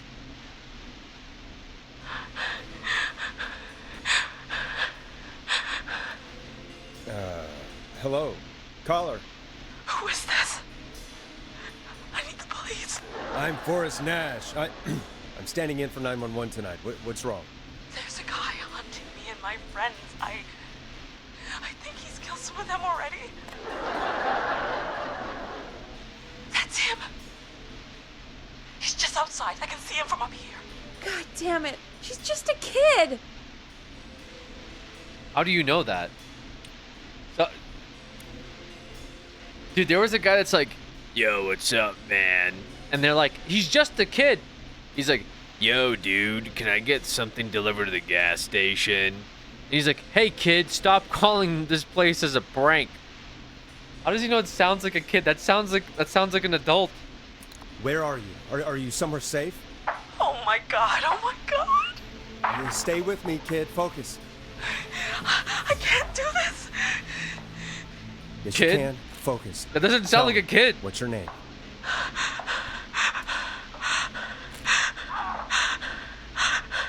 Sweetie, you can do it.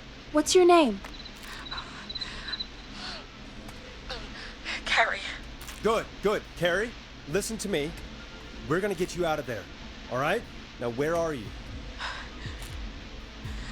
The old murder house. Upstairs. The old murder house. A hall. There's a bathroom, a couple bedrooms. Hey, I'm at the old murder house getting murdered. Oh, he's coming.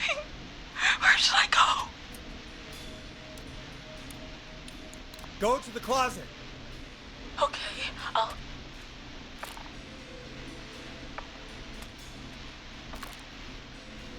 He's here. He's here. He's gonna kill me. Forrest, I don't think we can... Don't move!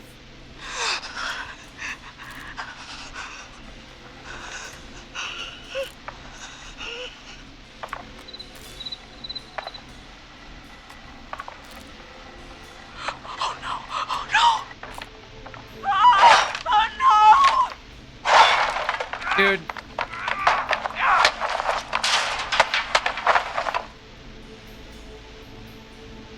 Forrest!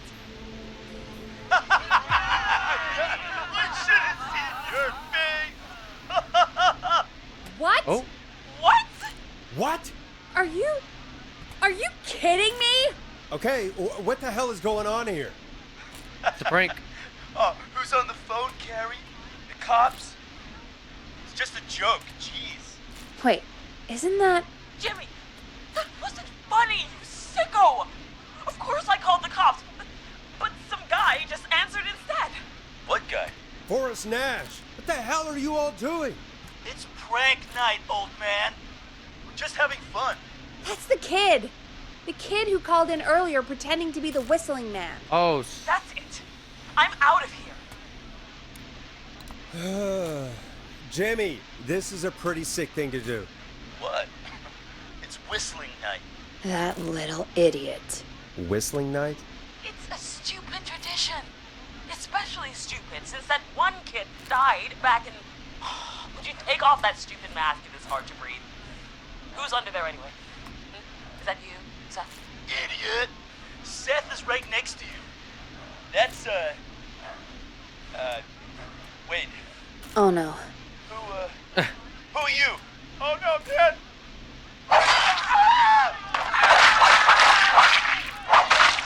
Oops. Everyone, get inside! Oh, holy shit. You two, barricade the door. Scott, Heather, you barricade the back. As long as he's out there and we're in here, we're safe, right? You bought time, but not much. Forrest, we have to... Heather, I already called the cops. Forrest picked up. He's the best we're gonna get. Who is with you, Carrie? My friend, we drove out to the Maybe old not the murder best. house and... Oh, of course! The van! Who's got the keys? Jimmy had them. Jimmy.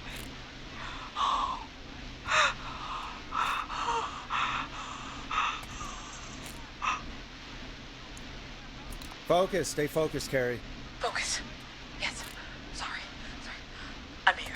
We'll figure something out. Between all of you, there's gotta be a way to beat this. Just sit tight. If Jimmy's okay? dead, then R.I.P. Heather, Jimmy. Shut up. If we do that, we're gonna get killed. If only Jeannie were here. Jeannie? Jeannie McPherson? Our intern Jeannie? Yes. She's my best friend and the smartest one out of all of us. She stayed in. I'm like a full-on dialogue situation while being hunted by the killer. We'll see what we can come up Yeah, with. Jeannie's pretty and, smart. Yeah, she's pretty smart. Yeah, Scott, she's you're not any good at... great person all around. No, Chad. Out of all of us, you're not the ones... Everything okay? No. We're figuring out a plan. But everyone's volunteering to do things they're just bad at. I think we can figure out what to do. But I don't think we can agree on who should do what. I think you'll have to be the tiebreaker. Or else these idiots are gonna get us killed. Yeah, they're gonna listen to the guy on the phone. Shut up, you... Forrest, I'll call you back. But I don't know anything about your friends. These damn kids never learn. They're just dumb kids. I keep saying they're kids. They sound like this adults. kind of thing every year, Forrest. People get hurt. All right, folks. We're gonna work out a way to save Carrie and her friends. This next one goes out to all the trapped kids out there.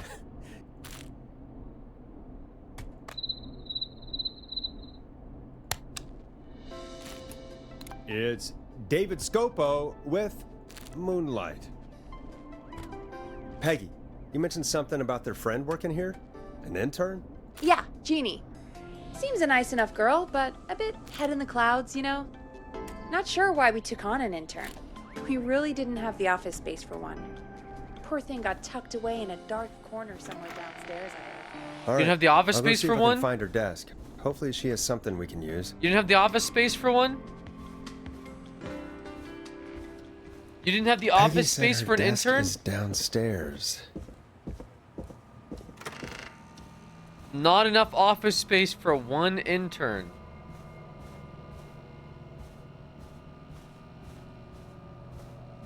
Okay.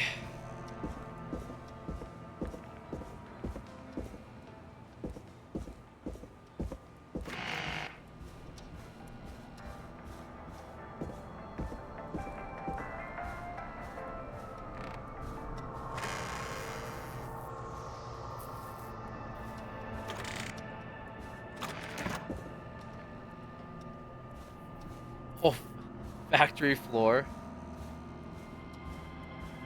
Needs a key.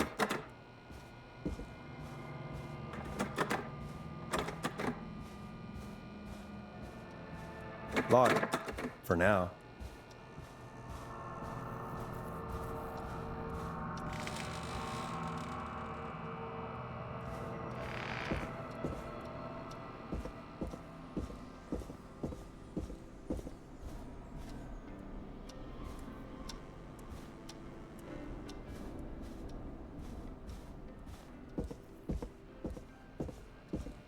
Game is something else. Yeah, it's definitely an interesting game for sure.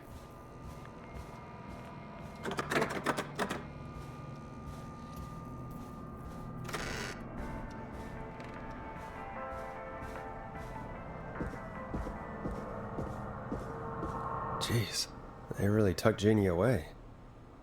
What the hell even is it supposed to be? Like, what is this area?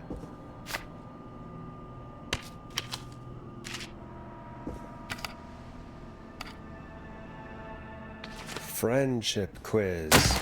This might work. The hell was that?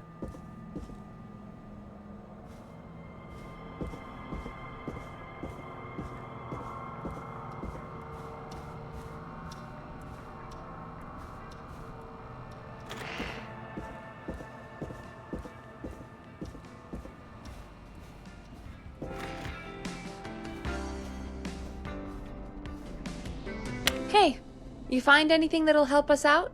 Yeah, I found a friendship quiz with all these kids on it. If you think that'll help, then good enough. Carrie's on line 1, whenever you're ready.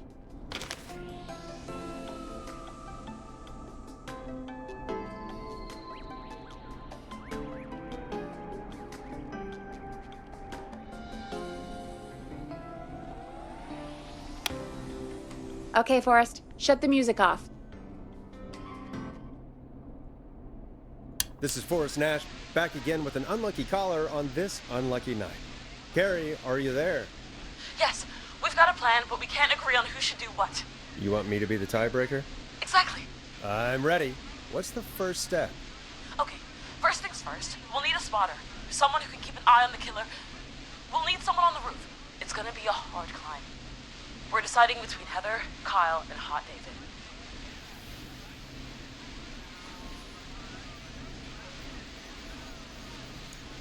Climb the roof. Heather.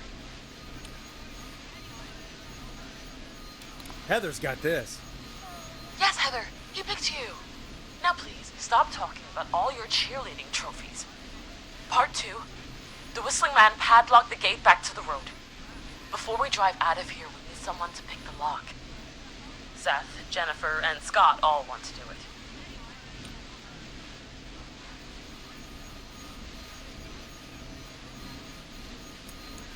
Jennifer.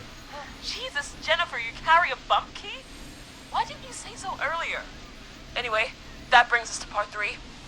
Getting the van keys. I'll volunteer for this.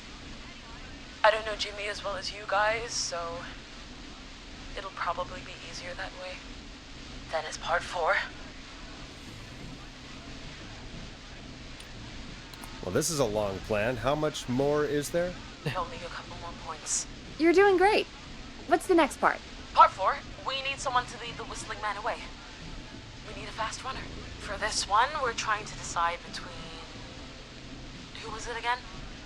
Hot David, Cynthia, and Scott.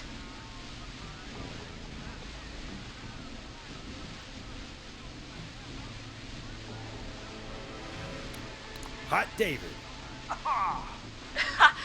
Yeah, you spend a lot of time running shirtless. What the fuck? You got this, Hot David. What? Sweet. Okay, let's recap. We get the eyes on the roof. A runner distracts the killer while we grab the van keys and pick the lock on the gate. Now the tricky part. The getaway. Ooh, what's the plan there? Well, we can't all outrun the Whistling Man. But he thinks we're just a bunch of stupid teens. So, let's use that against him. Part 5. We trick the killer into a trap. Someone can pretend to be injured. Who would make the most believable bait? Who you got? We got Lisa, Tammy, and Cynthia.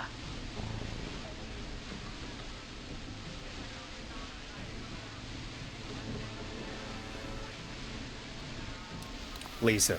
Whoa. You're right, Lisa. Having to smile at rude customers is perfect practice. That should take care of the killer. And then it's time to get out of here. Finally, part 6. We need someone who can drive us through the woods and back to Gallows Creek alive. Who's our getaway driver? Should it be... Who have we got? Chad? Scott? Cynthia?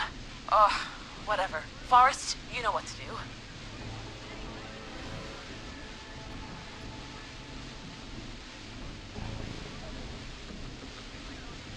Wasn't Jimmy? Why was Jimmy not voted for this? Oh, Jimmy's dead. That's right. I forgot.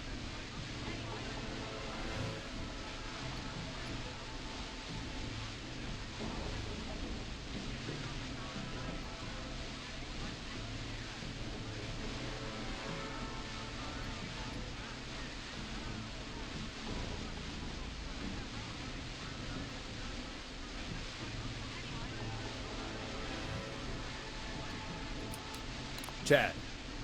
Oh, perfect. Your go-karting experience will be great, Chad. Thanks. Oh Forrest. God.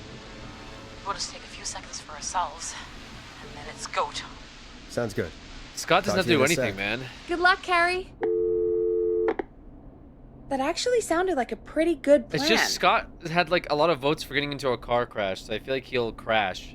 But he also had a lot at like of votes for beat people at a go-kart. I hope you're right. Yeah, let's hope.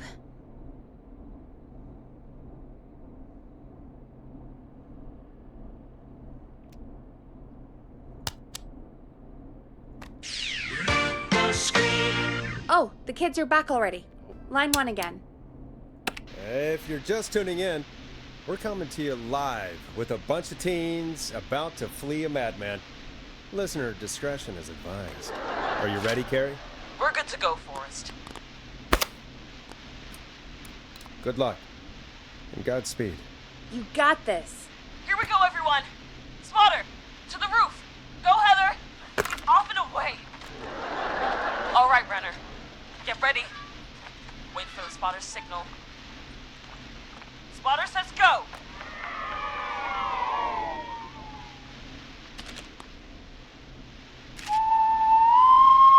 Wait. Lockpicker, go. I'll get the keys off Jimmy.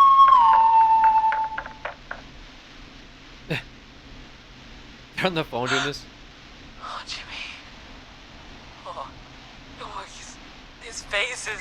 The keys, Carrie. You need to get the van keys. His face is lying next to him, Forrest. He got caught. Oh, God. Good Luck Games gifting a sub to Play S3 Play. Focus. Breathe. Right. The van keys. Got him. It's Jennifer got the gate unlocked. And Hot David should be back any second. Perfect. It's working. I can't believe it's actually working. You're doing great. Focus. You got this. We got this. Next step, trap the killer. All right. Bait. Get into position. Everybody else, hide.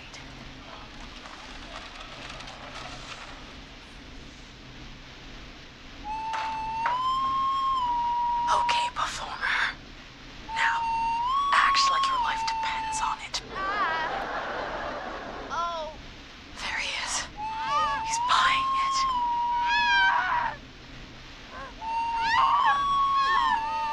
Now! Push the bookshelf over!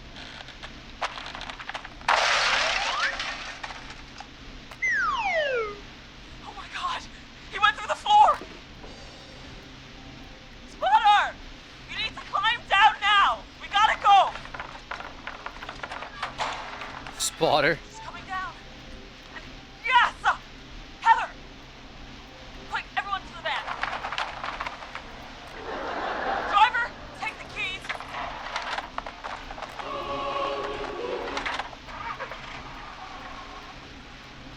The damn gate swung shut.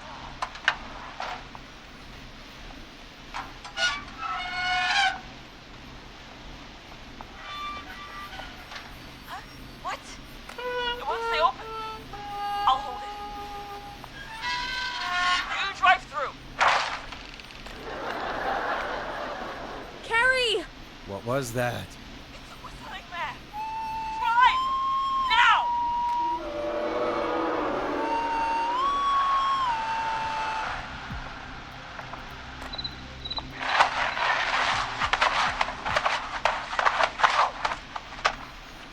Let me go! Just go! Just drive!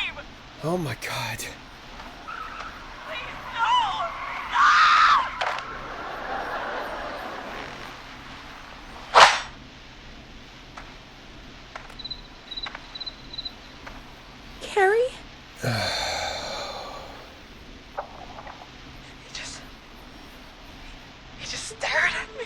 Carrie! Carrie? Just stared at me. And walked into the woods. I don't understand. You're alive. What do you mean? Thank God you're okay. Can you get somewhere safe? I can make it home. Thank you both for helping. If you hadn't, It was your plan, Carrie, and it was a great plan. It was really all you, Carrie. Still, I need to get home. Breathe, Carrie. You're okay now. I'll call you when I'm somewhere safe. Talk to you then. Talk to you then. Folks, that was a lot. Our thoughts go out to Jimmy's parents in this awful time. For any kids listening in, please stay inside and stay safe. And parents, hug your kids extra tight tonight. Here's a song for the girl walking home in the dark.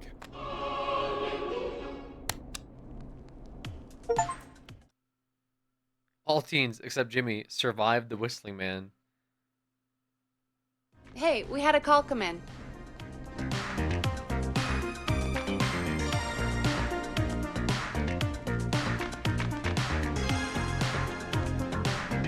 I suppose I should take this call. I suppose you should, brother. Not until we hit that 3. Ooh! 189.16. Forrest Nash here. Listeners, we've got another caller live on 189.16, The Scream. What's on your mind, caller? Hey, Forrest. I just wanted to phone in and say that I think I speak for everyone when I say that you're providing a real service for Gallows Creek tonight. It's cool what you're doing, man. Well, I'm just doing my job, friend. Anyway, tell me about yourself. What's your name? Are you keeping safe tonight? Yeah, man, I'm good, thanks. I'm at my roller rink, trying to get everything ready for the Harvest Festival tomorrow. I had a guy from Starling Security here earlier installing the Starling 4000 system, so I'm a little behind. As for my name, my friends call me Roller Ricky, and I now consider you a friend, my man. We're friends now, huh? Well, that's kind of you to say. Thanks. Yeah, man. Sounds like roller skating is more than just a job to you. So is this vocational? I wasn't always Roller Ricky. Once upon a time, believe it or not, I used to go by just Ricky. Yeah, back then, things were pretty rough. I used to roll with a bad crowd. Not all bad, but there was one guy. Anyway, some bad stuff went down. I harbored a lot of guilt for a long time and turned to the bottle. I didn't really talk about it or even know how to talk. It's just how it was. That bottle took the best years of my life. Or so I thought. It's never too late, Roller Ricky. How did you turn things around? I joined a support group. I opened up about my problems. Sharing that burden just took so much weight off. It's a long story from there, but I found roller disco. I learned how to have fun again, cutting loose and making shapes. Now whenever I get down, I get down. I'm finally free from it all, man. It's important just to talk to somebody. That's the first step. Ain't that right, Max? Aw, hello, Max. There it is, folks. We've officially gone to the dogs. Come on, Forrest. Max is the best guest we've had. Yes, he is. He's not even here, Peggy. Max is my emotional support dog. He's a rescue dog, but I always say he's the one that rescued me. He's the best dog a guy could ask for. Of course, the first thing I did was teach him how to skate. He's better than me now, a real pro. Max can skate. Yeah, man. At first they said it couldn't be done, and then they said it shouldn't be done. But Maxie loves the rink, man. Is that another train, Maxie? Maxie loves trains, man. He's even got that special how to greet them. I'm sure your neighbors must love that. Maxie appreciates all the positivity you're throwing out, my man. You know, I'm actually hosting free skating lessons tomorrow at the festival. I think it's a great opportunity to give back to the community. Man, all this talk of skating's got me itching for a boogie. Before I switch my radio off for the night, could I request a song for us? Something I can groove to, you know, something funky. It'll be me and Maxie's final boogie breakdown tonight. Then I think we'll take it down a level. I can do that. Thanks again for calling. You and Max, be safe now, okay? Bye, Maxie. You got it, man. Peace. Well, folks, this next one goes out to Roller Ricky and Max. Enjoy. Hope you enjoy this one as much as I do. I really needed that call, you know, after everything. Yeah, I get that. He talked a bit much for my taste, but it is inspiring to hear somebody come back from the brink like that. Jesus, Yeah, that's what I meant. You were thinking about Max on skates, weren't you? Well, would you look at that? Another caller on the line. What are the odds? Better take it. Well, look at that. Another caller on the line. When you're ready, shut the music off. Welcome back to 189.16, The Scream. This is Forrest Nash. How are you tonight, caller? I'm doing okay. I made it home safe. Gary! Hey, I just wanted to thank you for doing what you could earlier. You think Carrie's the killer? You know, even though we lost Jimmy. She might be. I don't know. Hey, it's okay. You were so Oh no, brave Carrie's earlier. the other one. Never mind. You're safe now. I wanted to ask you why. Why he didn't. Carrie's the kid. I forgot. Why am Kid. I? Why what, Carrie? Why did he spare me? After what he did. Why let me go?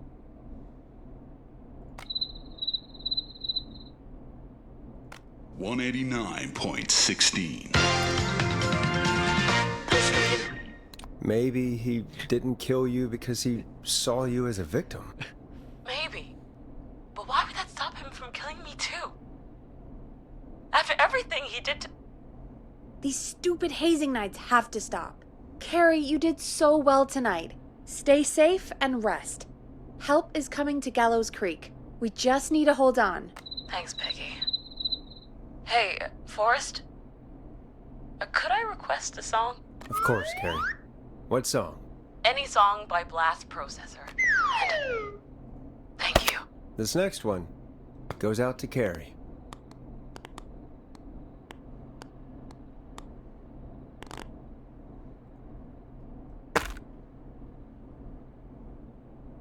$189.16.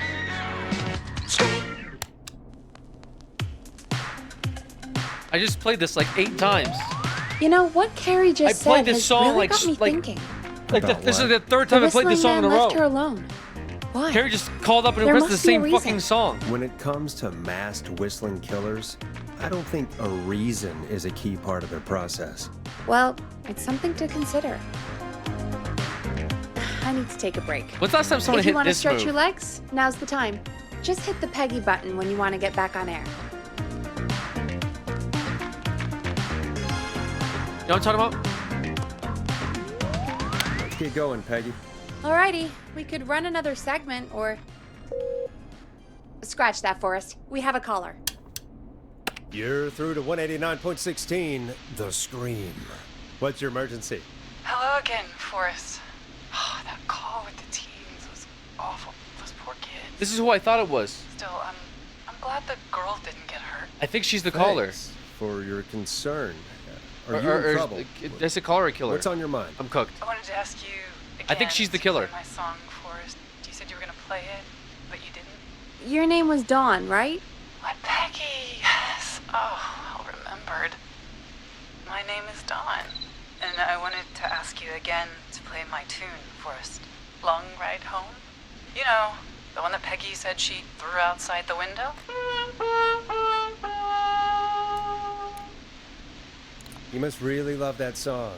If you're calling up to ask for it when you know we don't have it. I do love it. And I don't want to argue, but you do have it. It's just outside the window. There's a serial killer on the loose. I can't just go outside hunting for a record. I'm really sorry, Don, but we just can't get it right now. But wasn't the Whistling Man just at the old murder house? It's miles from the station. It won't take you a second to grab it. He's fast. Don, I'm not sure if you've heard, but there's something unnatural about this freak. He's fast. I'm not risking it. Oh, but I think you will. Forrest? Peggy, I'm calling with more than a request. I know something. I think I know who's gonna be next. What? Are you serious? Play my song, Forrest, and you'll find out. What? Well, folks, here's some music for you while I think things over. I'm playing this one again. You're gonna love this next track. Just it's the same track. Is she serious, Peggy? She's serious about hearing that song, that's for sure. Peggy, I mean, is she serious about... I don't know, Forrest, but we don't really have a choice, do we? If she's telling the truth. All right, I'll do it. You're a good man, Forrest. I'll slide you the key to the fire door. Wait, our fire door has to be unlocked? Yeah, it, Like a safety code thing. Yeah. Yeah. We should talk to Reggie about that later. Anyway, I'll hold the fort down while you're out. Maybe I'll even get a caller.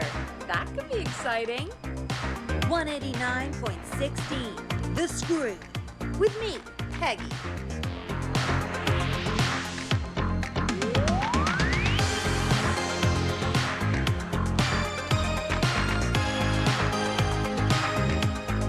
All right.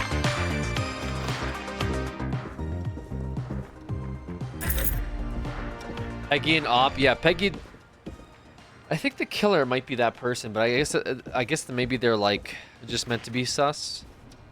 Now that they're meant to be sus, I'm not as like honed in on them. But I think the killer is a woman, because they keep saying he, and I think the he is like meant to be like make you think that it's a guy, but I think it might be a girl instead. That's what I'm thinking.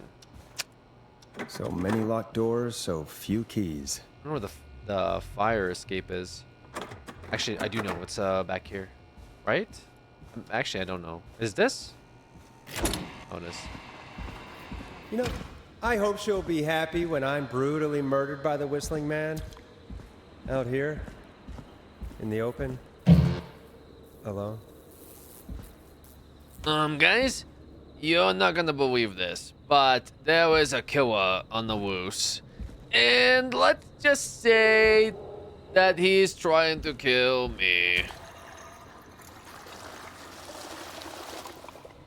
Let's just say there's a killer after me, and he's not the good kind of killer. He's actually the really bad kind of killer. He's not a good guy. This killer, he likes to kill. Let's just say I may not make it out alive on this one. Here it is. Long ride home. Guys, I'm thinking there's a killer on the loose. Of course. It locks behind me. Oh, nice. And of course the key doesn't work on Of this course. side. Fantastic. And of course. Maybe there's another way back in through the basement. A door, or elevator, or something. He's right behind me, isn't he?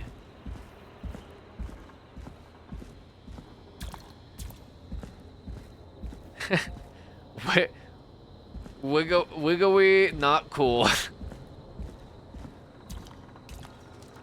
This is freaking not cool. Looks like I'm gonna have to hunt around for some new fuses. Nah, that's not right. Do the fuses add up properly? Wait, what? Do I need to get all the fuses?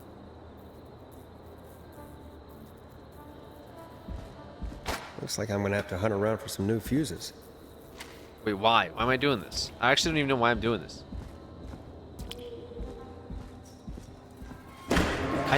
Oh! I need to be like, oh, great. Looks like there's an emergency way, but I can't freaking go there because I need the thing, the power this. I need to power on the thing, and how am I gonna do that? I better look for some fuses around here. And that's broken too. Only the best for K-Fam. See if I can fix this. Looks like a power issue. I should check the fuse box. There it is. There it is, folks. Just waiting for the freaking guy to tell me what I need to be doing that for. I'm just... Bro, my brain must be fried or something.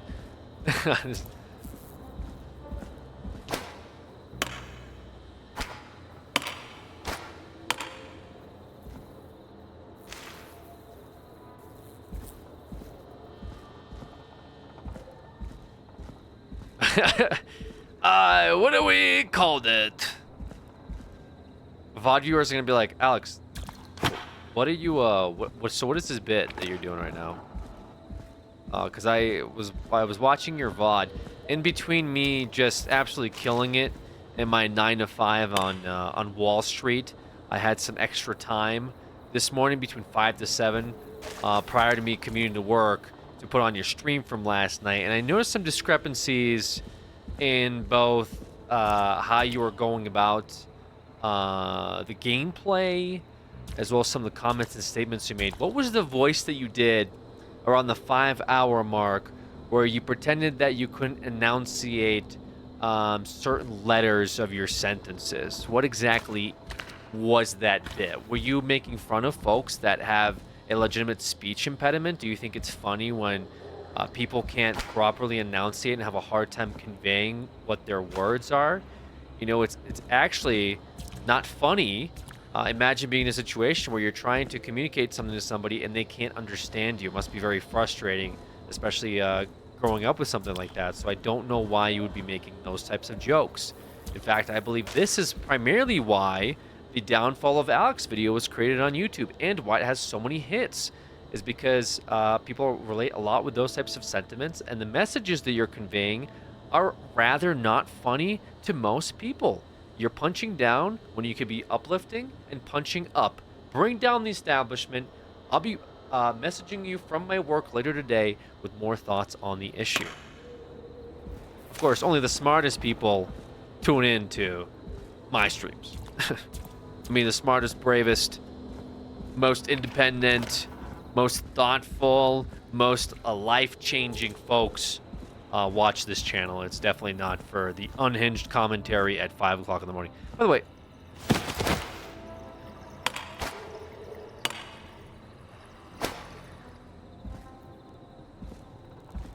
going around watching downfall videos is depressing anyway. I was gonna say, I actually don't really like downfall videos because I feel like they're kind of sad. Like, imagine somebody making a downfall video about you. Like, you're already depressed, right? Like, you've already had like a really bad year or something, and you go on YouTube, and then someone's like, guys, this is how this YouTuber has turned to shit over the last 2.5 years. There's some people that like are assholes, and it's like, okay, it's like not as bad. Like the downfall of people that are just like terrible people, it's not as bad, because then you're like, okay, like who cares about this person? They were obviously not a good human being, so their downfall's like whatever. Maybe poetic in some ways, but that's just like somebody who just isn't as popular as they used to be, right? It's just like, it just sucks, dude. You know, I think I watched one on Myth, right? You guys know who Myth is? He was like this bigger Fortnite creator. He was actually on GTA No Pixel for a little bit. I watched some clips of him on that. He seemed to do some pretty good like voice impressions and stuff. But I watched one where it was just like, he's no longer like this huge Fortnite like creator, and somebody made like a downfall video on him, like just not having as many viewers anymore. It was just kind of like, I don't know. I think he ended up watching it, and he had like sort of like a emotional reaction to it, because he recognized that, hey, yeah, I'm not as popular as I used to be, and he seemed pretty saddened by it, you know.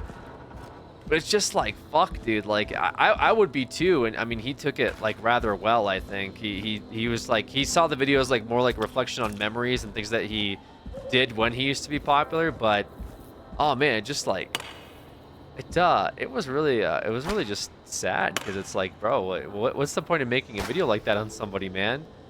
Like, it's, I think they're aware, bro. Like, I don't think you need to go in on them like that, right? Myth thanked the guy. Yeah, but maybe he thanked him in hindsight for like capturing some stuff, and maybe in a way it is like cathartic to see all of your accomplishments highlighted, and someone saying, hey, this guy actually did something or was somebody back then. But at the same time, it does also not feel as great, as the video is called The Downfall of Somebody and not a look back at the accomplishments of this person. Granted, that's how clickbait works, but also, like, I get that, like, thanking him, thanks for highlighting my achievements, but also the video was made for the purpose of people, like, almost hate watching in some ways. I don't know.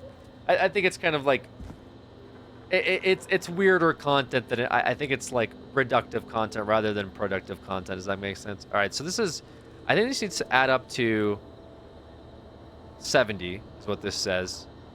So this is math. I can't do a 20. All right. It's not really a downfall video. There's a video about you. What makes a YouTuber unforgettable? Since 2006, an ever-evolving set of faces has been crudely chiseled on this Mount Rushmore of content creators. Oh, that's a good intro. What is it? Hey, Alex, Moroshi is a legend who vanished from the internet for nearly 4 years. Now he's back. Let's dive into the beginnings of Alex. This is the first of a 3-part series. What happened to Mortal HD? Oh no. Oh no! What is this?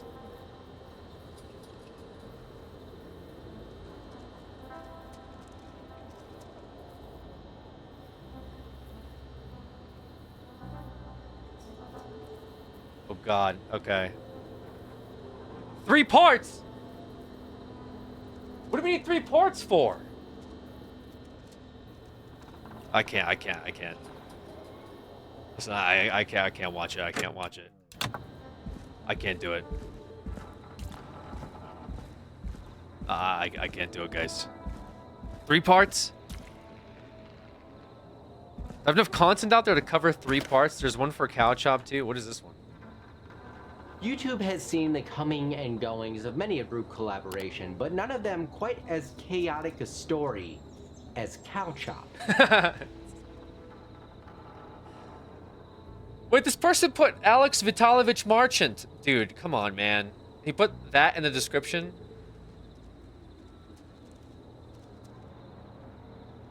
Why?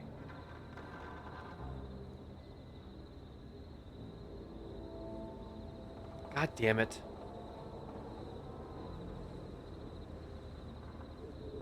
It's kind of funny how the actual physical couch being more and more damaged and filthy as time went on pretty much reflected the decline of the channel.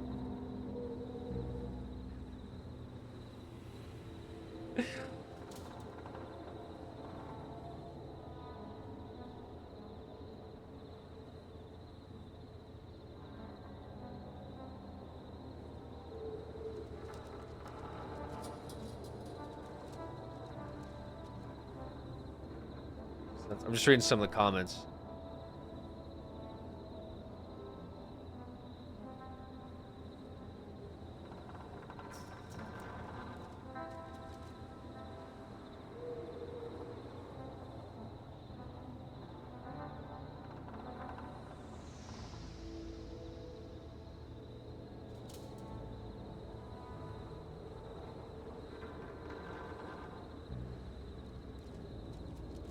Yeah, okay. I mean, some of the comments I figured, what did they say? They're just kind of like, when James broke his leg, I felt like how he couldn't do it anymore. Since James left Cow Chop, I've always felt like my childhood has abruptly ended. I wouldn't say it failed. There's more they decided to end it before they got a chance to truly go downhill or implode. The House Sarah remains the greatest content on the platform. I remember meeting James and Alex at the bowling alley in Denver while they were still part of the Creatures. I was pretty young, and my mom and I were picking up my brother and his friend up until we saw the Creatures and met them. I got signatures of my stuffed animals from James and Alex. Never will forget that day. Missed them.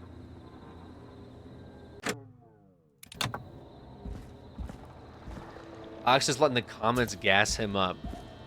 Not necessarily. I mean, they're more positive comments than I thought there would be, to be fair. All right. 20, 40, and then I need to make 30. I don't know how I make 30 off of this. Like a 10 and 2 fives. Oh no, I can't do 10 and 2 fives. Maybe I do. Let me get more of these.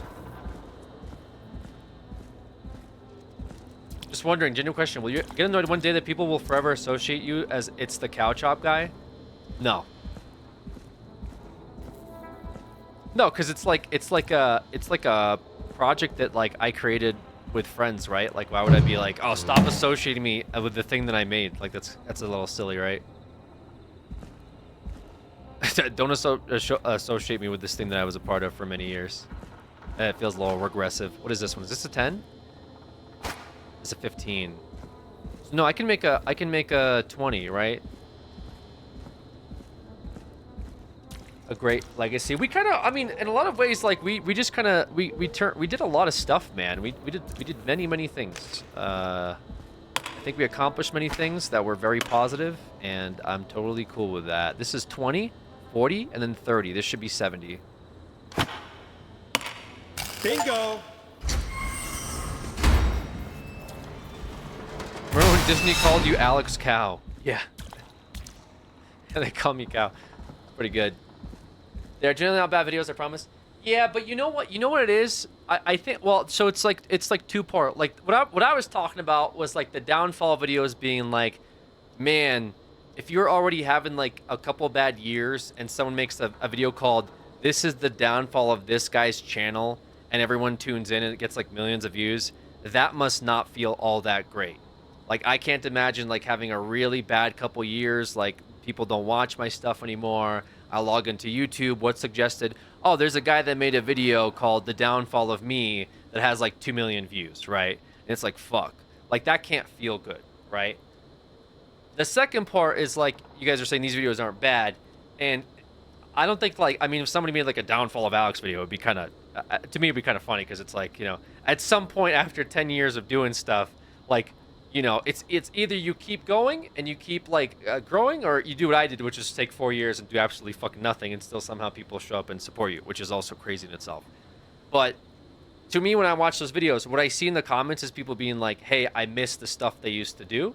And like, those videos just kind of not really like bother me for the sake of like, oh, it's like, it sucks to see somebody highlighting how much I underperform nowadays, versus like, it sucks to see that there's so many people that like want to see more stuff from me. Does that make sense? Because when I see those comments, I'm like, fuck, I feel like I just let people down. You know what I mean? That's the easiest way to put it. I feel like when I read those comments, I feel like I've let people down in like, you know, because like people want to see more stuff, and that's why they watch these videos, because like, oh yeah, I remember like what happened. I wish there was more stuff. Or when they say things like the downfall of the channel started when you could see the couch's physical decline at this part, and it's like, there was definitely moments where I felt like the content could be better, and so like people are right in pointing that stuff out. But I just kind of feel like, you know, we could have done more. We could have probably had more series, or like upped our production, or like obviously if James had stuck around and wanted to do more stuff, we could have done more cool things. Like we had some deals that we were working on back in California that just kind of fell through. So to me, it just kind of sucks that I'm like, damn, I wish we could have given people maybe more of what they wanted to see. And I wish I kind of did more as well, but is only so much, man, only so much. And yeah, I absolutely got burnt out. That last year of Cow Chop, I think I was going full throttle, like nonstop. I was trying to come up with like video ideas and series like almost every day, and it just got to a point where I just like mentally and physically just could not do it anymore. So that to me, I sometimes kick myself in the ass over it, because I was like, I wish I could have done more with you know, people that really supported us and like wanted to see that type of content and enjoyed it. So that's why I don't like seeing the comments. It's not so much that I'm like, oh, offended that people think I suck. It's more that I feel sad that like people wanted to see more, and I just couldn't do it. You know what I mean?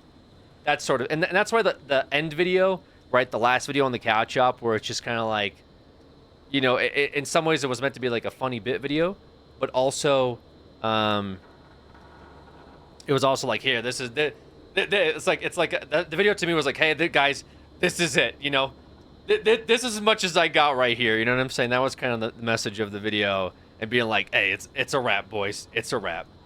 Really let Brett down, TBH? You know, Brett and I still communicate. Like, I just hung out with Brett like a couple weeks ago, right? I think saying something like that is a little. I think that I'm not sure where you're getting that information from. I mean, if I could call up Brett now and ask him, hey, did I let you down? I still communicate with my friend Brett regularly. I think he'd have other things to say about that. Deimos Sankacha was just something that got me through the day. I loved every moment of it, and that's all I wanted to accomplish, at least on my side. Deimosium, nice words. Not me googling what the guy's real name is because I banned someone from the couch operator for wanting to get more personal information for an Alex documentary. I'm screaming. What kind of information were they looking for? Yeah, I tend to not to like dive into that type of stuff, you know, because I do like to have some privacy in my life. As much as I've been on the internet over the last 10 years, I do like to be able to sleep at night without thinking someone's going to show up at my front door. Really talk to that man every day. Don't put words in his mouth. Yeah, maybe. I'm wondering where that he wouldn't pick up. What? You don't think Brett would pick up the phone if I called him? Maybe you would know more than me, I suppose. He's asleep. Also true, yeah, Brett actually is asleep right now at 6 o'clock in the morning. It's 5 a.m. Actually, no, he would. Jacob said he blocked you. On what? I guess. I mean, I haven't spoken to Jacob for a very long time. Are these fan theories? Like, what's the vibe here? I let Brett down. He wouldn't pick up my calls, and Jacob blocked me. Is this a couch hop employee? A scathed one? How you like your rice? Maybe. I felt like kind of pushed you down that place at an aura of murdering content creators. Too much pressure from it. In some ways, maybe. So that everyone everything just finished. First attack, couch hop, and now the recent one is Funhouse. The only one alive is Rooster Teeth. I thought Rooster Teeth was like closing its doors. Or was that not something that that like was part of the conversation? I thought that happened not too long ago, or maybe I'm mistaken.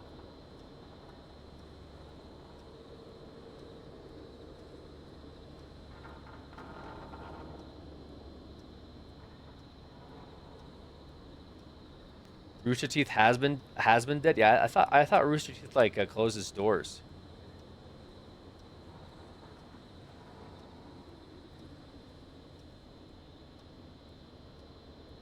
Didn't y'all live together, or was that kind of a skit and you guys legit lived elsewhere? I mean, like James and I lived together for a few years, but out in California, everyone kind of had their own place. It's because streaming took over over YouTube groups. People want to watch people stream now. Is that the vibes? Barn era, Wheelie was the best. Don't at me.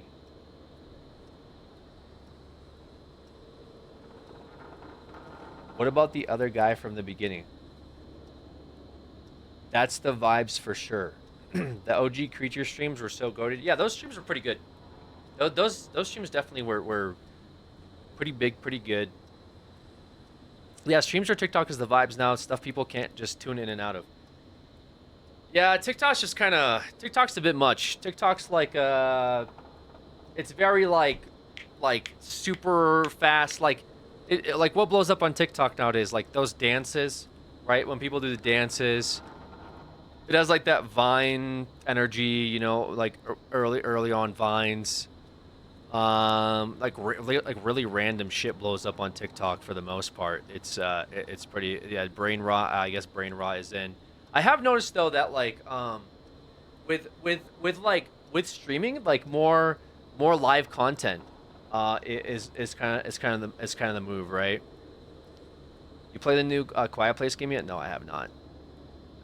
Do you and James talk anymore though? Nah, not. I can't say that we really talk anymore. You know, we interacted a few times over the years. You know, he's kind of doing his own thing down in. I think he's down in Texas.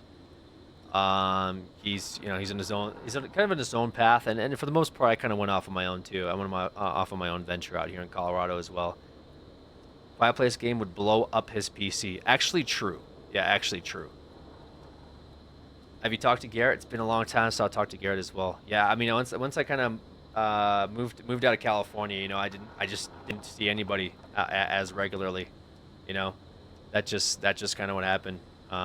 Also, I haven't visited in like 2-3 years. Kind of been a long time since I've been out there. Something I definitely want to go back to California and maybe see if I can like catch up with everybody again, but. I guess that's the way it is, man. I don't know. YouTube kind of is going back to long form, non-live content, which is interesting. Yeah, I mean that's what YouTube's like good for, is like the long form content, right? Have you heard from Alex? No, it's been a bit too since I've heard from Alex. He just yeah, it's been a while. We grow apart. That's life. Yeah, I mean some of these guys like had families. Or they wanted to settle down, and you know, people don't want to keep engaging with the internet. Sometimes people can't like live that internet life as much as others. Like it is what it is. Like not everybody wants to be on the internet for the entirety of their life, right? Surely miss them at times. Oh, for sure, man, for sure. Yeah, there's definitely like moments and stuff I missed too, you know. Not everything was like bad, and not everything was like amazing all the time, but that's also life, man. I mean, I like to say that like we, you know, a lot of like the couch videos, going back on it, like I think a lot of them were like reflective of the time, but also I would say they were pretty genuine of what we were doing and like what we were trying to put out there, I guess, you know, which was just to be overly chaotic and you know, give people enjoyable content, I guess. That's as much as I could put it. Obviously, like streaming is a bit more chill, and it's like less high stress, less production value overall, and the content the content form now with like streaming of just like you just stream whatever it is that you're doing, you know. And some of the bigger streamers, I mean, they're sitting in their office and like they just like put on like kind of a show. I do kind of get behind that a bit, you know. Like people like that, Kai Cenat, I saw that he like turns his streaming setup into like a bit of a show, a bit of a production. Reminds me a bit of like, you know, like the Jimmy Kimmel type of setup where it's like just less restrictive and more loose, and I guess more authentic. Stuff like that seems interesting for streaming, if that's like the direction of streaming. That type of stuff does fairly well. Then you have people like, you know, the Iron Mouse, right? Like the VTuber. A lot of people subscribe to that. I think that she seemingly like rallies together large amounts of viewers from the VTuber community, and that's partially why. Like whenever she does her like big charity streams, a lot of people from the VTuber community just rally around Iron Mouse, and I think that's why like that type of content blows up a lot. But yeah, streaming's in a weird place. I think streaming can continue to grow though. I don't think like I don't know how much it can grow, but I just feel like streaming could just improve overall in terms of like production and like viewer engagement. And it seems like Twitch has always tried to like innovate, and I just feel like it's not, you know, the level of production outside of like people's homebrew setups where they, you know, do their own scene managements. And like, I mean, someone like Kai Cenat is huge on Twitch, but it's crazy to me that they just have like that one camera. He uses that one camera to like showcase everything, right? It's to me, I mean, it's impressive. I would say it's very, very impressive to do that as like a one-man show, what he's able to do. Everyone's like doing their own thing. It's sad and happy at the same time. You, Bruce Green, the two James, Funhouse, Jeff. Wish there was a reunion for all you guys. Maybe they set one up, something like that in the future. Who knows? Were you worried about privacy when you first started YouTube? Yeah, absolutely. Alex gave me bad vibes, TBH. I'm glad you've distanced yourself from it. Yeah, good to hear. Yeah, I'm glad I distanced myself from him too. I'm glad you get bothered over it and can reminisce over it. It's been following for 10 years. I don't care what you do, just appreciate it. You stream here, here and here. I appreciate that as well, Lil J. I love the Schizo Alex arc. I'm not a huge fan of the Schizo Alex arc personally. Thoughts on streaming on both YouTube and here, or not because of potentially bad vibes because of nostalgia Andes? No, I think there's more about like, I'm not sure. I'd have to look at like my Twitch contract and stuff. I think YouTube's technically considered a competitor. And I'm not sure if you're allowed to like dual post or how that works nowadays. I'm a bit of a boomer though, so I'm not sure if they're like okay on like dual streaming, but from when I used to stream exclusively on Twitch, there was a sort of like a conversation about, hey, if you want to stream on YouTube, there's going to be like contractual disagreements or contractual differences with that. A lot of people are dual streaming on YouTube, yeah, but I do have sort of like a different setup, you know, than most people. I believe Twitch in general allows that, but when you're contracted, it's a little different, right? Will you do a reunion with Funhouse Gang one day? Bruce Green said he missed hanging out with you the other day. Yeah, Bruce Green is dope, man. Bruce Green has always been very cool to me. Always been a very nice guy. Really appreciated hanging out with him. I definitely like catch up with him, grab some dinner with him or something like that at some point. Maybe even maybe do some content together. When I can do some stuff, like usually the people I end up like doing content with when I can is like Strippin and some of those guys. It's just very, I've known those guys over 10 years now, so it's very easy for me to jump in and play some games. I do like keeping stuff to myself for the most part. I am a bit of like a social anxiety Andy sometimes. I think a bit more introvert in most cases, where I can perform as an extrovert, but I prefer to be a bit more like reclusive at times. So that's why I don't really like go up to everybody and say, hey, you want to do this? Hey, you want to do content? I should get better at that. I feel like that's probably, I've missed some opportunities not being as extroverted as I possibly could be. But I've hit up some people when I could. When I went back to LA, I've hit up people, I hung out with them. When I moved out to Denver, I told the story about how I hit up Seamus originally. I try to engage with people. You'll see that we have Dex in here. They'll stop in from time to time. We had Spoon raided us the other day, and I haven't talked to him in many, many years. It's not like I don't want to say that like I have bad relationships with everybody like across the board now. I definitely will hang out with these guys. I just think that Cow Chop and even the Creatures was a stressful time for a lot of people for many, many reasons. And some of us departing from each other was on good terms. Some of it was on not so good terms. And I know people will be like nostalgic. You'll be like, when are you getting together with this person, that person? I think if it comes up naturally, yeah, fuck it. Like, well, like I said, me and Brett, we still like shoot the shit. Like I said, I grabbed dinner with him like a couple of weeks ago out here in Colorado. He's always going to be a brother to me for life. It is what it is. But I also don't like to say like get into super specifics for many reasons, because for what's really important to me is that when people watch those like Cow Chop videos and like the older content, like they don't feel that now they're watching. Like if, for example, I said, oh, I really hated Brett. I think he's an asshole. Which, by the way, this is just hypothetical. I obviously don't. I think Brett's great. But then I feel like I'd be very. I wouldn't want people to go back and watch videos that they like of me and Brett, hanging out and then being like, oh, Alex really hated Brett, right? Like he didn't like Brett all that much, because I feel like that would really devalue the content that came out over like the many, many years that we did stuff together.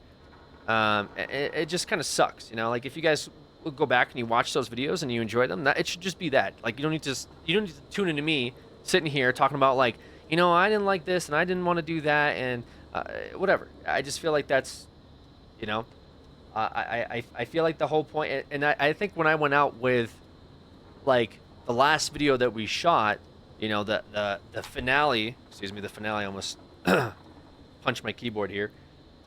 The reason I didn't want to do a bunch of follow-up videos and blah, blah, blah, blah, and podcasts and why we did this and why, I just wanted it to just be like, you go back and you watch the videos and you enjoy them, that's great. And it should just be that, The last video was just like, just how the first video was, we opened up with like, you know, the skit that we did with the first video. You know, I wanted the last video to just be like, this is the end of the skit and that's it. And you know, you don't need to go back and just be like, okay, you know, which video did Alex hate the most? You know, which person did Alex hate the most? Why? You know, it's the same. It was the same thing really with the creatures. Like, a bunch of great guys. We had a bunch of good times and people enjoyed the videos. That it should just be that. It shouldn't be like people go back and dissect like every moment of, you know, what I used to do and what I enjoyed. It's just I feel like that's like a disservice to like folks. And I know there's people that are very interested in like a lot of our lives, and they, you know, I'll have people drop in and be like, hey, they'll ask questions because they're, you know, they watch all these videos, and like I appreciate it. For the most part, I really do. I just you know, I'm not going to disclose every single aspect over the last 10 years because I feel like, one, it takes away from not necessarily magic, but like the like authenticity of the videos. And you know, when I tell people like I filmed them, I had fun filming them. They were right there. There wasn't like, you know, I wasn't like filming like the videos just because I hated filming the videos. Obviously, I was a part of the videos because I enjoyed it. Obviously, I had a lot of fun doing those videos because I did it for so many years. And the biggest disservice I could do is like to take away your guys' enjoyment of those videos, right? So that's why I don't like really get into like, oh, you still keep up with every, like, is there people you fell off with? And I mean, if some guys come out later and say like, I fucking, you know, I like someone mentioned earlier that Jacob blocked me, or I'm not really sure about that, or you know, Brett hates you now, or whatever the comments are. I mean, it is what it is. I'm not gonna sit here and be like, well, you know what? Let me ruin this entire series that we all filmed together, and it's just it's pointless, man. You know, there's not really a reason for it. So that's my thoughts on that. Just know that go back and watch the videos. They were authentic. I would say that they were pretty authentic at the time that we filmed them, and my only hope is that you guys still enjoy them to this day. That's all I was trying to do when I was uploading them. You know, like we talked about the first year of Cow Chop, and I brought this up before. Like, it wasn't the you know, the money, although it was like pretty cool that we were able to make money from doing all the dumb shit that we did the first entire year. And same thing with James. We didn't make like a penny from that stuff because we just were really passionate about seeing the channel grow and making content together and having fun, right? And even to this day, like I still see it as that. You know, it was really supposed to be something we did out of passion and out of enjoyment for making videos and entertaining you guys. So that's done that. I'll probably talk about this again in the future when the topic comes up again. But I just like, I know people tune in. I get newer people sometimes that haven't seen the channel for a long time, and they want to gather like my thoughts and stuff, and that's all it is. I don't know what to say. Outside of that, I was trying to make authentic, fun, entertaining content for folks, and that's really what I'm gonna like. That's the hill I'm really gonna die on. Is that's all I was trying to do. So I'm glad you guys enjoyed it. That means that at least the goal that we set out to meet, which was to just make fun stuff for you guys to watch. Seemingly we kind of did it. So yeah, I mean that's it, man. That's it. So I appreciate you guys coming in here, checking up on me, and supporting me. Obviously, the scare-a-thon is doing a lot better than I thought it would do. So it does mean a lot. So like I said, I'm glad you guys are still catching up or checking in on me and catching up with what I do nowadays. It does mean a lot, and hopefully, you know, when I'm feeling like more of that passion and like creative drive, I can like aspire to get to that level with content again. I'm not sure when that will be.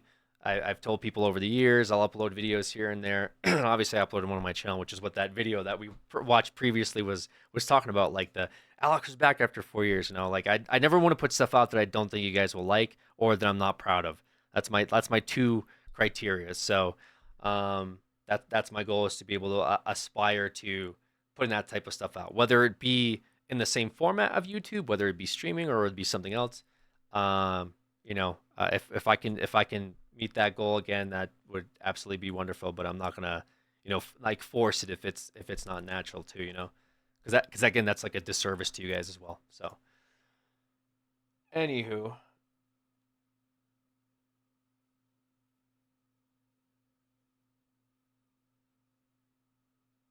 Gotcha. All right, I appreciate that, Coffee. Thank you for that message. Yeah, I wasn't exactly sure the context of that because it's like I don't keep up with like everything that's like going on around everybody's life, so it's good for the context. I appreciate it. But yeah, I'll have to. I'm gonna ask Brett if I let him down. Maybe I'll over next month or something. There's 600 people here who enjoy what you do. Don't worry. Yeah, and it's crazy. It's actually insane that I can go live at like 5 o'clock in the morning and like 600 of you will jump in here, drop 200 gifted subs and be like, "Yo, good stuff." That's crazy. I'm playing. I actually don't even know what I'm playing. Radio game with like funny serial killer commentary. Hey, imagine I just DM Brett right now and hey, did Alex let you down? He probably would answer. I feel like he would probably be like, no LOL or something. And he'd probably make like that Brett face of like, like Coffee. What are you talking about? Like where is this coming from? He'd probably make fun of Coffee more than anything, but yeah, he'd say. Anywho, all right, let's get back into it, man. Popped off a little bit with Nostalgia Andes. Nostalgia Andes, you're great. Again, appreciate y'all being here. I know I have a bunch of Nostalgia Andes. We're still in the scare-a-thon. I can't stall out the timer for 20 hours. I might as well keep playing this game, and I might as well get through it, man. This fucking, I gotta figure out who this serial killer is. At this point, it's like my personal mission. What have you been doing right now? Well, we got stuck outside because this woman wanted to hear this record. I was forced to go out, pick up the record. Then we got locked out. Now we've solved the fuse puzzle. We can go back in, hopefully. Okay, I guess I can't go this way.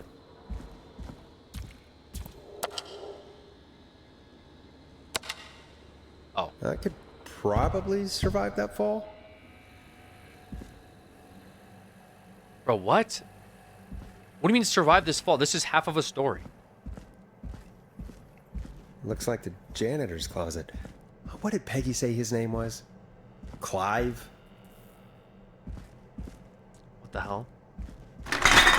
Oh. I wonder how the show's going.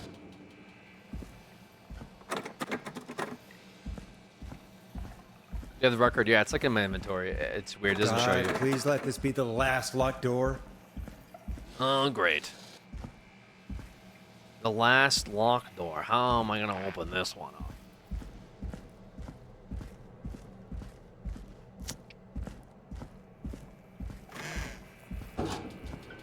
The heck? Wait a minute. Guys? This isn't good. Are you telling me the janitor? Ah, there's the beautiful key. I should be able to get back to the studio now. What the hell? Peggy is not gonna believe this.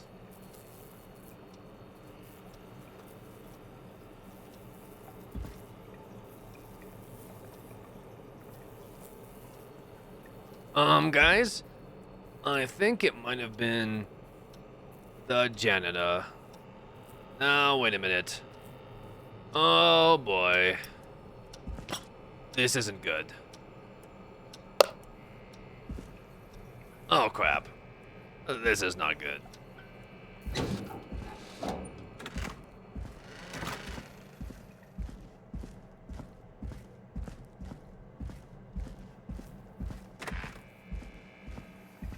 Oh crap, you guys. I think it might have been the janitor. Yes! Guy is excited.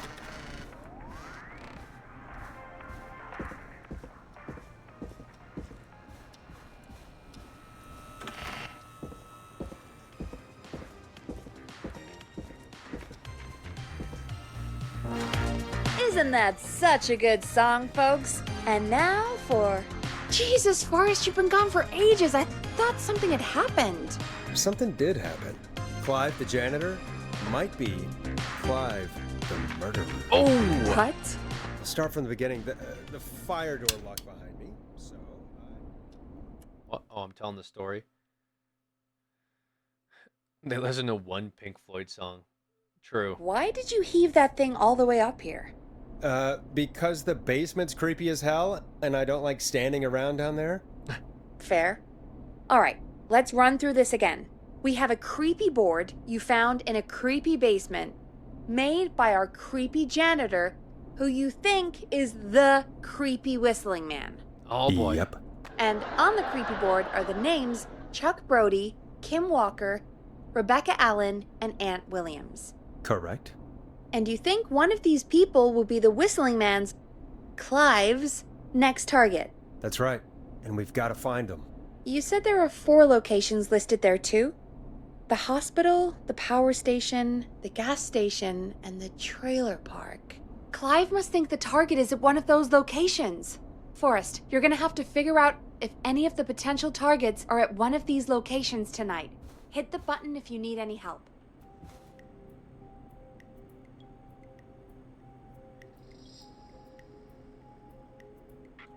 I have to read. Chuck Brody suffered a career-ending injury. To help him on his road to recovery, we are buying him some lottery tickets. Hopefully he gets lucky. Local doctor recommends all locals get their flu shot ASAP. Flu season is upon us. Staff surge at power station. Gallows Creek Power Station hires 20 new staff in record, 12 of which were students from Gallows Creek High. Marriage announcement.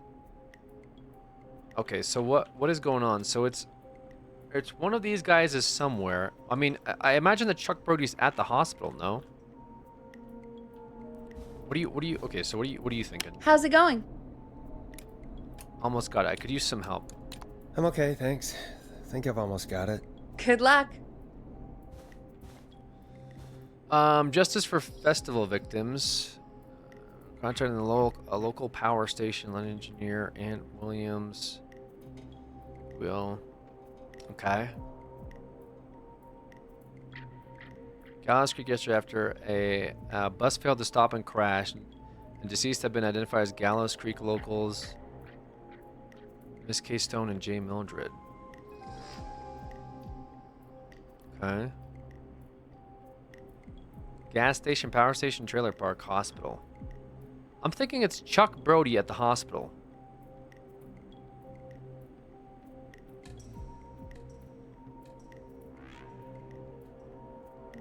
But I don't know. 24-hour gas station bought by a local ex-lottery winner. Wait.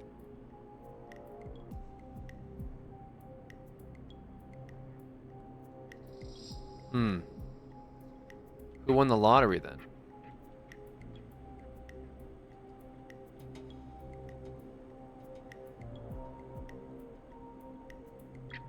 So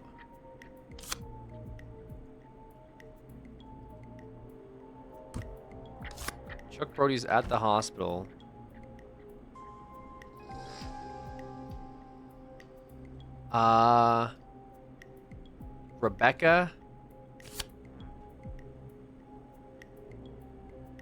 Rebecca Allen. Hold on. Who was at the trailer park?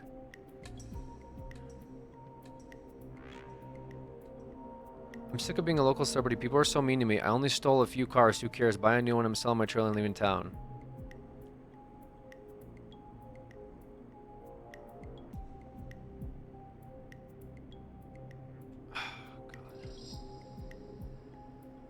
Kim Walker and Peter Strine got married. So what are you asking for here? Hold on. What are you asking for? How's it going? It's not going well. I could use some help. Okay, let's review the basics. We need to work out who the next target is. Yes. There's 4 locations, right? Yes. And 4 people. Yes. We need to figure out if anyone is at any of the 4 locations tonight. And if they are, we can call them and warn them. There must be some connections between the notes. That makes sense. Why tonight? Great. Need any more help? I'm good now. Thanks, Peggy. No problem. Today's the 3rd. Oh, okay. So what's going on the 3rd?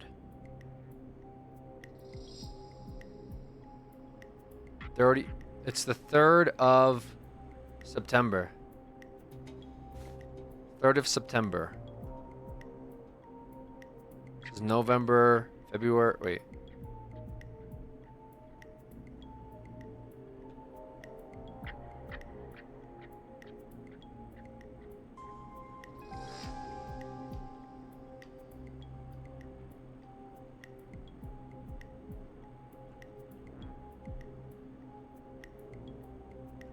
What the?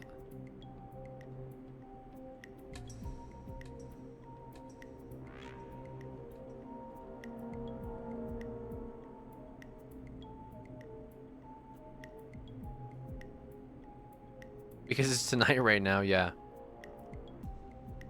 Tuesday 1st to Sunday 6th. Wait, this is relevant. What is this?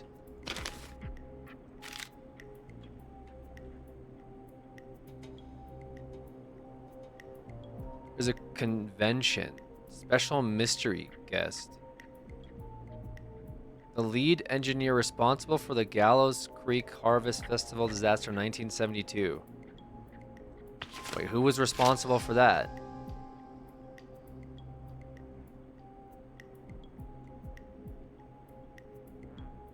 Yearly convention. So there's a yearly convention.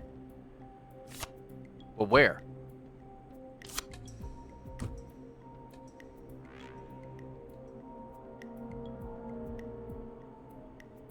Wait, what? Where's it taking place?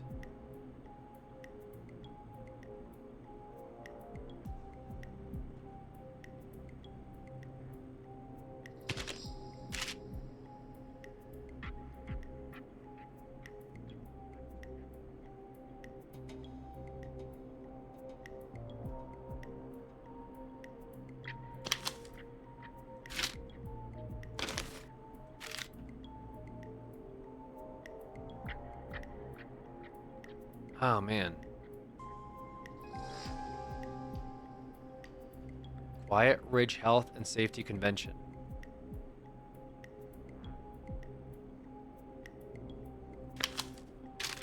Oh, boy. Who is Aunt Williams?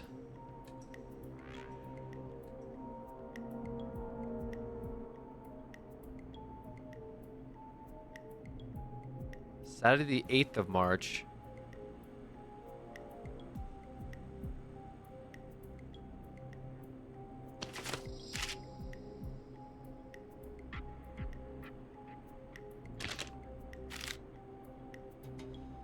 These are all connected, right? So is it Aunt Williams is going to be at the power station?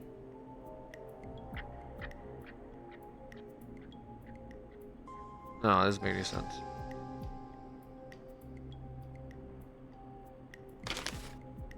Or this was done. Oh no, hold on. What is this? 2 years investigation of the festival. Investigative intelligence were contracted in from the local power station. Lead engineer Aunt Williams. Okay, so it's Aunt Williams. Aunt Williams is the lead engineer. He's speaking tonight at somewhere. I don't know where this is though. Where is this? Power station, trailer park, hospital.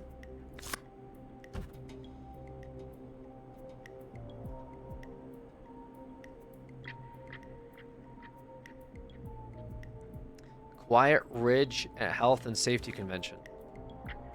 Where is that at?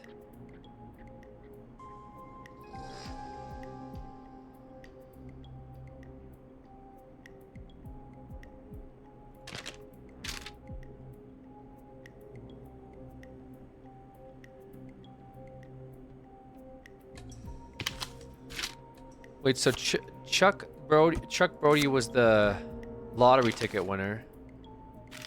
And he bought a gas station, right?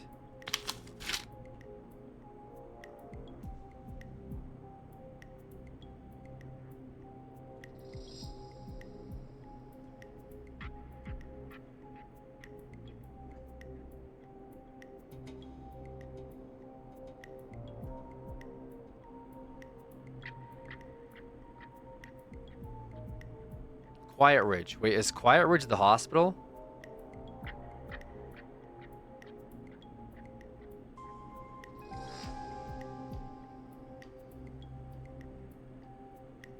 There was an article that talked about the hospital. Is it called Quiet Ridge? I think it's the hospital.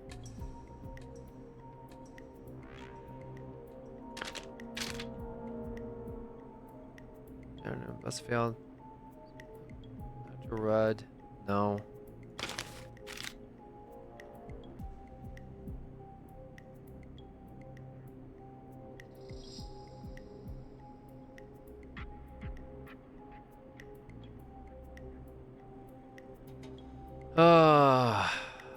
Quiet Ridge.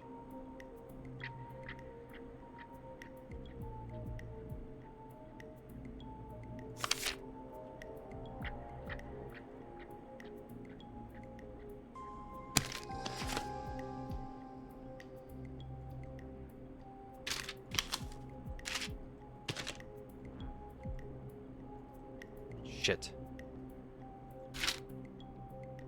I just need a confirmation.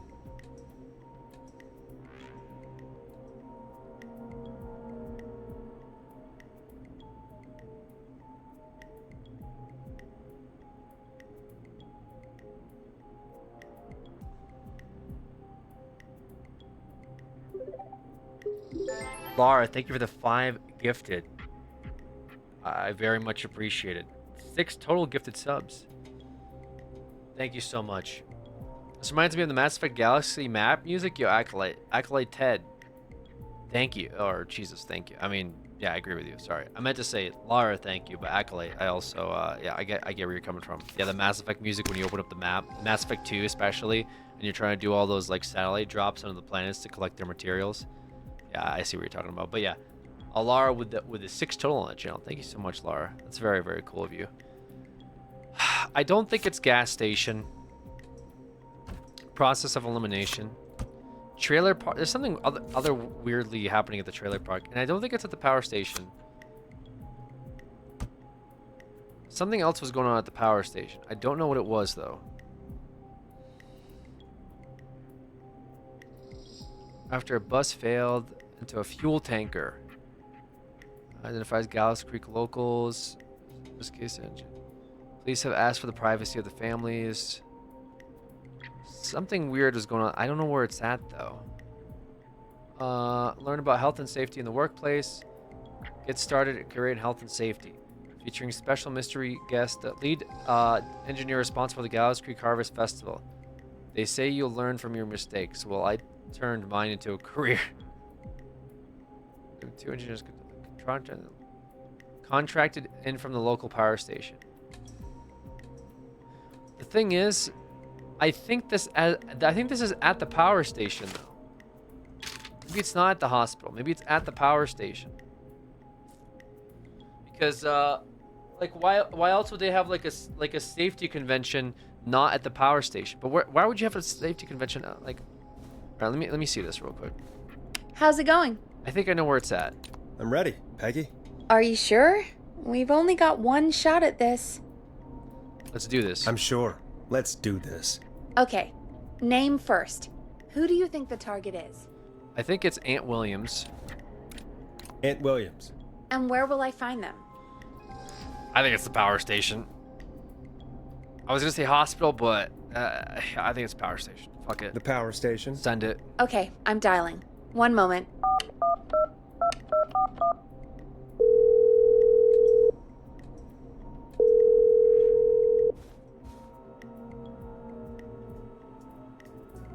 Forrest, I'm through to the power plant, but they say there isn't anyone by that name there. What? Then who? Jeez! It sounds like something blew up. Oh. He's using bombs now? Oh my god. The call board, Wait, what? One moment. Forrest, I'm getting so many calls.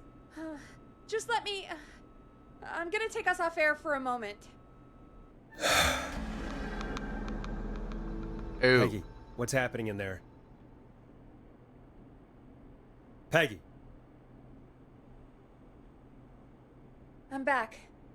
He blew up the gas station, Forrest. Wait, what? Okay. I spoke to the fire department and the hospital. The fire department is useless now, as you know. And, the hospital's only ambulance was at the gas station. Forrest, you've got to say something on the radio. You have to tell the town. I'm putting us back on air. Now. Gallows Creek, I don't know how to tell you this, but, the gas station's been bombed. What? Please, everyone, stay safe, stay inside, and... oh, just bring us into some music, Forrest. Why was it the gas station? Was it Chuck Brody at the gas station? He just lives there. Tonight was, this made more sense. September 3rd, there's a convention going on between Tuesday, which was this day, to Wednesday. So right now, the convention is happening actively. Aunt Williams at the dude, what the fuck? What?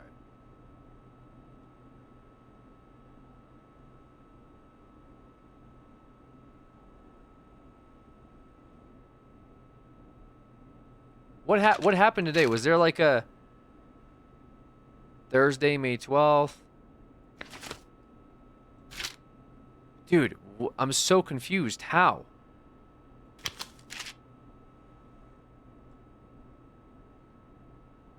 Dude, okay. Yeah, Here's some music while we regroup here on KFAM 189.16, The Stream.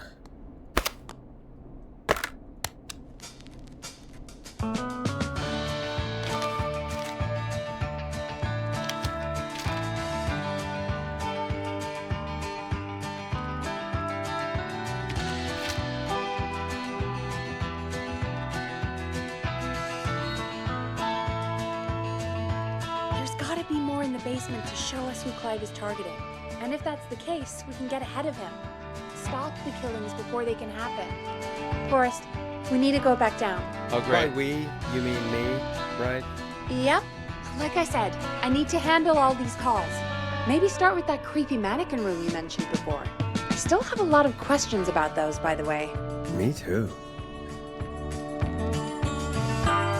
That's crazy. I don't feel like even telling me the answer, I would have thought of that conclusion. I would have thought the hospital next. Why the gas station? That's so random. How is it the gas station? Chuck Brody at the gas station? Just he felt like it? There's no significance about today? Who is he targeting today? Why wouldn't it be the convention? Well, Aunt Williams is at the convention. I need a key to get in there. That's crazy. And random. And quirky.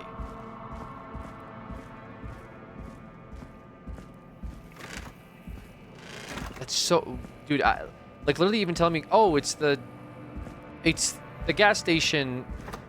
Like, I don't understand why. Maybe calling the hospital would have saved the ambulance at the gas station? No, because it's like she's like, we only got one shot at this. And it was like... Yeah, that would have been my third choice out of all the intel that I had. But also, I feel like I was supposed to get off the phone with that lady, and we never did that. So I am wondering what that's all about. Okay, where the hell is this closet? Needs a key. Okay, where, dude? That's crazy. If there's no cops, so the gas station blow up no matter what.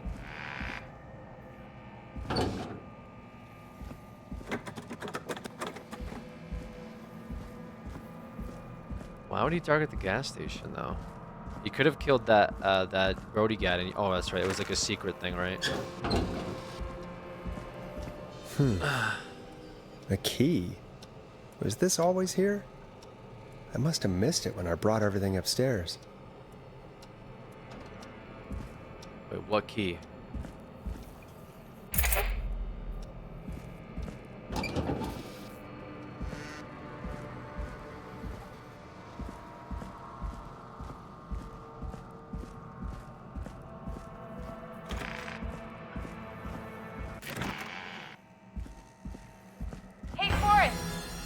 Give me some warning before yelling down the intercom? Sorry. Buzz the intercom when you find something and want to discuss it.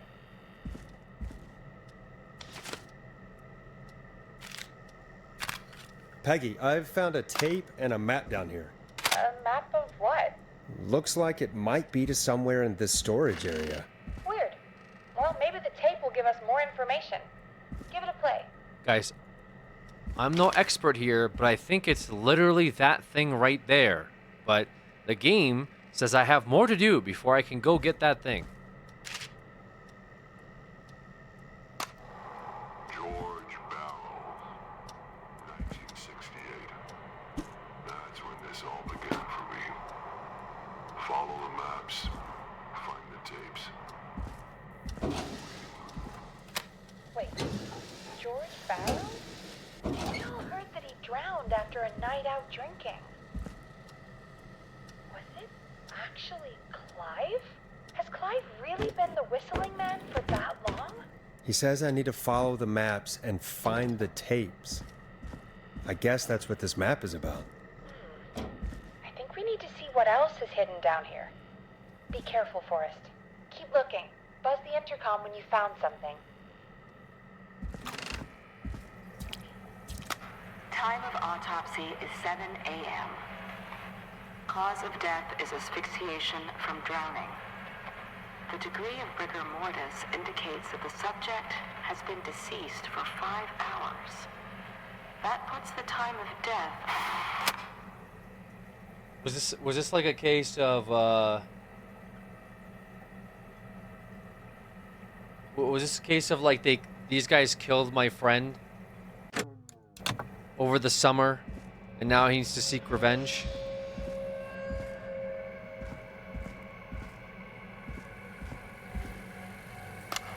Additionally, there appears to be a post-mortem injury to the arm. It looks like it was trapped in a car door.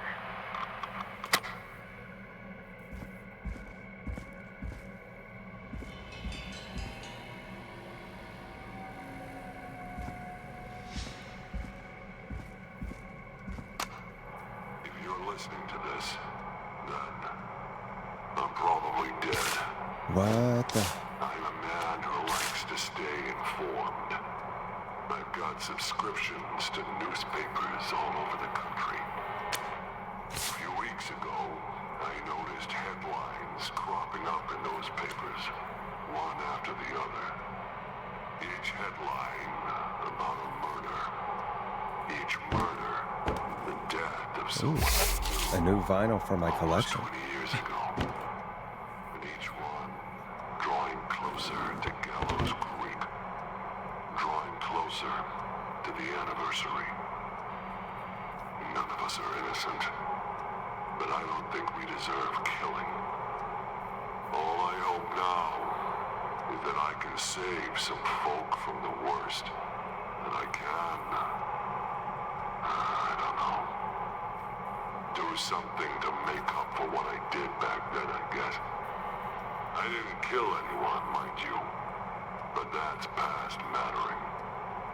Now, there's more I could say. That I should say. But my employer made it clear that my family would pay a high price if I ever spoke out. So, hopefully I've said enough for you, listener, whoever the hell you are, to start putting the truth together. What the hell? Peggy is not gonna believe this.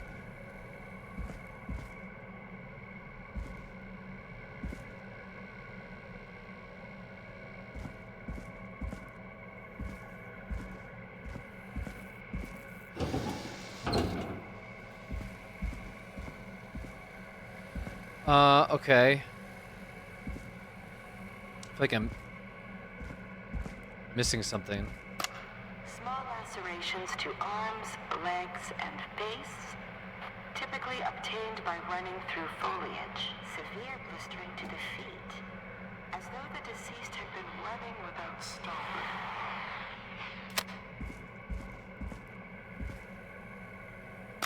Time of autopsy is 7 a.m. Asphyxiation from drowning. The degree of rigor mortis indicates the subject was deceased for 5 hours.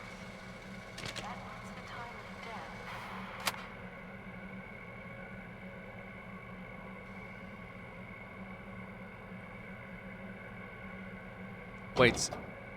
What is this?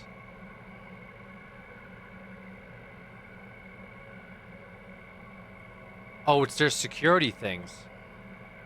It's the...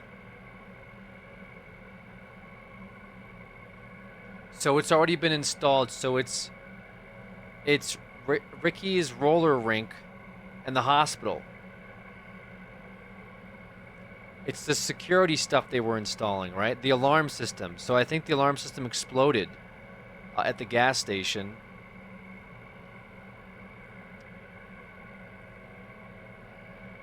Oh, we have one here? Delivered, but... Oh, man, so there's a bomb in here? Wait. Uh-oh.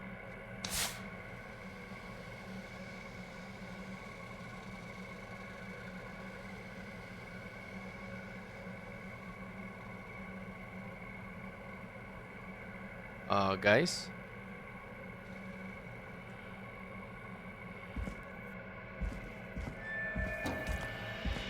I think this is a bomb.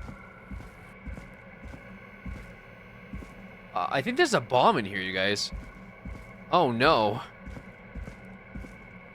What have you found, Forrest? It's an autopsy tape.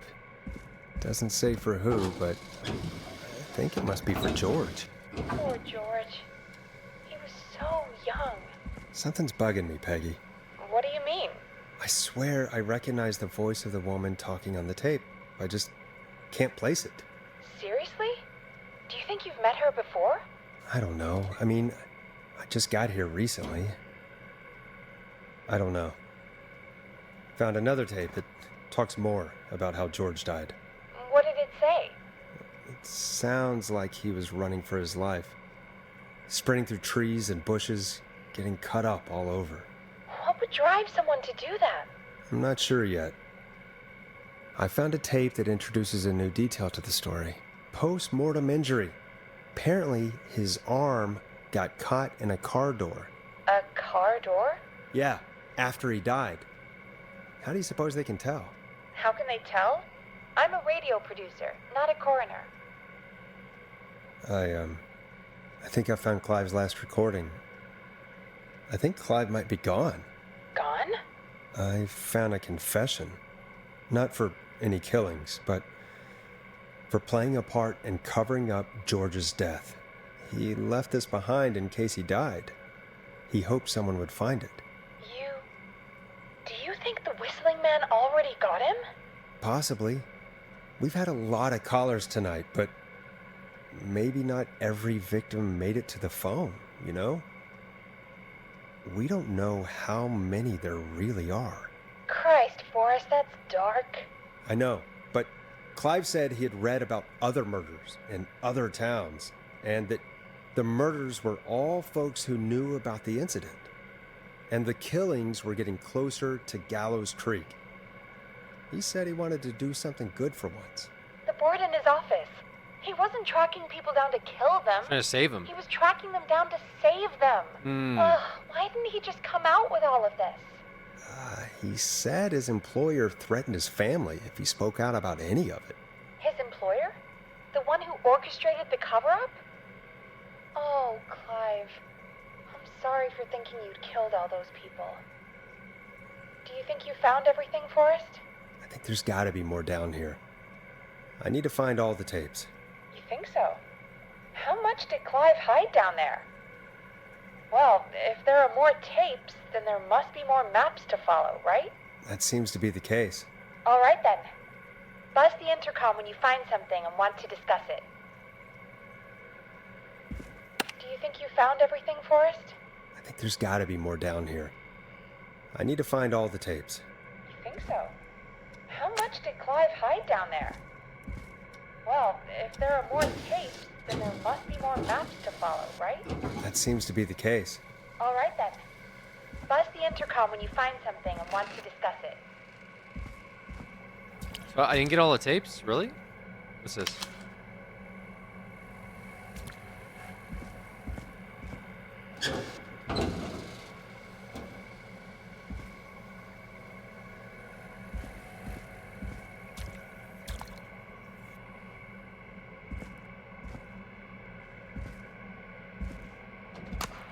Small lacerations to arms. We heard that one. Wait, is there a pic? Is it like leaving pictures behind? As though the deceased had been running without stopping.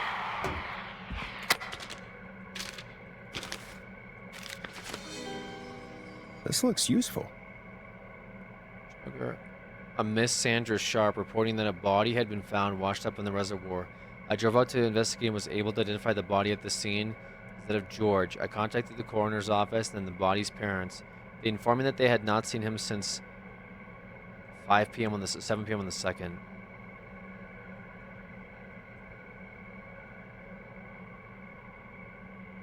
Sandra Sharp.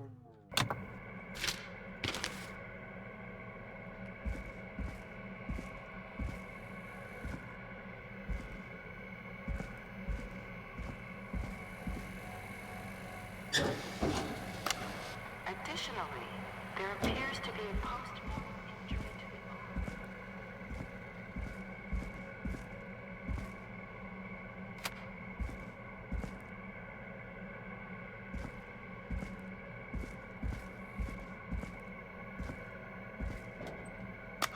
Preliminary toxicology results shows no signs of inebriation.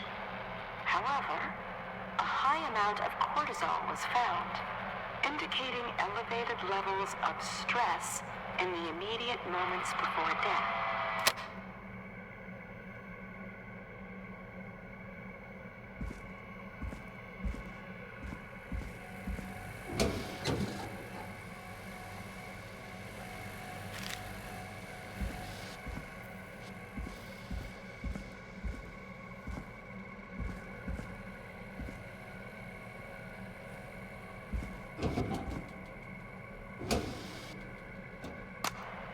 It is the coroner's opinion that the subject This likely has to be feared important. for his life and was chased, resulting in a fall from a height into a body of water where he hit his head, was knocked out, and drowned.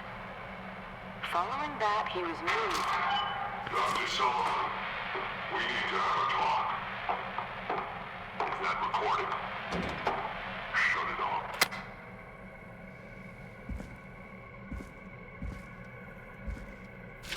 Was there a cover-up? Wait, what? Was the sheriff's office trying to cover it up? Is this like a sheriff's kid killed another kid and then he came in to cover the whole like situation up so others don't find? Okay. And now there's like a revenge arc going on. One big conspiracy. Yeah, it sounds a bit like a conspiracy happening. What have you found, Forrest? There's also a tape about a toxicology report. There were no signs of drinking or that he was on anything. What? But everyone said he went swimming drunk and drowned. It was in the newspaper and everything. I found a written autopsy report. What does it say? According to that, it's just like you said at the start. George drowned after getting drunk. Said he liked to fight, too. But that contradicts the tape. I know. And I think I know why. There's a note with the report that says, "I'm sorry I made you do this, Virginia." If it was on the autopsy report, then Virginia must be our coroner. Wait, the caller from earlier, when we had to call the takeout restaurants, wasn't her name Virginia? We need to call her back once we finish down here. It looks like she might know something about what's going on. I found a police report. Mentions a friend from earlier, Sandra Sharp. Sandra. The jazz runner? That's right. She found George's body washed up at the reservoir. The reservoir? Yeah? What's strange about that? George got cuts from running through foliage, right? But there's no forest around there. Also, how did it wash up at the reservoir? What do you mean? Reservoirs don't have tides. But that's what the police report said. It's not possible, though. I did a school project on reservoirs and got an A. But, yeah, not important right now. The important thing is that it doesn't make sense. What are you suggesting then? That the body was originally found somewhere other than what the report suggests? That the sheriff tried to cover it up, but accidentally let something slip? That's what I'm thinking. Something like that. Well, Sheriff Matthews wrote the report. If he hadn't been eviscerated, we could have asked him. True. But Sandra is still alive? Once we're done down here, we should give her a call. In another tape, the coroner comes to the same conclusion as I did. George was running from something. Maybe an animal? Maybe, but then there's this next bit, where the coroner thinks he was moved post-death. This is the car door. The body? How weird. At the end of the tape, someone burst in and demanded Virginia stop recording. I think it was Clive. This is starting to make sense now. This is a conspiracy to cover up what happened to George. Do you think you found everything? I think so. Forrest, what's going on here? Someone wanted that boy's death to seem like an accident. And they hired Clive to make it look that way. Come back upstairs when you're ready. We need to figure out our next step. Did you just save everyone to solve this? Well, the cop at the beginning died, right? Thank God you're back, Forrest. I've been running out of stuff to pad our airtime with. We saved the other Peggy, person, you the work in coroner. radio. Forrest, I'm stressed. I mean, really. How are we supposed to keep a show going with all this happening? This is our job, Peggy. I gotta do it. You're right. So, what's the plan now? I think we should call Virginia back. All right, I'll get her on the line. Okay, Forrest, shut the music off.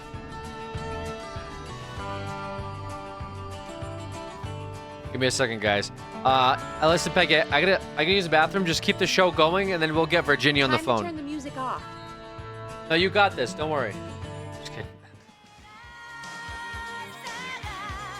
BRB, folks. And then we'll finish this game up.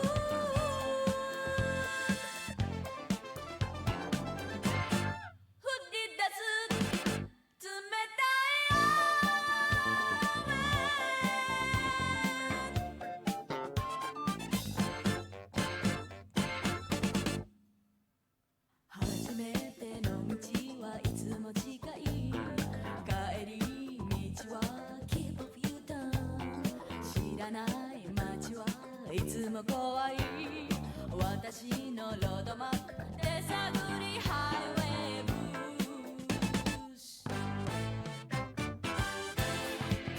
の頃とってもいいねどこを歩いてきたの何を探してきたの見えないのを見てきた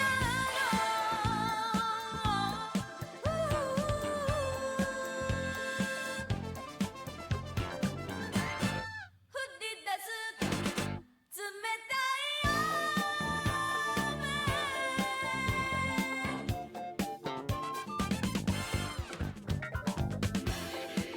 この頃とってもいいねどこを歩いてきたの何を探してきたの見えない色を見てきた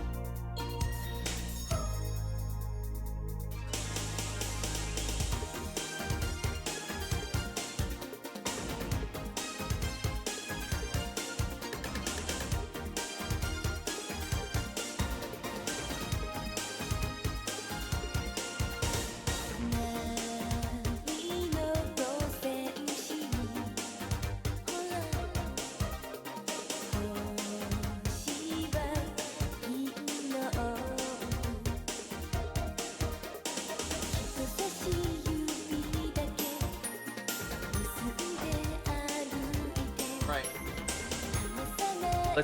Let's conclude this thing. All right. Here we go. Time to turn the music off. Agreed. Hello again, Gallows Creek. This is Forrest Nash. We're circling closer to the truth behind tonight's events.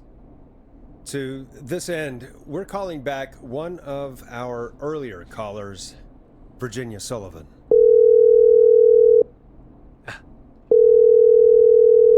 Fredman Plunker here? Who's this? Is it you? Goose? Plunker, hey, it's the Radio Man, Forrest Nash. Radio Man? What's up? Solving mysteries, saving lives. The huge. Right. Chrissy, thank you so much for the 5 gifted. Really appreciate it. She asked if we could Thank you, stay Chrissy. and keep an eye out for that whistling turd. So we're hanging out, bro. Thank you, Chrissy. Well, that's big of you, Plunker. And Laura, thank you as well for the 5 earlier. Oh, it's nothing. Can I speak to Virginia? Sure thing, Radio Man. I'll just go get her. Who is this? Hey, Virginia, it's Forrest. I'm glad you're still okay. Oh, Forrest. Sorry, I'm still jumpy. Sorry to hear that, but listen, hey, we need to talk. What about? We're calling because we think you can help us understand. And your proxy with the 74 months, huge. Me? What would I know? Does the name Clive mean anything to you? Clive? No. I don't know that name. What are you asking about this for? You mentioned that name earlier when you called us the first time. I don't know what I said then. I was petrified, Forrest. Clive's the janitor at our station, and we know you spoke to him in the past. Forrest, please. You don't know what you're doing. He'll come for me. Virginia, it's okay. Clive won't be coming after you. So We think so Clive's thank you dead. as well. Dead? But isn't he? He's the whistling man, Forrest. We thought so too, but You don't understand. All those years ago, he... It's okay, Virginia. He's gone. We found evidence to suggest he... Well... And we found thank you your guys for those autopsy resubs. reports for Very George cool. Barrow. How? I saw him destroy them. Well, he didn't. I don't know if he kept them or made copies or what, but we found them, and we know it's related to what's happening tonight.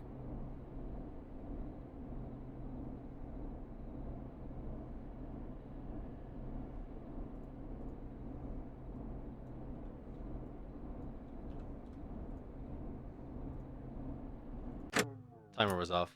Which is why we called you. Why did you write a false report? All right. One day, I came into work to find a boy on my slab. And as I finished the autopsy, this man, Clive, he just burst in. And he started making demands to give over the reports, to falsify what I found. Of course I said no. But, well, when someone wants to make you do something, they can use the carrot or the stick. For me, he used both. You see, my sister is sick. She has a chronic condition that's never going away. It's expensive to treat, and it was getting to where I couldn't afford it. And Clive promised me that his employer would pay for my sister's treatment if I did what he said, and that if I ever spoke about this, he'd beat me to within an inch of my life. I don't know why he had me do it, but my sister needed me. You have to understand, she needed me. We understand. What's the timer to sub rate? 5 minutes per sub, I believe. Thank you, Virginia. That was brave. God, I just want this nightmare to end. This will help end it, Virginia. Thank you. Stay safe, Virginia.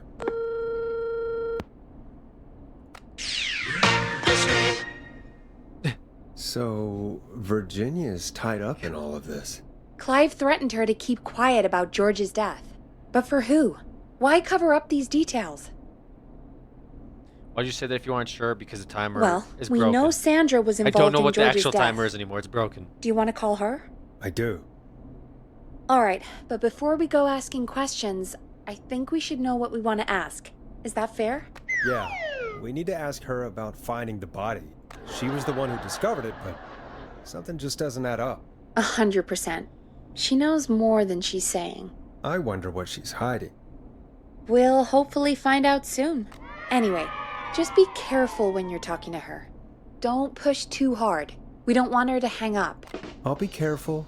All right, calling her now. Hopefully she's at her jazz studio.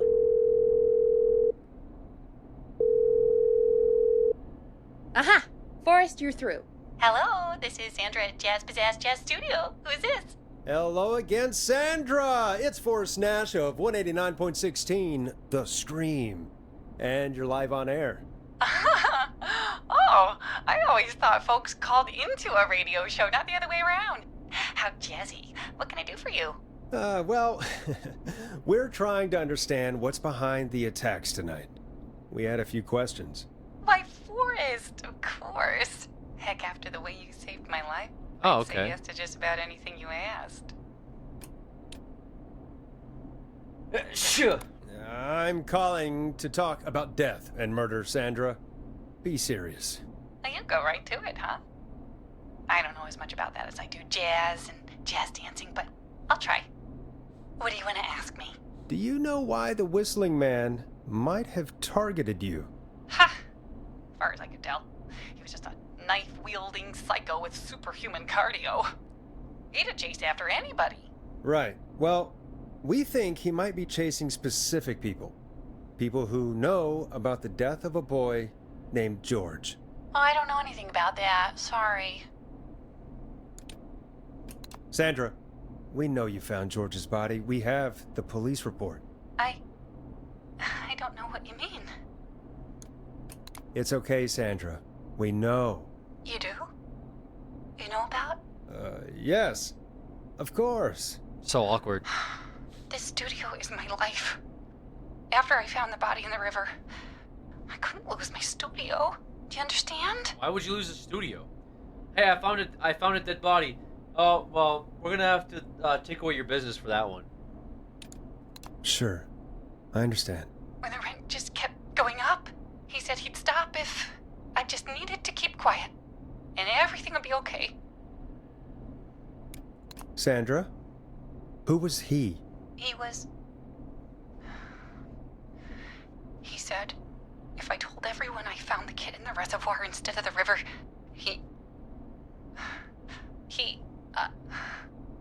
I'm sorry. I can't do this.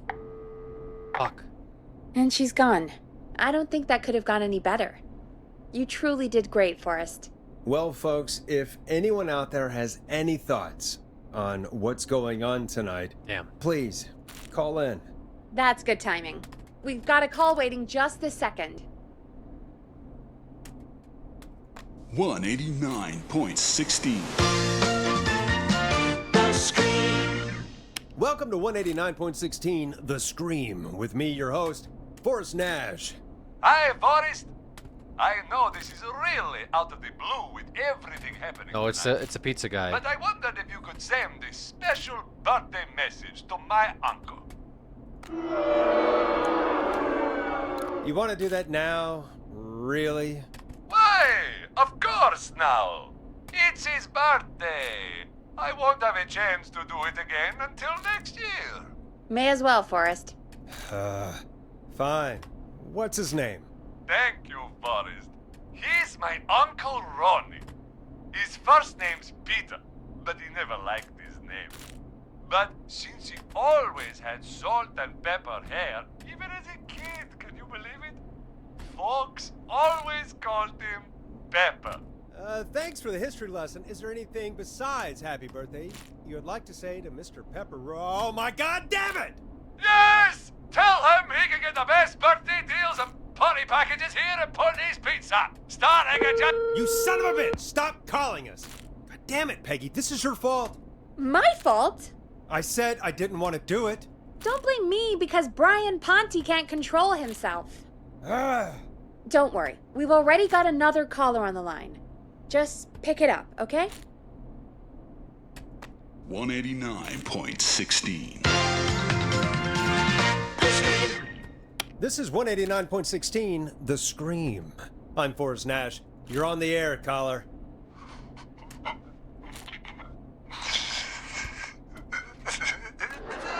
Caller.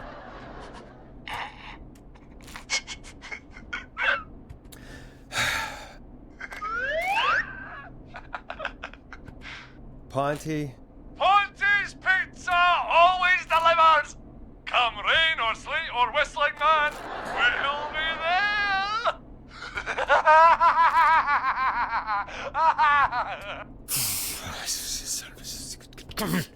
Forrest? Forrest? Are you okay? Forrest? I hope the whistling man gets him with his own pizza slicer. Jesus, Forrest? Sorry. That was too much. It's okay. It's been a high-stress night. Don't worry about him anymore, okay? Not for tonight, anyway. I think he's spent for now. We've got another call, whenever you're ready.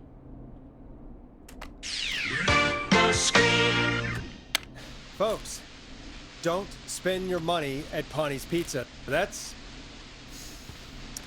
all I'm gonna say about that. Moving along, I'd like to welcome another caller to 189.16 The Scream. With me, Forrest Nash. Who, may I say, is calling? Well, hello again, Forrest. Oh, it's her. Dawn. We played your song, Long Ride Home. Did you hear it? Can you tell us? Never mind that now. First, I'm calling because I need your help. What? Don. We had a deal. Kept my end. Who is the next target? Oh, it's too late for that now. I'll be the judge of that. Oh, fine. Chuck Brody was the next target, but Damn. that ship sailed. Chuck, if you just told me, then... I'm sorry, I probably should have. You all good, Spunnix. Have a good sleep. I'm sorry. You said you needed help? I sure do.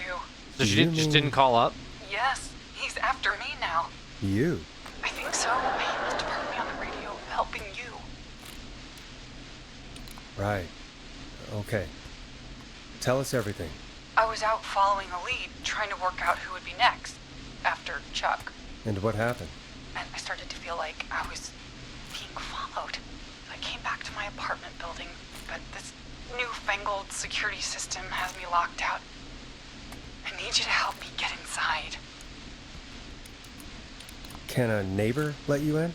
I only moved in last week. I don't know anybody yet.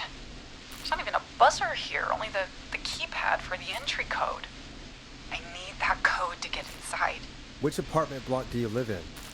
Maybe one of our listeners lives there too. It's the new Woodside apartment building between the town hall and the trailer park. But I doubt any of your listeners live there. Did she run your, I don't like, have over a many goat? neighbors. Sounds like a prime piece of real estate. The sound really carries at night. Shit. Sounds like a noisy part of town. It is. Boy, I wish he'd muzzle that thing and... Oh.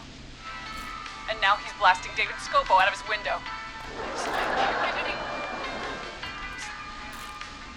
He's coming down the street. I don't think he's seen me yet. Forrest, please. I need your help. I need the code for that security system, or I'm gonna die. What's the name of the security system?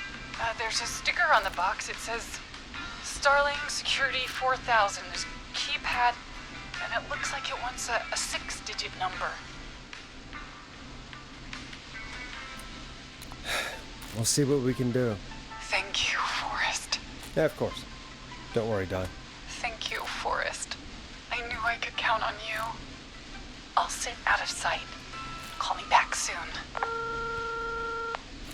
All right, folks. Here's a little tune for you all to enjoy while I try to break Dawn into her apartment.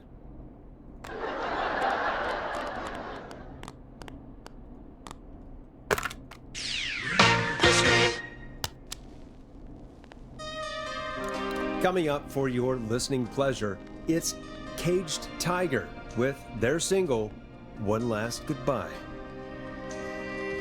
You were pretty quiet there, Peggy. Forrest, was it just me, or was there something...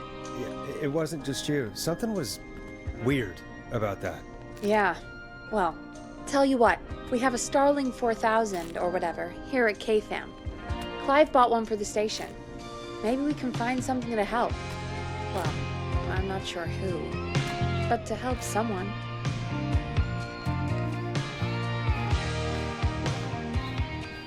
Okay, so she's locked out of the Woodside Apartments, and somewhere, Clive probably has the papers for the Starling 4000.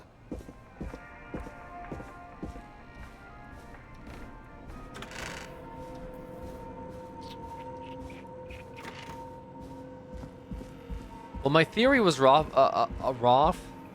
Jesus, I can't talk. But like the Starling 4000 user manual. Ah, Chuck these Brody codes should come in handy. By the way, was Chuck Brody the name of like my GTA RP character that we did one time? What a funny coincidence.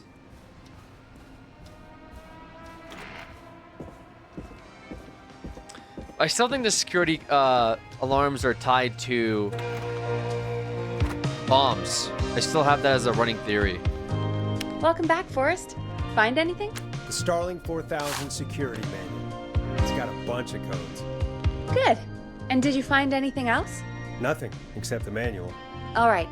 Well, I'll get Dom back on the line then, Forrest. I'll let you take it from here. Thanks, Peggy.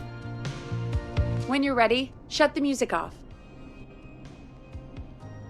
189.16. Line 1, whenever you're ready. Don, are you there? This is Forrest Nash from 189.16, The Scream. Oh, thank God you're back. I'm so afraid. What's the code to the gate?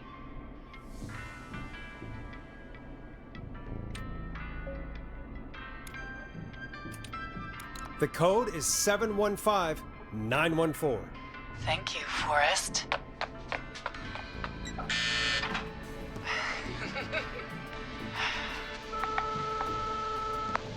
Forrest, what did we do? Wait, she's the... I knew it. Let's just see what happens. Forrest, there's another call coming in. Evening caller, you're live on... Did we just let her in to our alarm? Forrest! Our system? The psycho's somewhere in the roller rink, dude. Oh. I just saw a shadow. Okay, we let her into the roller rink. Get in. Oh. You gotta help me, man. Forrest. We let her into the roller rink. Come back. Oh, that's his dog. I knew it. I knew it. Remember I said Dawn is probably the killer? I had that as a suspicion. But I can't let And then they showed Clive and I was like, oh, I guess I was wrong. But I'm still on to something. Maxie! Maxie! Wait, what happened? Maxie! Wait, what? You didn't do anything wrong!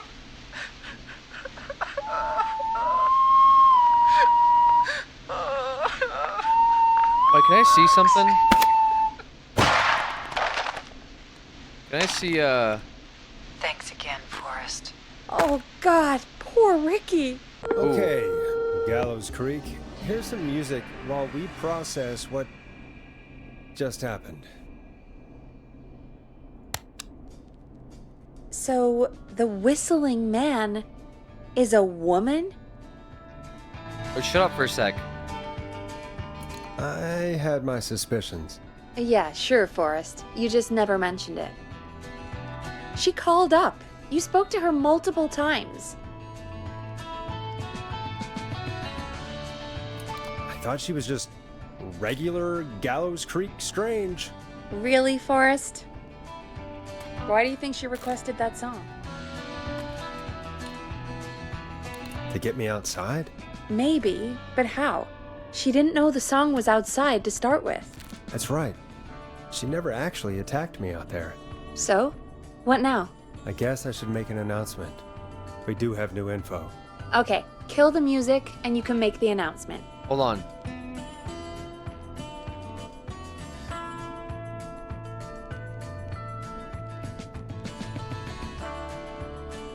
Okay, Forrest, shut the music off. Shut up for a sec.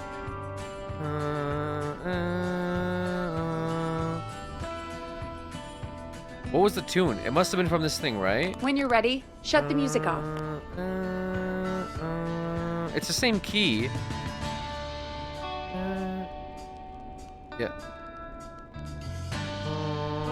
Okay, Forrest, shut the music Brother, off. Peggy, shut the fuck up.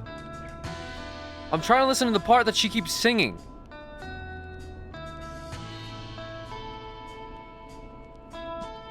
Time to turn the music off. Oh, I fucking hate you. Okay, you're live in 3, 2... Hey folks, this is Forrest Nash here. I hope you're all safely locked inside. For those of you listening to that last call, you might be wondering what to make of it all. Here's our take. We now believe the killer is actually a woman. One who might manipulate you into letting her in before she attacks you.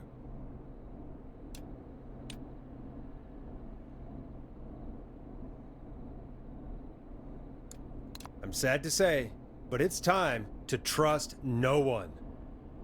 The killer was calling themselves Dawn. This could be a fake name. If anyone needs help or you have info on the killer, please call in. You folks have my new number, right? It's 911. Hopefully, our next caller can help shed some light on our killer. Hey, we had a call come in. Okay, folks, time to take a call. This is Forrest Nash, and you're listening. Please help me. My name is Casey Moore. I'm at 25 Nancy Drive. My best friend's been stabbed. He's bleeding everywhere. I don't know what to do. Please help me. That's next to us. Somebody's been stabbed? Can you tell me what happened?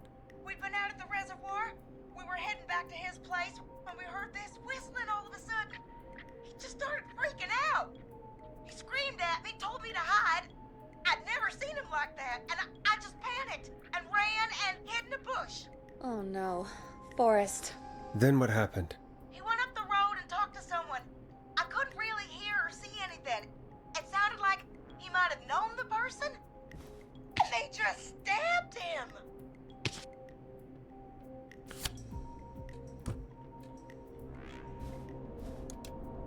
Casey, was he talking to a woman? I don't know. They had a mask and wore all black. That's all I know. Please, we need help here. I'll get you help, but I need to know. Where did the masked person go? They left. They left him to bleed out. I waited till they were gone, then dragged him into the garage and called 911. Wait, why didn't she make sure he was dead? I don't know. I think I heard them say something like, "It's not so funny now, is it?" before they left, but please, he needs to get to the hospital. I can't drive, so we need an ambulance. Forrest, the ambulance was destroyed in the explosion at the gas station.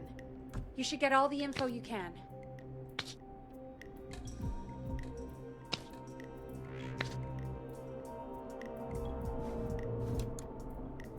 What's your friend's name, Casey? It's Jason Parker. Can you tell us where Jason was stabbed? They stabbed him in the stomach, and then stabbed him again in his leg when he was on the ground, and it's... Oh, the knife is still there in his leg. We'll be right back. Peggy, patch us through to the hospital. On it. Phoning St. Gabriel's now. Switch to line 2. Hello, St. Gabriel's Hospital. How can I help you? Hi, this is Forrest Nash from 189.16. We have a stab victim at 25 Nancy Drive named Jason Parker. He's been stabbed in the stomach and the leg. He's bleeding heavily. Oh God, I'm sorry. But the ambulance is, well, you know. I know, but please, we need something or he's going to die. Forrest, Listen, you're going to have to get him here. We need to see him and we can't get there ourselves right now. We don't have any way to drive him right now. And even if we did, he's bleeding out fast. Alright, listen. We need to buy him time to get here. That means stopping the blood first, and then finding someone to stabilize him. To stabilize him, you really need someone with first aid training. Do either of you have any? No. Me neither. Damn it. I'm really sorry about this, but I have other patients who can't wait. All I can do is talk you through the procedure as quick as I can, and then leave the rest to you. You think you can handle that? Trick shot. We don't really have much choice. Hit me. Okay, from the top. If he's bleeding out, then you need to get him comfortable and try to stem the bleeding. Lay him down. Apply continuous pressure directly to the affected areas. When the bleeding slows, get a clean cloth of some kind and hold it over the wounds. Get them comfortable. Apply pressure. Clean cloths when slowed. Got it, I think. You said he was stabbed, right? If the object he was stabbed with is still in him, don't take it out. It's stopping the worst of the bleeding right now. If anything, you should secure it so it stays where it is. I wouldn't have thought of that. It makes sense, though. God, that was a lot of info. But I think we can handle this. Glad you got it so far, because there's more to go. This is a lot to remember. Are you sure you can't stay on the line? We're wasting time. Please, just let me continue. If he's lost a lot of blood, he may enter shock. If he does, act fast. If you applied a cloth and it's bleeding through, don't remove it. Just apply another on top of it. If it's safe, elevate his legs to get blood circulating to his vital organs. Try to keep him warm. Get him to rest and reassure him. We need the patient to stay calm. All right, don't replace bandages. Elevate his legs. Keep him warm and calm. This is a lot. I'm really sorry. That's as much as I can give you right now. Try to stop the bleeding, find someone to get him stabilized, and get him here as quick as you can. Good luck. All right, Forrest. Casey's still on line 1.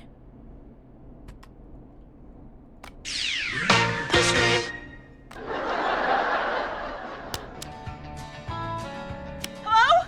Hello? Forrest, are you there? Hi, Casey. I'm here. How are you doing? I need help! I've been putting pressure on his stomach wound since you left. But he's still bleeding. I don't know what to do. That's good, Casey. The nurse said to do that. What about the knife in his leg? It's gotta be hell. Should I pull it out? No, don't touch the knife. The bleeding will get worse if you pull it out. Are you sure? I'm sorry. I'm gonna stop making suggestions. No, don't worry, Casey. We're a team here. We're all going to get Jason through this. Casey, is his leg wound bleeding right now? I hate looking at that knife. Yeah. It's bleeding. His stomach is worse, though. All right. I think we need to leave that knife alone. All right. I'll just keep putting pressure on his stomach for now. Forrest, can I have a word? Now isn't the best time, Peggy. Can it wait? Forrest, it's kind of important. All right. Give me a second. Casey, I'm going to have a quick word with Peggy. Keep putting that pressure on and let us know when the bleeding is under control. You're doing great. But what if something happens? We'll still be here. Just shout if you need anything, and we'll be there. I promise. Okay. I'll wait. Jason, please be okay. What's up, Peggy? We can't stay on the line with her all night. Dawn is still out there. What if other people need us? Bro, immediately. You're right. Hey, can we just like fuck She's off? probably like, on it's her bad way for to her next content. target right now. Really bad for Exactly. views. And you heard the nurse. Her dying We friend need is kind someone of there boring. with training who can stabilize him. He's got to get to the hospital somehow. Any suggestions, Peggy? I might.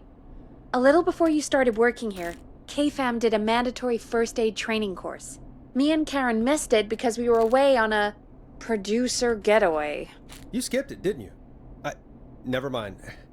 So, how does KFAM's first aid course help us? Casey said they're at 25 Nancy Drive, right? Yeah? Why? They put up a bunch of cheap houses around there about 10 years ago. So a bunch of people here at the station live around there. Do you think any of them could help Casey and Jason? Probably, but I don't know who lives there. And since I missed the training day, I don't know who knows first aid. Could you call them and ask? I don't know everybody's numbers. I've only ever called Karen. Everybody's personnel info is probably in Reggie's office. Got it. I'll look through their files in Reggie's office. It's a life or death situation. I'm sure they won't mind. Right. But there are a couple of problems with that. Naturally. It's sensitive information, so Reggie probably locked it in his safe. Great. Great. Do you have any idea what the combo for the safe could be? Not a clue. Reggie's a serial note taker, though. Maybe something in his office will give it away. Right. There is something else. I'm not gonna like this, am I? Have you ever heard, the future is floppy? Peggy, what the hell are you talking about? I'm talking about floppy disks. Floppy disks are like these futuristic things that have information on them. You put them in a computer and they do something. Peggy, I know what a floppy disk is. Anyway, Reggie decided that the future is floppy and started phasing out our physical records and replacing them with these floppy disks. I imagine it's the same for our personnel files. That's good to know. Since we haven't heard anything from Casey, I'm guessing Jason's okay for now. I'll check out Reggie's office and see what I can find. You'll need a key for that. I'll just slide it under my door now. Bro, how many Thanks, keys does Peggy. she have? I'll just have to look around.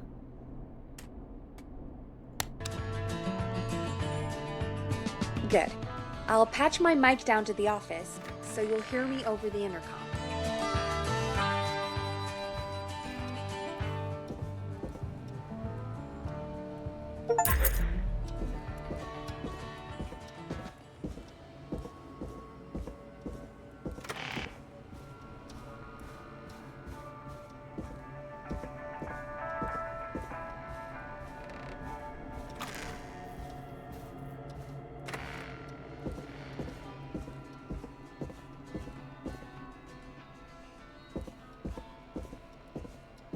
half the town works at this radio station. 1,000 people, man. Right.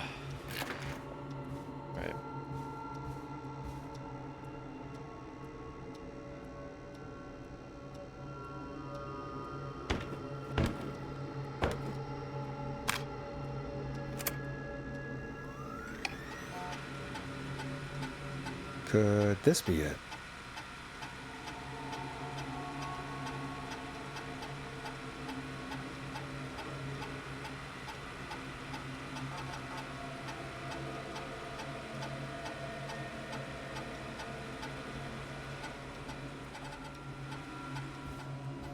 Looks like I need a 4-digit code. Nice.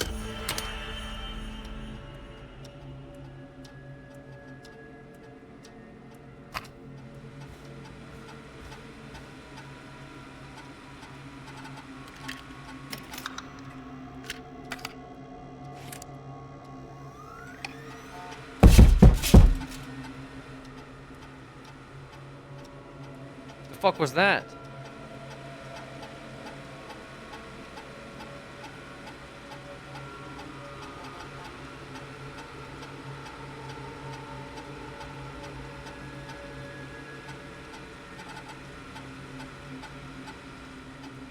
So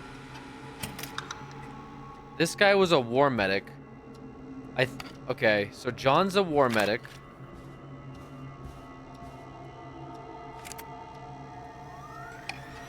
Get a load of this, Peggy. Apparently, I'm a lone wolf type.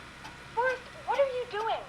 We don't have time for this. Oh, sorry. We have a man literally dying on the line, and you're more interested in you. You're right, I'm sorry. I need to focus on possible candidates. I can read the rest of this later.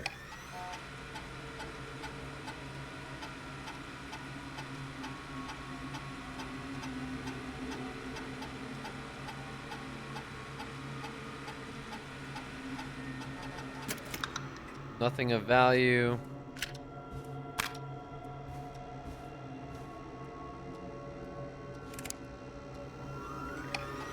Hey, Peggy. I think Reggie's on to you and Karen. Maybe don't bring those little drink umbrellas into work for a while. What? Why are you reading my file? You need Sorry. to find someone who can help Casey. Sorry. I already know I can't. Don't waste time. You're right, I'm sorry. I need to focus on possible candidates. I really shouldn't have read both. We're in a hurry.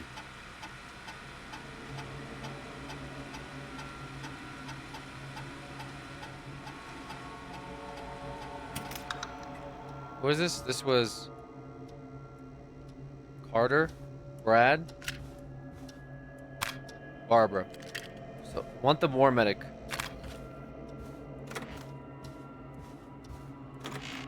War medic is the move. They all know what to do.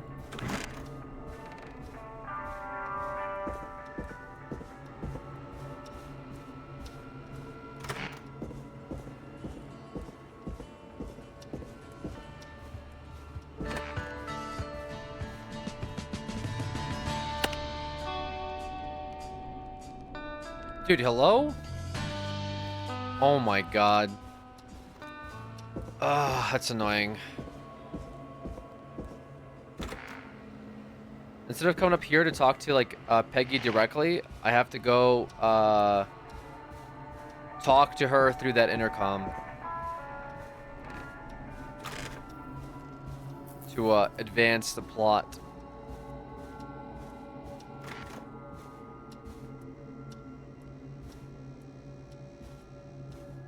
Hey, Peggy, you there? Yeah, I'm here. Did you find what we need? I think I know who our best bet is to help Casey and Jason. All right, good work. Who should I... Hello? Is anybody there? Please pick up. There's a laugh track. Casey, I'm here. What's wrong? Jason started going pale. I tried to get him to rest, but he just threw up everywhere. What's happening? What do I do?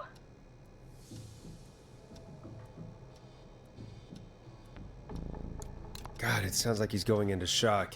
Casey, just stay calm. It's going to be okay. But the bleeding seemed to slow down. Did I mess up? Jason, I'm sorry. Casey, calm down. You've done everything right. I need you to listen to me, okay? For Jason. What did the nurse say to do about shock? Oh shit. Casey, I need you to elevate Jason's legs. We need to get the blood flowing to his vital organs. Got it. Jason, stay with me. I'm just gonna move you. This might hurt. Okay. I propped his legs up on some boxes. I'm looking at my notes. We need to get Jason as warm and comfortable as possible. Do you have anything you could use nearby, Casey? Yeah. I still have some laundry next to me. I'll wrap him in some blankets. Just give me a second. Sorry. Oh.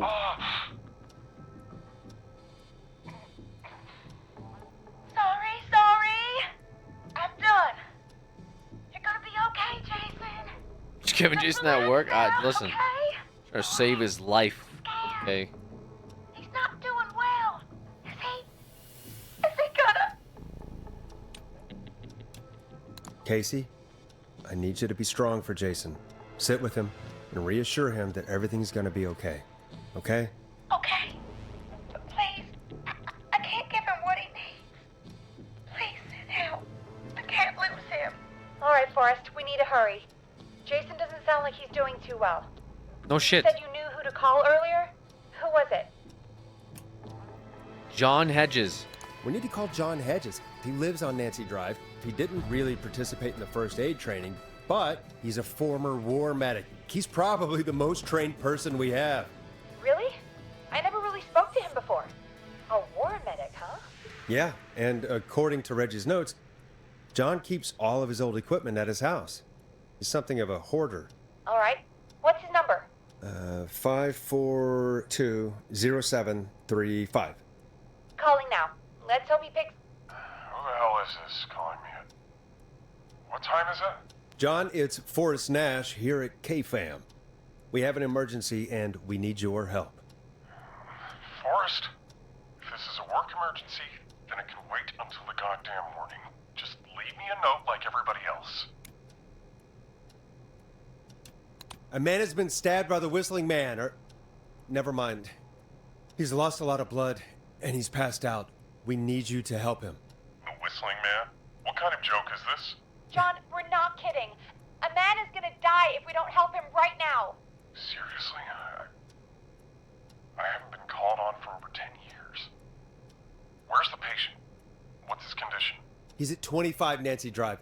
I think we got his friend to stem the bleeding, but he's gone into shock. He's passed out right now. You say he was stabbed? Do you know the extent of his injuries? Why do you say From what we were patient? told, he Is that has weird? 2 major stab wounds. Any military one to the folks stomach here? And one to the leg. Do you think The it's knife weird is still in that his he would say leg, patient the and not stomach like wound is victim or open. something? Understood. I don't know. Let me grab a few Semantics. supplies and I'll head right over. Damned if he dies on my watch. Thank you, John. We'll let him know you're on your way. Good luck. Hello, Casey. Are you there? No, it's How fine. are we doing? Okay. Jason seemed really weak. And then Patient's pretty normal lingo. Like if someone's in the field in war and they got shot, would a war medic roll in and say, "Where's the patient?" Right?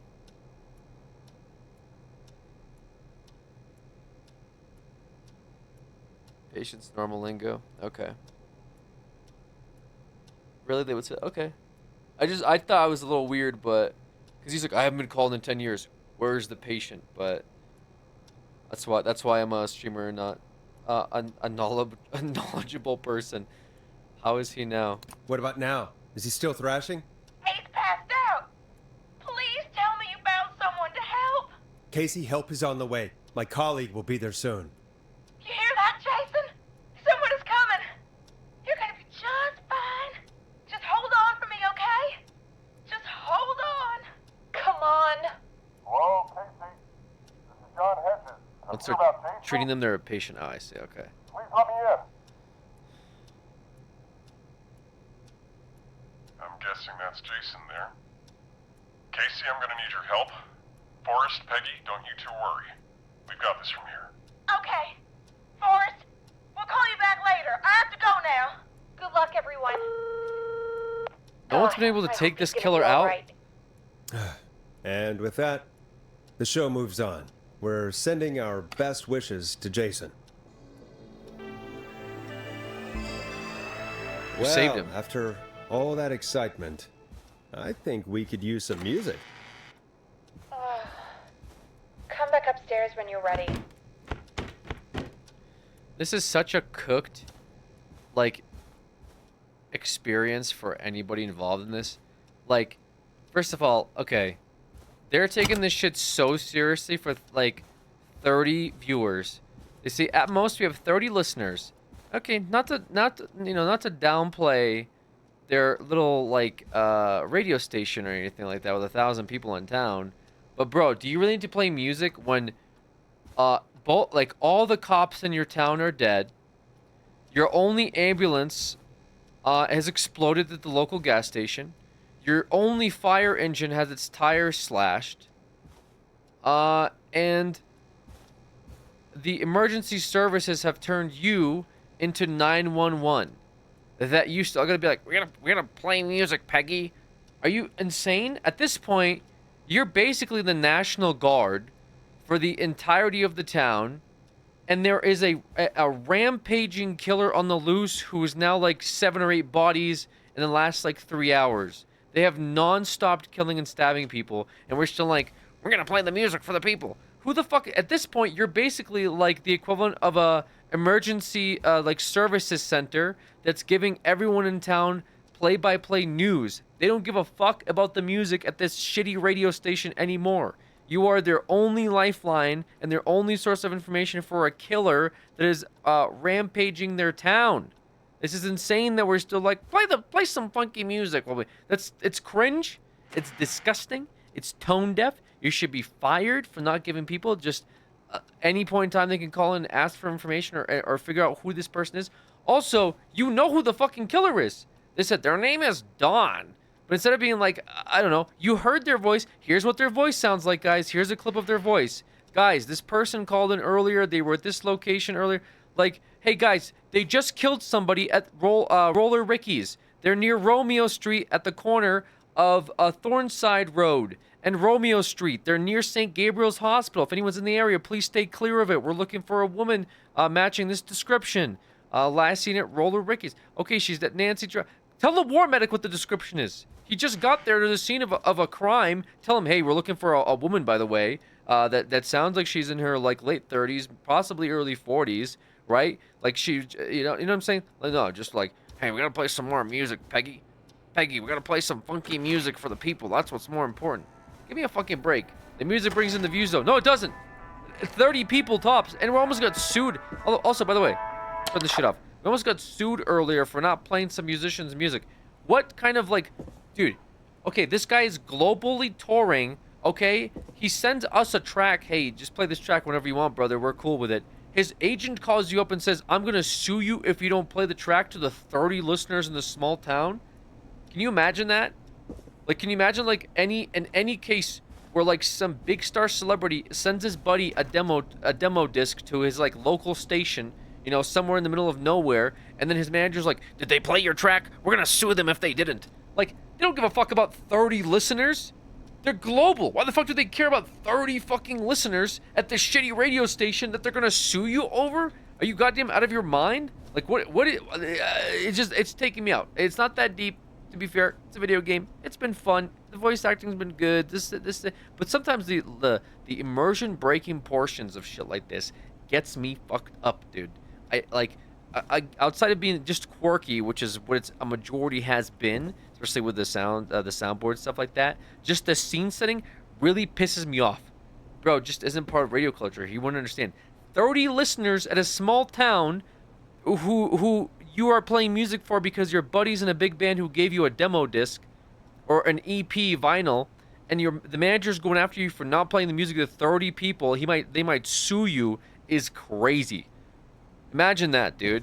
Imagine you get somebody like the Beatles and nice to meet you. Like Ringo's buddy gets a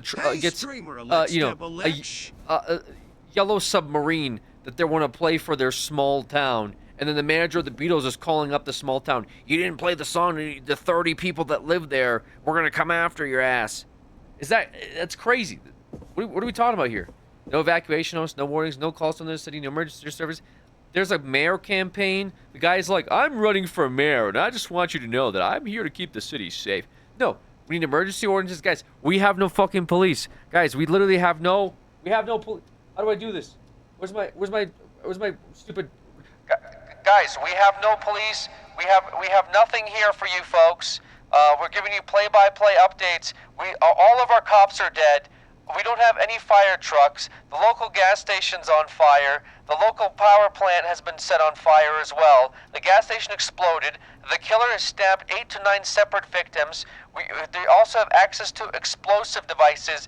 Get inside your homes, lock the doors, turn off the lights. Do not make contact with anybody. We're calling every single possible local or outside of local town emergency services, hoping we can get some help here, folks. We're dealing with an Avenger-level fucking threat here, and it is not a joke. I am no longer playing you music. Our radio station turned into a fucking 911 center for some reason. I am a disc jockey. I have no experience with any type of emergency service work. We're trying our best. God help us all. Thank you. Instead, Peggy, what's your favorite track? You know, I'm feeling a little jazz tonight. Peggy, I'm feeling a little jazz tonight, you know? Peggy, why don't you tell a little joke here for our listeners tonight? What do we got? It's getting pretty late. This might be your last break for the night, so try to enjoy it. I get a break? Give me a buzz when you want to go back on air. You give me a break? We get a break? What do you mean a break? This is no longer... Dude, Peggy, we're not working anymore. We're not working anymore. We're trying to prevent deaths. Like, 6 or 7 people died on our watch alone. I listened to the murder of 3 people individually, probably most of which I could have prevented, by the way, had I known what the situation exactly was. I don't know why you're saying, like, oh, we're on the clock right now. Like, what are we talking about? When's my unionized smoke break while there's a killer running around stabbing people? By the way, I don't know if you noticed this, Peggy. Nancy Drive is right here. This is where the stabbing occurred. Guess what's across the street, Peggy? Oh, look at that. Our radio station is literally a fucking 2 buildings away from where the stabbing just took place. But yeah, when's my break? That's really important, Peggy. This is fucking insane. This is like... This whole situation has been insane. I'm gonna play this, though. 189.16. Let's roll. You got it. We've got another call coming through, too. Okay, Forrest, shut the music off. Sorry. Oh, we have another call coming in, but... Hang on. What's up, Peggy? Yeah, Peggy wants to really adhere to the work schedule and clock Peggy? out when she needs to. You're gonna want to take this call off the air. You're gonna want to take this call off the air. Just do it. All right, folks, it's time for another track. You just told me to stop the music, Here's Peggy. one to help you sit back and relax. We'll be right back after this. You just told me to stop the music.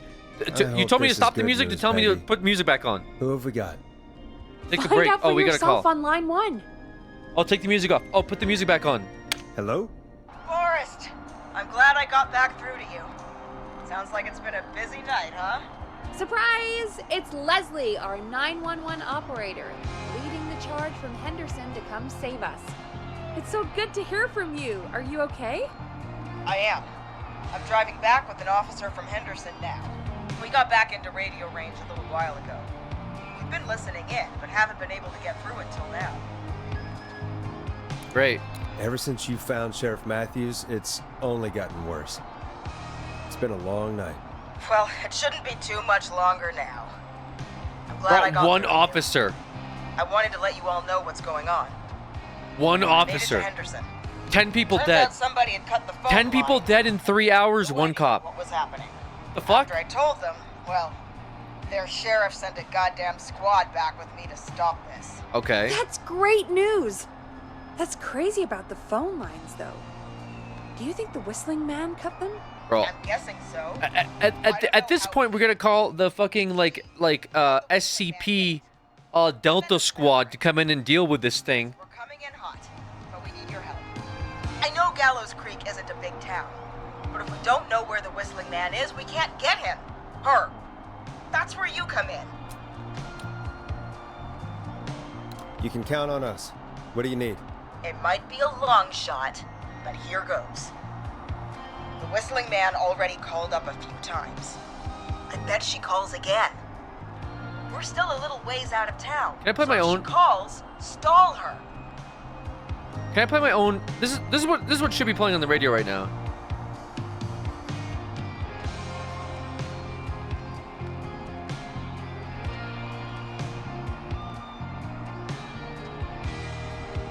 Here's what I should be playing on this.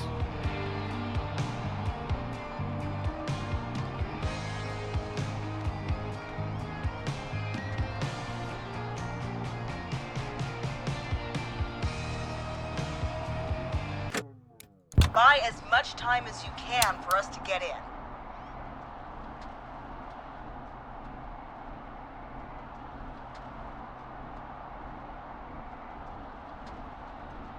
Hold on.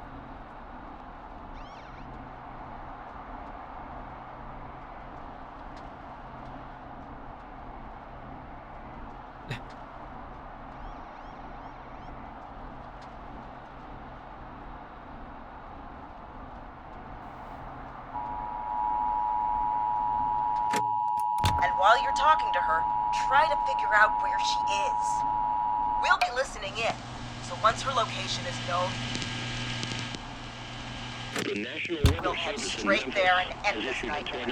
Warning for northwestern Lafayette County in northwestern Mississippi, Marshall County in northwestern Mississippi, southeastern Dade County in I'll do my best. northwestern Mississippi, I know you northeastern Panola County Heck, in I northwestern can see Mississippi, the headlines until now. 4:45 p.m. Forrest Central Nash's Standard Time. interview of a lifetime. Confront large and Anyway, extremely dangerous I'll tornadoes radio the other cars and tell them the plan is a go. northwest of John W. Hopefully the next time I see you, it'll be with our killer behind bars.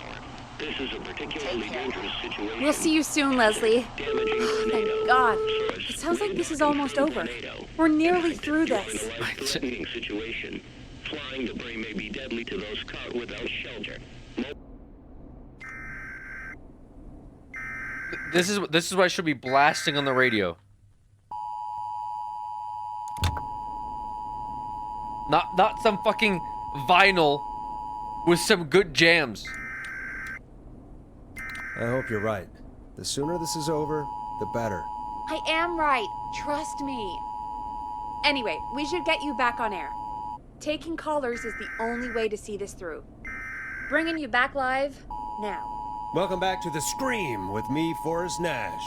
The line is lit up, but before I get to our next caller, I just want to say, things are looking up.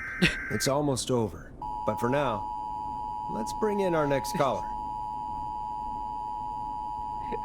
Evening, caller. This is Forrest Nash. Hello, Forrest. This is John Hedges. I'm here with Casey. I wanted to give you an update on Jason. John! Is he gonna be okay? He's a fighter. He'll be fine. We've got him stabilized and resting in a bed. We're preparing to move him to the hospital. Thank you so much. If you hadn't been there, then... God, I don't even want to think about what would have happened. Of course, Casey. We're just happy he's okay. John, Casey, you two did all the work. Tell Jason to get well soon from us, whenever he's up for it. Well, why don't you tell him yourself? Is this Forrest?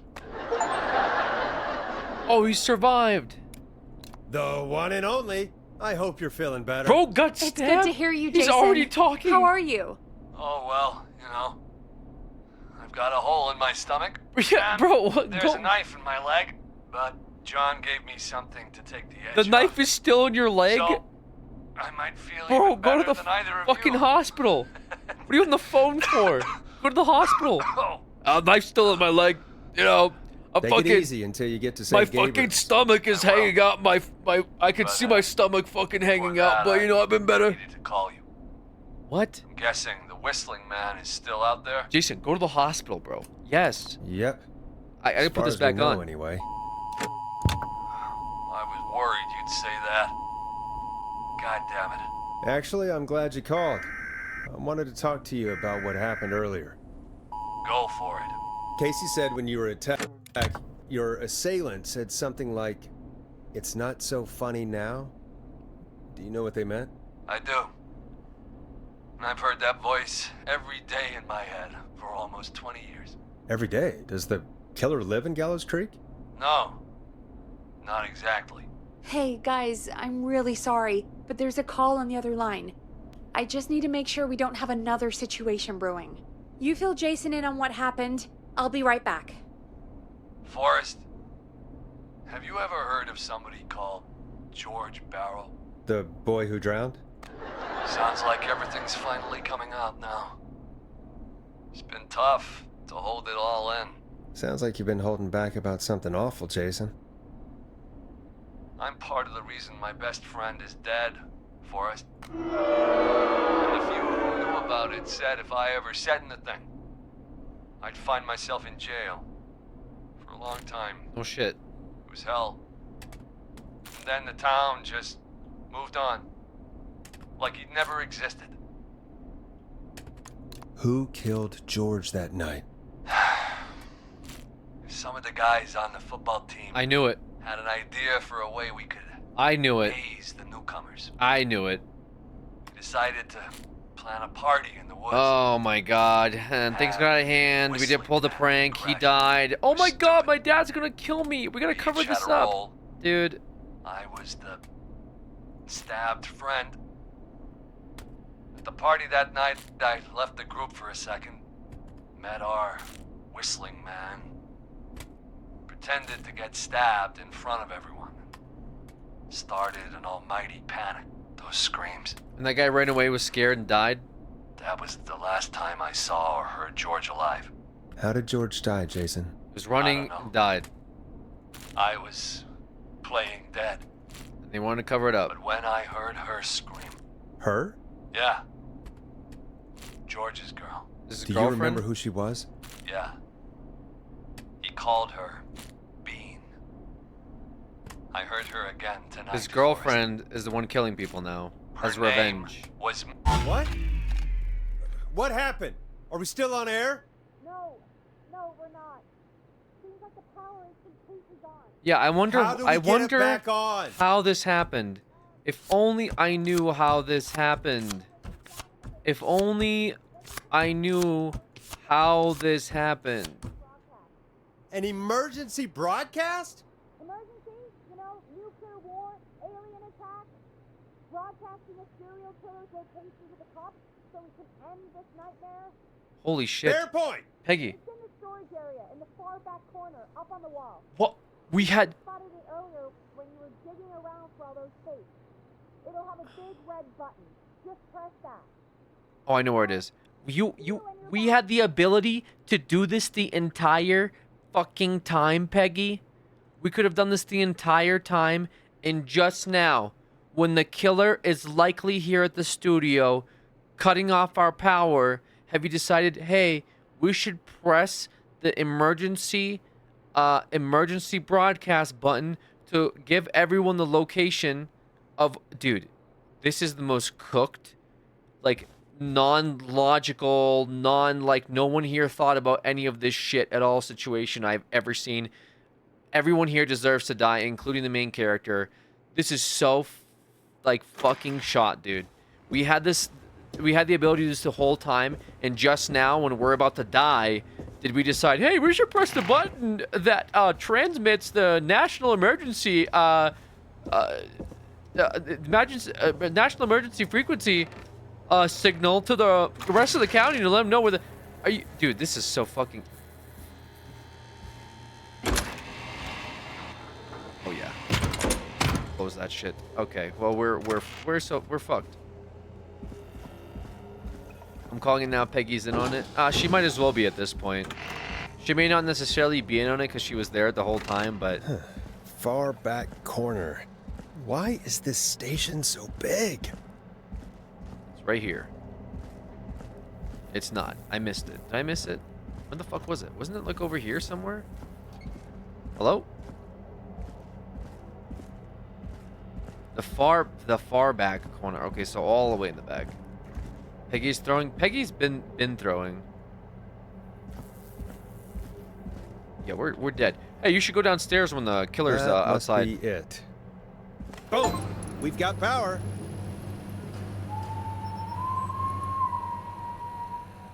We're dead. Whistling man. I need to warn Peggy. How do you plan on doing that, brother? I need to warn Peggy? How about you need to get the fuck out of here? Fuck Peggy. She's locked herself in a goddamn room for fucking 4 hours. Warn her how?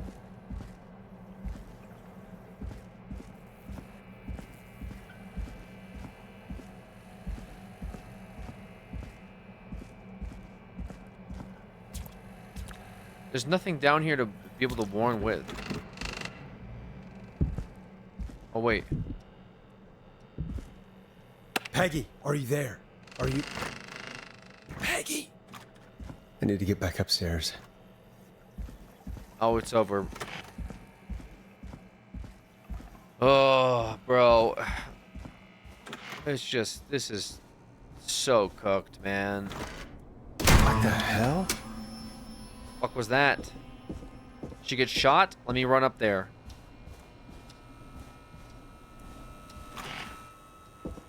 Peggy! Of course. Oh no.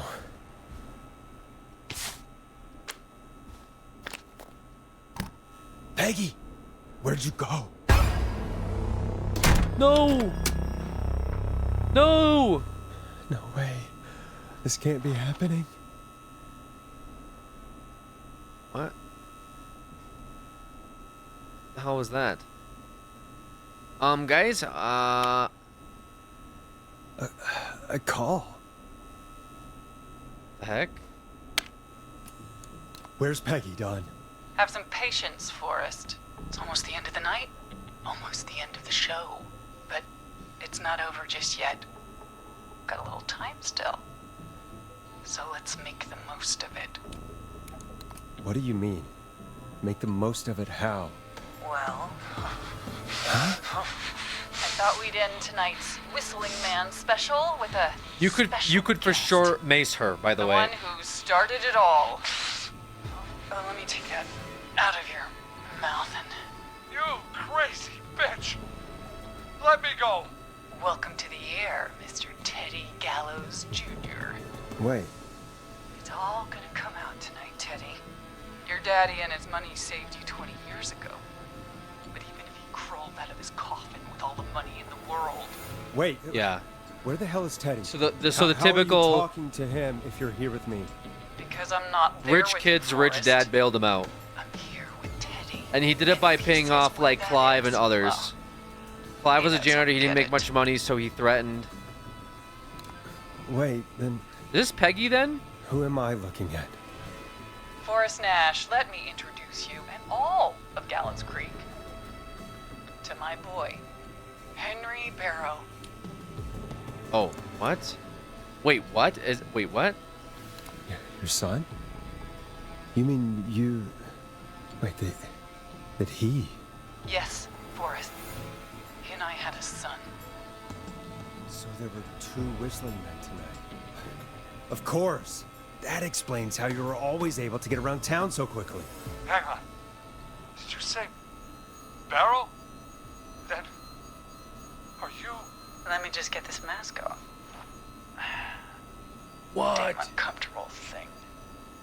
No wonder Mooney went crazy wearing this. There we go. Marie Campbell? George's old girl. Oh, well, it sure has been years since I last saw. Oh, God damn it. Where are you going with all of this? Everyone's gonna know now what Teddy did. He killed George that night. This night. 20 years ago. Listen to me. You... You're gonna talk when I talk to you. And not a moment before. Meanwhile, Forrest, I'm gonna give you the chance to talk. You're gonna help me reveal what really happened to George all those years ago.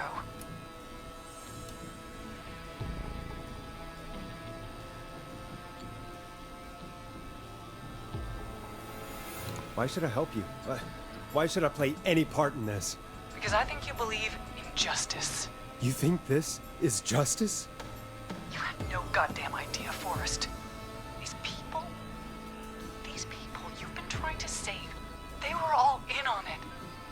They all knew George was murdered, but... Murdered?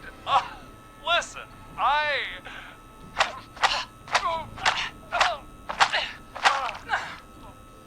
said you speak when you're spoken to. Now, I know you've done some good work tonight in piecing together what happened to George 20 years ago, and that's why I want you to interview us.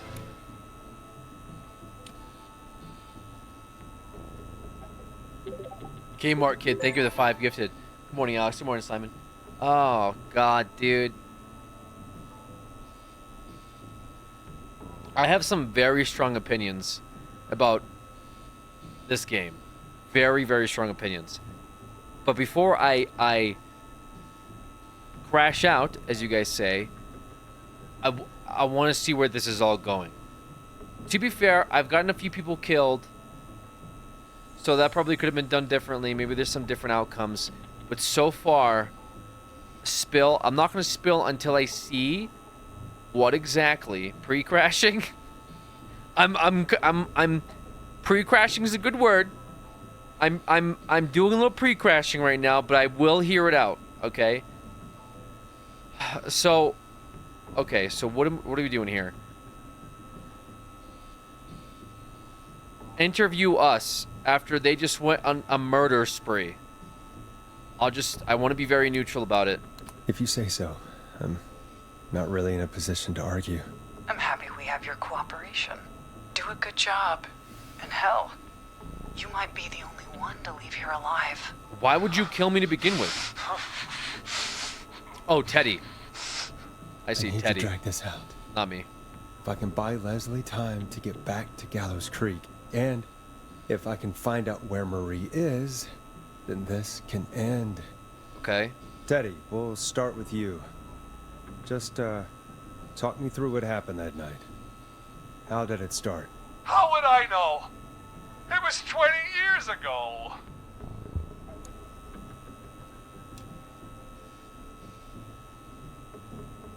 Hit him, Marie. Yeah, I mean, might as well. Hit him again, Marie. Oh. What the hell? God damn it. Okay. Our first team party was coming up. And when I saw the date it was scheduled for, I had an idea for a way we could prank the new guys.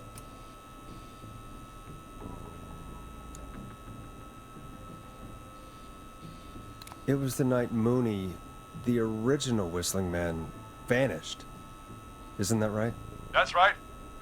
And, hell, it seemed too perfect to pass up. I was just surprised no one had ever thought to do it before. Wait. You mean this was the first Whistling Night? Keep talking, Teddy. We went up near Whistling Point. God, who was there? Me, Jason, and George, of course. But George didn't come alone. He brought Marie. About midway through the night, we put the prank into action. You know what's fun? I mean, not to detract a little bit, but I could be maybe I'm like off base with this one, but I feel like, you know how we have a bunch of movies that came out from the early 90s and I guess 80s that were centered around like group of teenagers.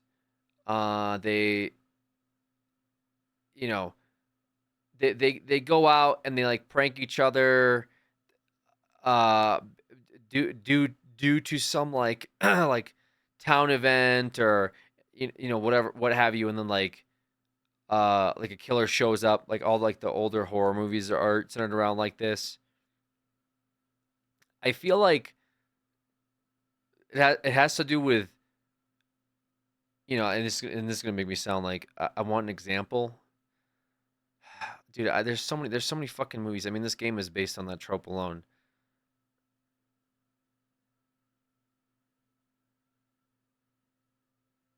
You have like games like Until Dawn, I guess. But why was that such a common trope for that specific time period?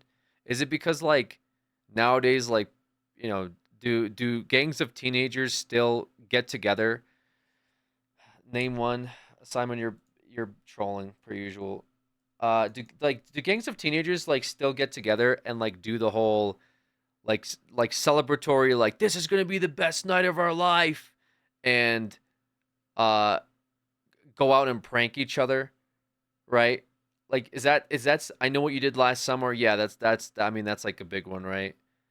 Um I feel like in the 80s and like earlier on, they just they content farmed without like cell phones and stuff, so that, like they had like big events, but it was all like live, right? Like does that stuff still happen? That's like an American thing. Yeah, I mean maybe it is an American thing, right? I'm like, well, I mean to be fair, like Project, what was it, Project X, that huge party in Australia. I mean maybe similarly, everybody has anxiety. They don't give teenagers anywhere to go, so probably not. Yeah, but if you watch like the movies like, you know, Mean Girls or any of those like I said, early 2000s, late 90s, that type of stuff, it seemed like there was a big culture around bad things happen when teenagers get together and go out in like a group, right? Like all the horror movies are like teenagers get together and some shit goes down, right? Like I don't think we have those types of movies anymore, right? Like there's not that trope. I mean, maybe it was just tropey at the time, but like that type of stuff just doesn't really happen anymore, right? Like that's just not really. I don't know. Is that still like the case, or now they still exist? A little bit of hazing in Australia, not the extreme, but it's like chugging a drink or going under the goon bag. What the hell's the goon bag? My friends would just go out and smoke weed. Yeah, but so in a wine in the bag. Oh, I see. In this example, it's like the teenagers got together and they're like they wanted to pull a prank, right? And it's just like I don't know. I never had that experience growing up where we're like, you know, you go on a trip and then somebody pretends to be Jeff the killer, right? And then they're like, "Ah, I'm gonna kill you! Oh my god!" And then you're like, "Haha! You should have seen the look on your face, man. You were so scared that you were about to die, but I didn't kill you." Like that happened. That happened so many like so many movies that had that exact situation. You guys have named a few of them already, but just like that seems to be like the common. Does that happen like a lot back in the day? You know, where like you just pull pranks on your like you pull epic elaborate pranks on your friends. Is that like the move? The prank gone wrong, then rich kids' parents help cover it up trope. Yeah, that one's. I mean, how many? I'm gonna ask Chat GPT because Chat GPT, how many movies had the trope of teenagers killing their friend and then trying to cover it up? A number of movies often exploring the themes like guilt, paranoia, and the consequence of poor decisions. I Know What You Did Last Summer, The River's Edge, Donnie Darko, Jennifer's Body, All the Boys Love Mandy Lane, Very Bad Things, Mean Creek, The Hole, Scream, Cry Wolf are 10. Is there a lot more than 10? Yes, there are definitely more than 10 films. Uh, Heathers, The Covenant, Wild Things, Brick, The Secret, Coherence, The Good Son, Gossip, Summer's Blood, Tower of Terror. Yeah, so it seems like a pretty popular trope, but just like I don't feel like I really experienced that myself growing up.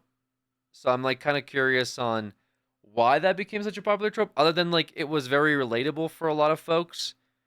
Like growing up, like, oh yeah, I remember when I was a teenager and I went out with my buddies and we used to do some crazy shit. Like we would pull pranks on each other, right? Like I could see that being a story, but like why like I don't know why that's the most like common trope ever. Like for these horror stories, I guess. And again, I'm gonna get into my opinion a little bit on the game itself. I did my early pre-crash out, and I'll expand on that. But like I said, I still want to see how this ends or how it's going. With this particular story, because it could have a wild twist. Maybe it has a wild twist. Who knows? So far, it's been very much like teenagers, rich kid.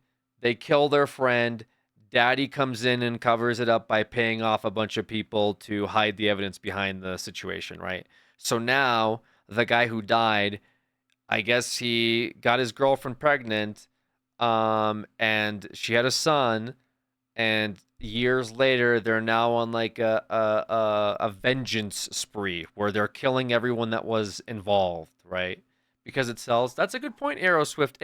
But you know what? It does sell.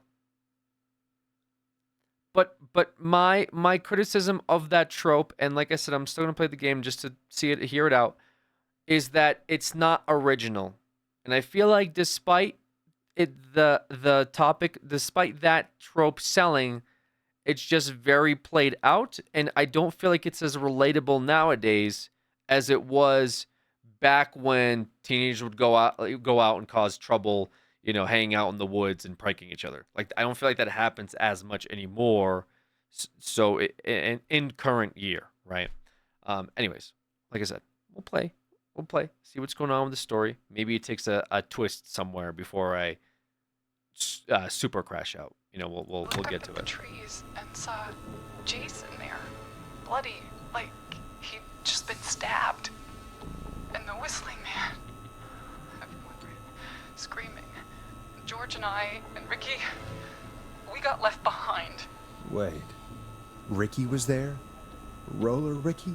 He was. And he was in on the whole thing.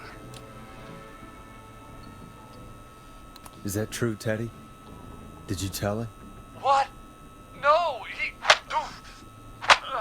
You two were as close as anybody. I don't believe for a second you didn't tell him. If Ricky had told us, if he just told us, he and George would both be alive still. Well, if Ricky weren't dead, we could have heard his side of the story. It was just a stupid prank. How can you still say it was just a prank? Oh, come on. Oh, my God, the sound effects. Damn it. Hit him, Marie. George think Jason had been murdered. He thought his best friend was dead. And so tonight you stabbed him for real? It's the role he wanted to play. Oh. Jason's still alive, Marie. He was with a friend. We talked her through how to stop the bleeding and got him professional help just in time. Oh. Well, shame he didn't have the good sense to die earlier. You know who I feel bad for? I feel bad for Chuck Brody. That guy was involved with the situation, okay? He was part of the whatever. But this guy had a horrible accident, right? I think there was something that went wrong at a fair. I'm not exactly sure the context of it, but it ruined his career as a football player, right? The town then got together, put a little pool for him to get lottery tickets.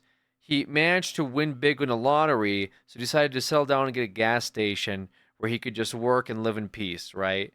Like his life kind of got really messed up. He no longer could play football or what have you. Chase his dreams of playing football. Town rallied together, helped him out. He opened up a little business to just work out of and enjoy his retirement. They fucking blew him up. They blew the guy up. They planted a bomb in his gas station and also took out an ambulance out as well. I get like the punish people directly involved, but they're cutting off emergency services. Like, what do they say about the cops? There's no ambulance. There's no fire truck anymore. This town, people are probably gonna die as like a proxy of this entire situation that weren't directly involved. Enough about him. Me and George took off running, but somehow we got separated in the woods. I ended up near the bottom of Whistling Point, and when I noticed George wasn't with me, I panicked.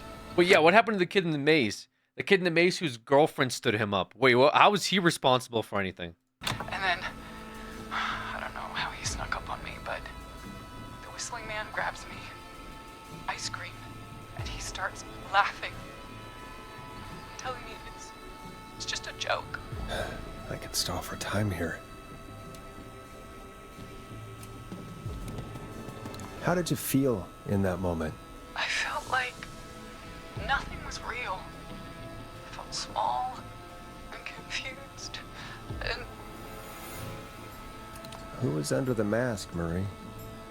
Who was the Whistling Man? it was Chuck. Chuck Brody. Laughing away. But then he stops. And he's looking up at the top of Whistling Point. What was he looking at?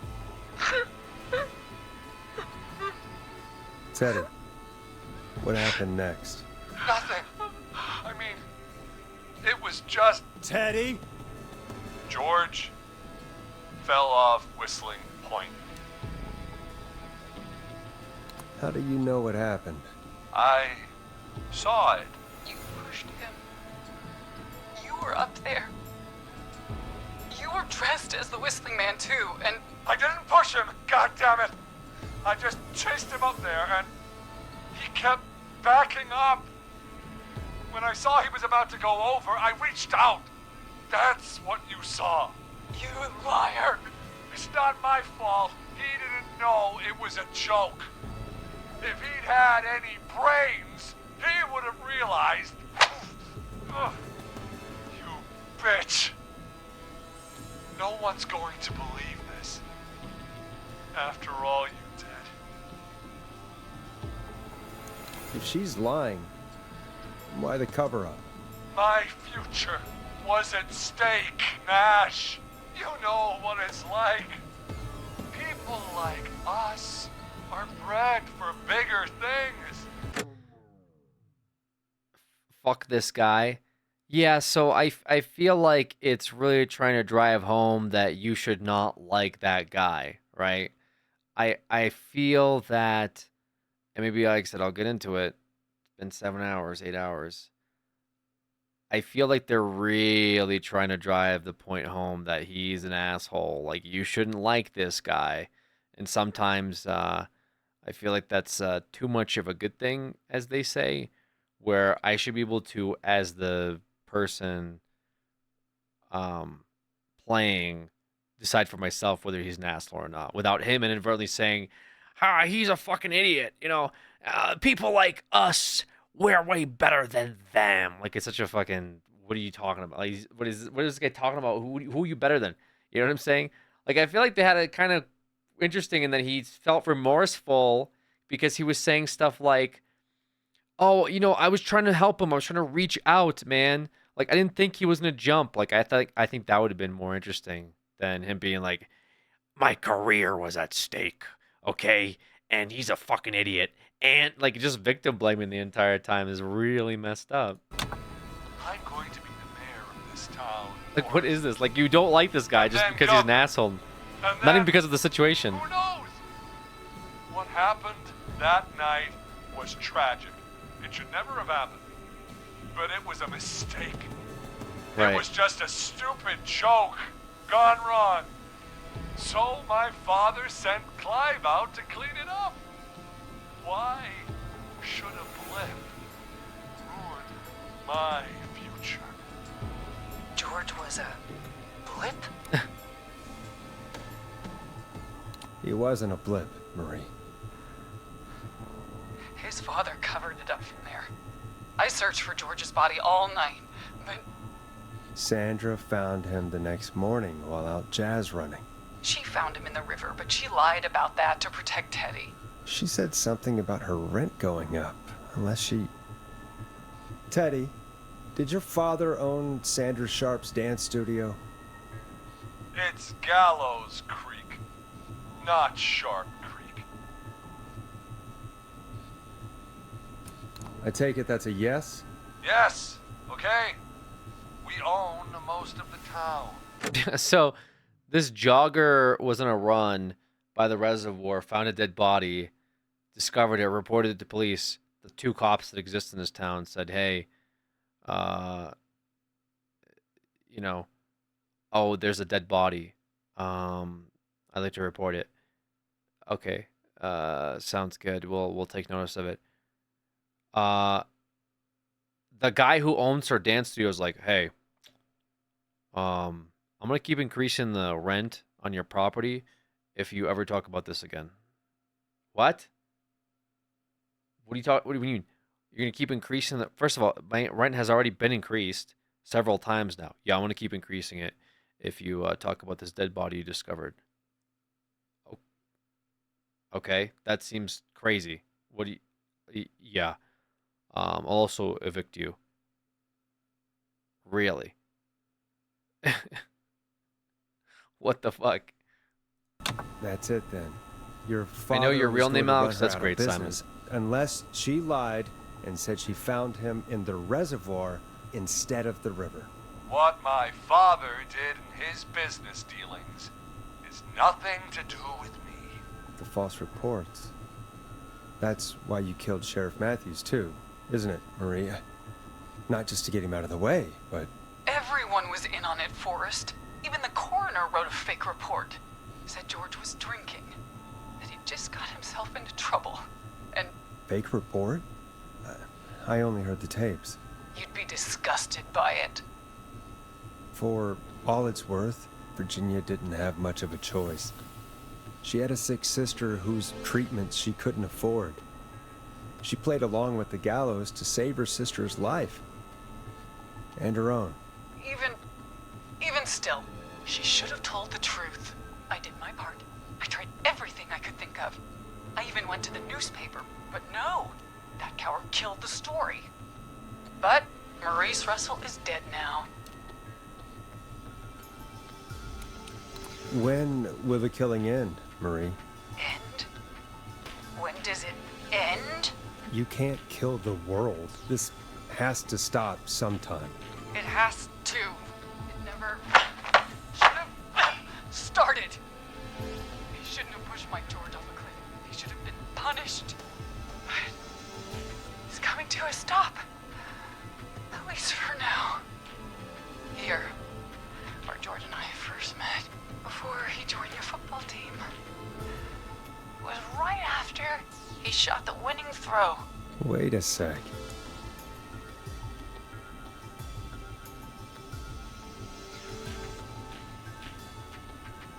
Shot the winning throw?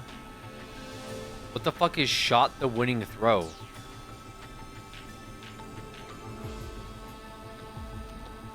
What the fuck is shot the winning throw? Are you trying to... Basketball?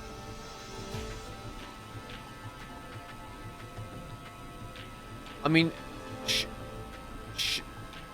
Are they trying to say basketball? You're at Gallows Creek High, in the gymnasium. That's right, Forrest. Not that it matters, but yes, we're here. Anyway, Dude, that fucked me up. I think that about wraps up the interview with Teddy. So, Marie, Threw the winning shot. Oh my God. No, shot. Peggy! No, shot the winning point. You know, Quiet. took the winning shot would make more sense. Now I have to talk to someone who mattered more than you ever did. Peggy. It's been so long since I've seen your face. Hey, how did Peggy get there? Worried you wouldn't come. Marie! Oh my God! I thought you... And here I was, thinking you'd forgot me. I'd never forget my own sister. What? Sister? Peggy, what's happening? Why are you even there? Wanna explain, Peggy?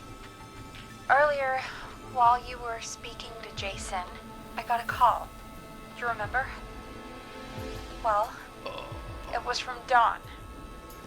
She said that my sister Marie was there that night George died, and that I should come to the gym for a reunion. And when you walked in, you found out.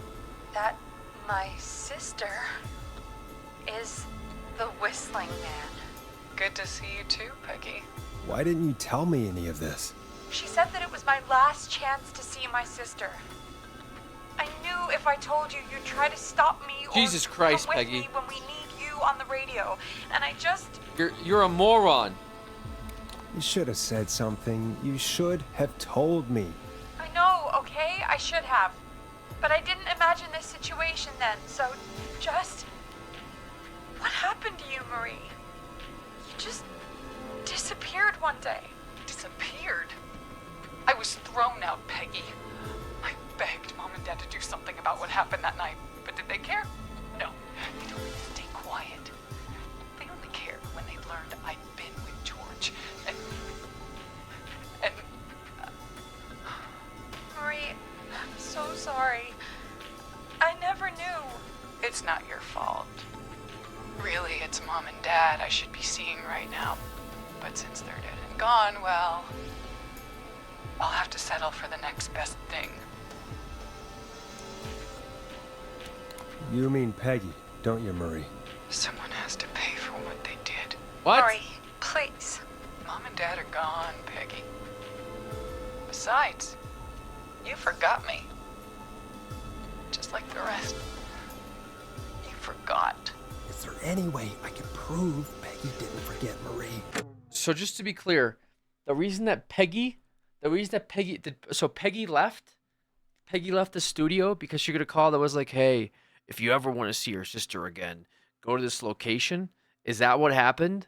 And so she went there, and now like she's like, oh, you're my sister. You're the killer. You're my sister. And now she's like, yeah, I'm your sister. Now I'm gonna kill you. Was that what happened? Is that what I'm understanding, or did I miss something here? Did Peggy decide that actually now's a really good time to find some of my lost family members on a night where people are getting murdered all around the town? This is like a really good night for that. I don't really know much about my sister, but like, yeah, I should definitely go look for her tonight. Especially outside the studio where somebody just got stabbed. Is that like what Peggy's thought process was?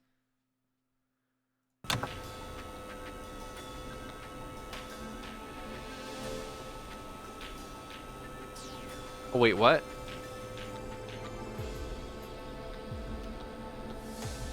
How can she...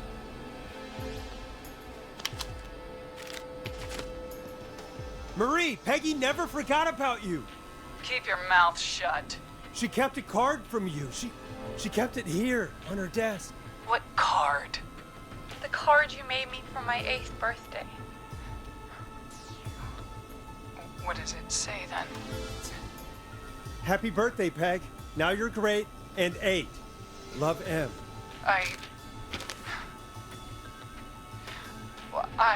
Henderson police! Freeze! No! Henry! Get out of there! Ah! Peggy! We have 2 wounded, and we're in pursuit of the suspect. Henderson police! Freeze! I'm right here. Forrest! Leslie, how's Peggy? She's been cut pretty bad, but we're here now. I'll be okay. God, Marie! Hey, officer! I need you to look after Peggy. She needs help. Now, we got here just in the nick of time. Where's Marie? She bolted right as we got here. The police are right on her heels. It won't be long now. It's over, Forrest. Well, folks, it was a long night, but we made it through together. Shut the fuck I'm gonna head off to go check on Peggy. Bro, shut the fuck up. This has been Forrest Nash. Good night. And good morning. Are you insane?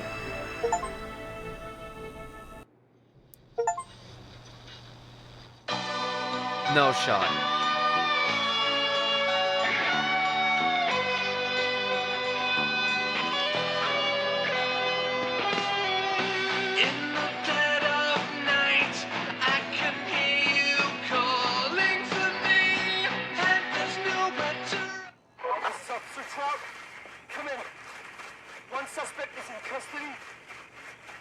another suspect into the nearby woods.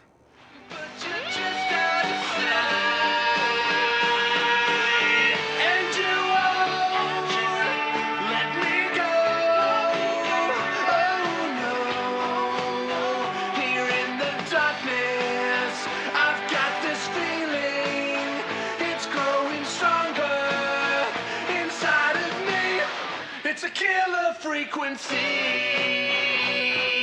There it is. Oh. Oh my.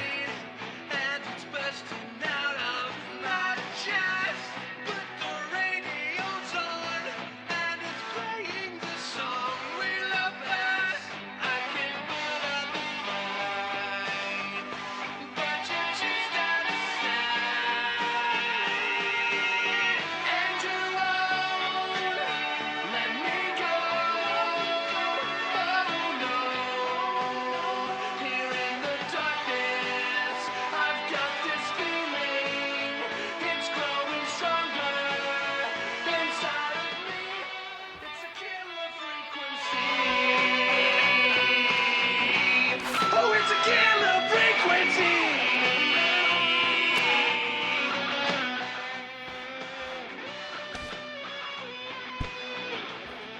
We have the suspect cornered at the top of Whistling Point.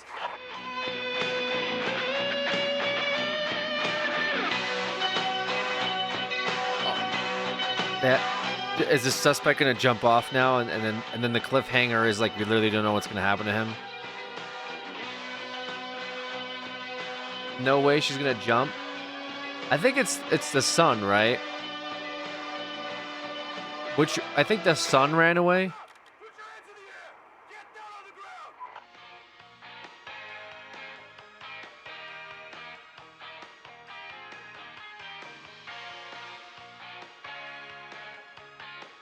Nah, it's Marie. They said the woman got away. Oh, okay, I missed that part. Okay.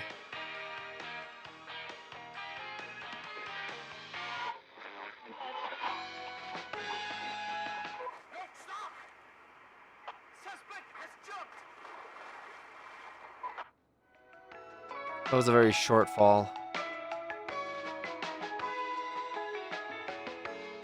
Officer Lugo, do you have a visual? Negative. No sign of the suspect anywhere.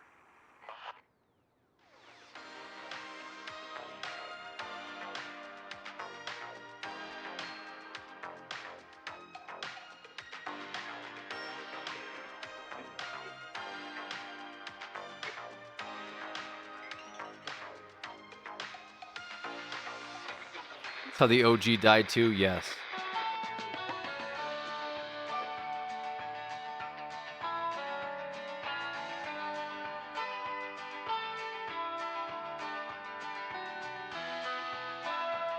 You're not happy?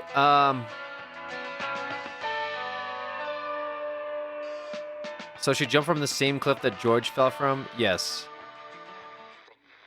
Oh. We don't and we don't know what happened with her. The police lost visual. Oh, wow. Well,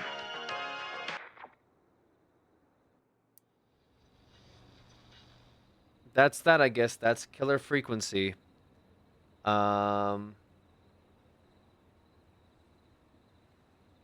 Great potential. There was some very good potential in this game. I want to point that out. I think I really liked the setting. I liked the visuals. I liked the little things you do with the radio. That was kind of neat. I liked that you could do like the stuff with like the soundboards, and it kind of felt like you were immersed. I think the worst part of this game was by far the writing. Okay? The writing was not very good. I think the storytelling was great and using like the different puzzles and the things you could do with the board and linking stuff together, but the writing was pretty bad. Okay? Even the voice acting was actually really good. There was really good voice acting in this. Be it funny at times and such, but the writing was a real fucking letdown. Easily the worst part. If I had to rate the game, it's tough because I liked almost everything else. I liked almost everything else. I thought everything else was fine. Um, you know, because when you think of games, you think of like a lot of horror games use like puzzles and stuff that you do. So it's like probably could have had even more puzzles. Like it was very basic. Like a lot of very easy stuff. Like it wasn't hard to figure things out. A solid 8, no. It sits somewhere above us. It sits somewhere between a 6 and a 7 for me. I would yeah, closer to 6 though. I think it could have been an 8. Could have been an 8.5. You think you could write it better? I not necessarily. I don't have like much writing experience, but I feel like this using this format, you could have told some really cool stories. I don't know. Imagine, for example, a radio host that's doing a radio show, and all of a sudden he starts getting calls from around the town of an unknown, mysterious entity, and people can't figure it out, and he has to guide them to safety by using local maps and trying to solve what is actually the mystery of what's happening out there. Say, for example, aliens have come down and invaded, and he's just now uncovering it based on call-ins, right? While trying to host a little radio show, right? I think something like that might be very cool for this type of setting. I think I would vibe with that more. The trope, like, oh, teenagers killed this person, and now the killer has come back to seek revenge. I don't know how many times I've seen that story, and like being told here was it was a little disappointing to get that as the reveal. And I mentioned the stuff about like the character being like Teddy being an asshole is like, okay, they're really forcing the issue that he was an asshole and he deserves to die here, and this whole situation had to happen. Like, here's why this is justified. I don't think that's all unnecessary. I would love. I mean, I think this development team is great. I think what they've done here is really cool. I just think the writing was very, very weak. You had such amazing like design and so many amazing things you could do in the game. This was very like pretty to look at.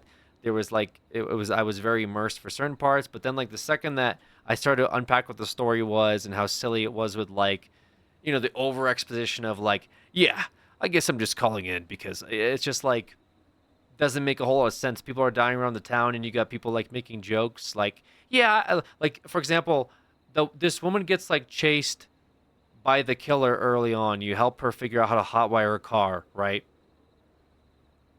And she gets away. She escapes.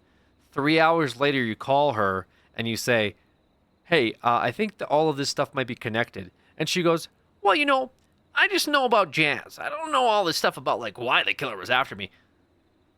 Ma'am, you literally almost died tonight by a murderer who's already claimed like 9 lives. Why are you so calm, cool, and collected about the situation? Why are you not like hello? Same thing with the woman that was hiding in the closet with the frat party, right? She's like, "Oh my god, like I don't know, like where, I don't know where I'm at. All I know is there was a frat party that happened down the street."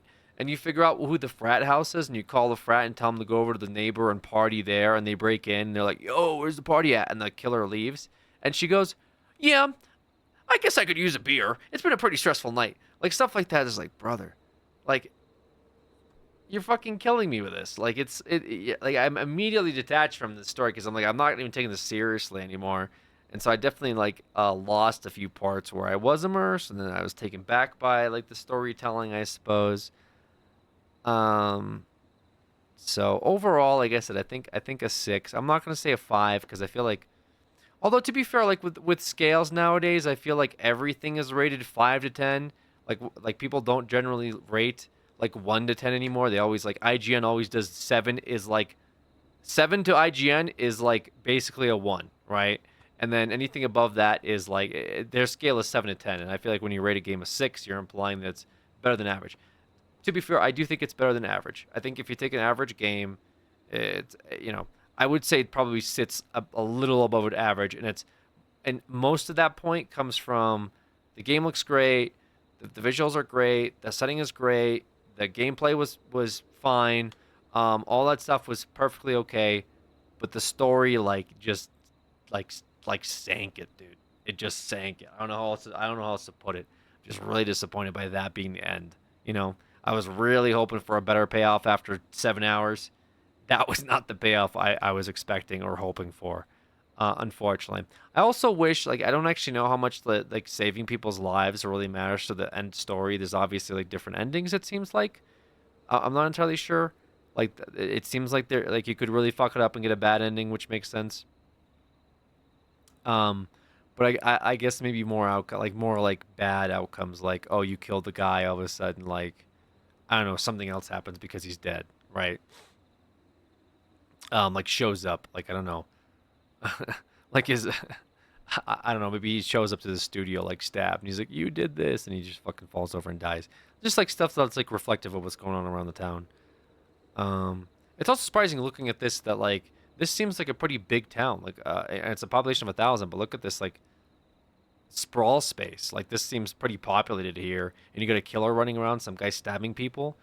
Like surely the town could just rise up. I pictured like a very like everything's spread out, but looking at these buildings, like all this stuff seems like this is a pretty big town. Like if there's 1,000 people that live in this town, it feels like there's 600 of them in this one like spot here that we're looking at.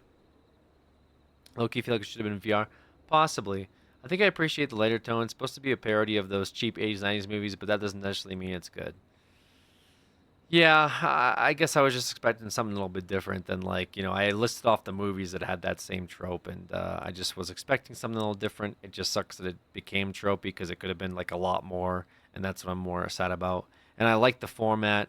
I think the studio can do some really cool stuff in the future. It was also like, how much was the price tag on this game? I think that's the other reason why I'm holding a bit more criticism over it. Was this better than Soma? Absolutely not. But to be fair, Soma is like probably going to be one of my more highly rated games. This was at $25. Um, it's probably okay. I think maybe closer to 19.99 would maybe be my only complaint. I think 19.99 is more fair, but $25 we're kind of arguing like $5 at the end of the day. I don't know. It's like I don't feel like it's $30 certainly. I just feel like it's closer to 19.99 than I do $25. Is there replayability? I think there is the replayability with like different endings. It seems like try to save everybody, that kind of thing. So I just don't think it's necessarily like inherently worth it. And like once you get the ending, like I'm not really interested in playing the game again because I already know how it ends, right?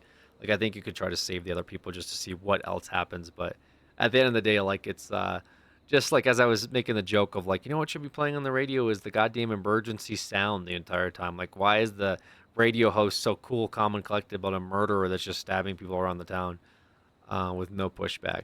Cheap horror isn't really known for good writing, and yet the writing is what they chose to emulate, minus the gore and scares. Yeah, it seems like they wanted to play it really safe, and I feel like they could have done something very different here and not played it safe and done something really cool. The format in itself, for example, like a good maybe a good direction would. I'll just get it from. Is there any deal? It's not much different, I guess. Though only $5 difference. Yeah, then I think it's closer to 19.99. Have you guys ever heard of War of the Worlds? War of the Worlds was like a movie that came out in 2000.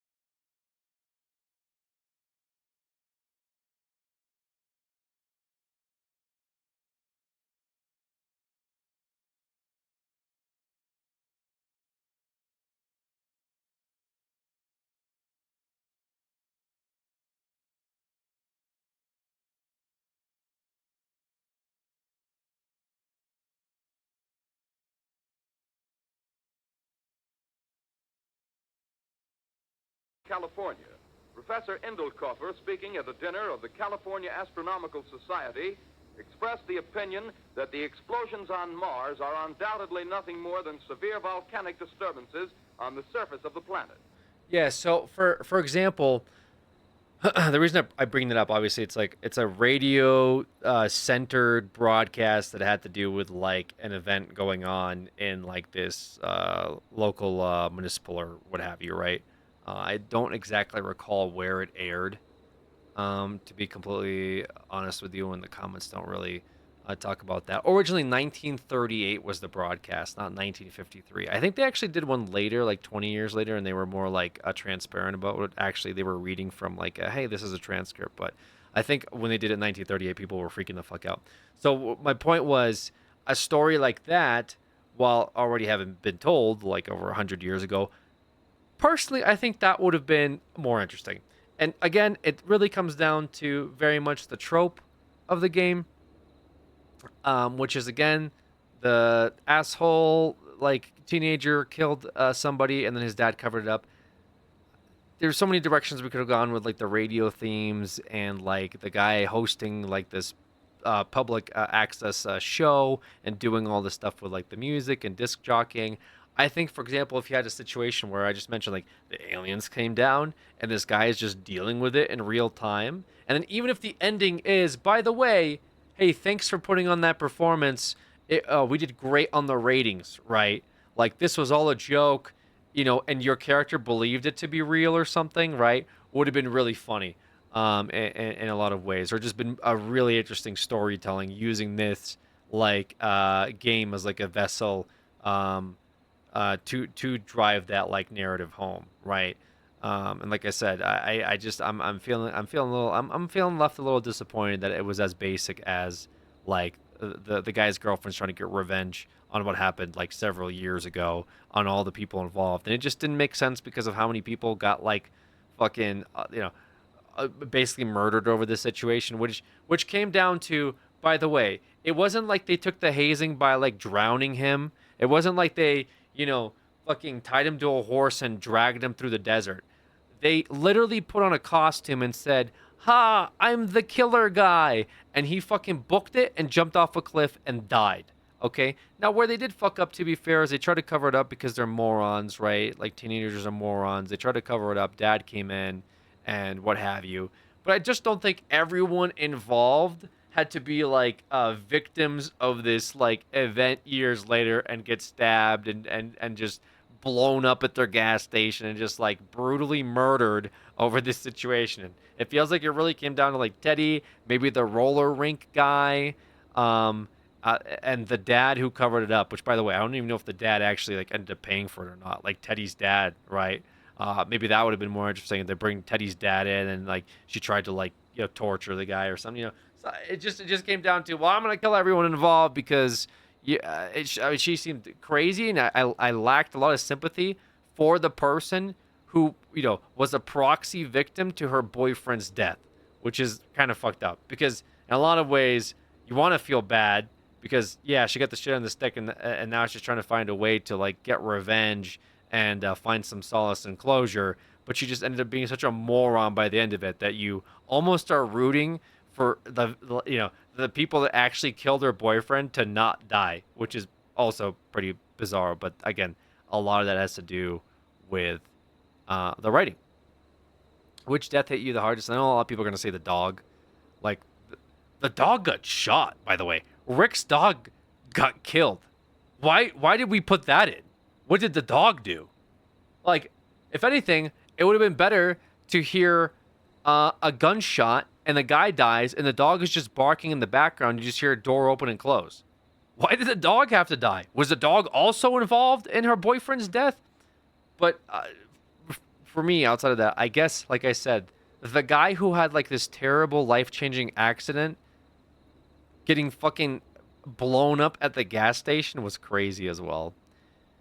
They fall for the Borderlands idea of leaning too hard on it being a parody, then it becomes an actual shit. No, surprisingly not. I think they did want to take it itself seriously. Like, there's some jokey moments. I don't really mind the jokey moments. I think they were fine.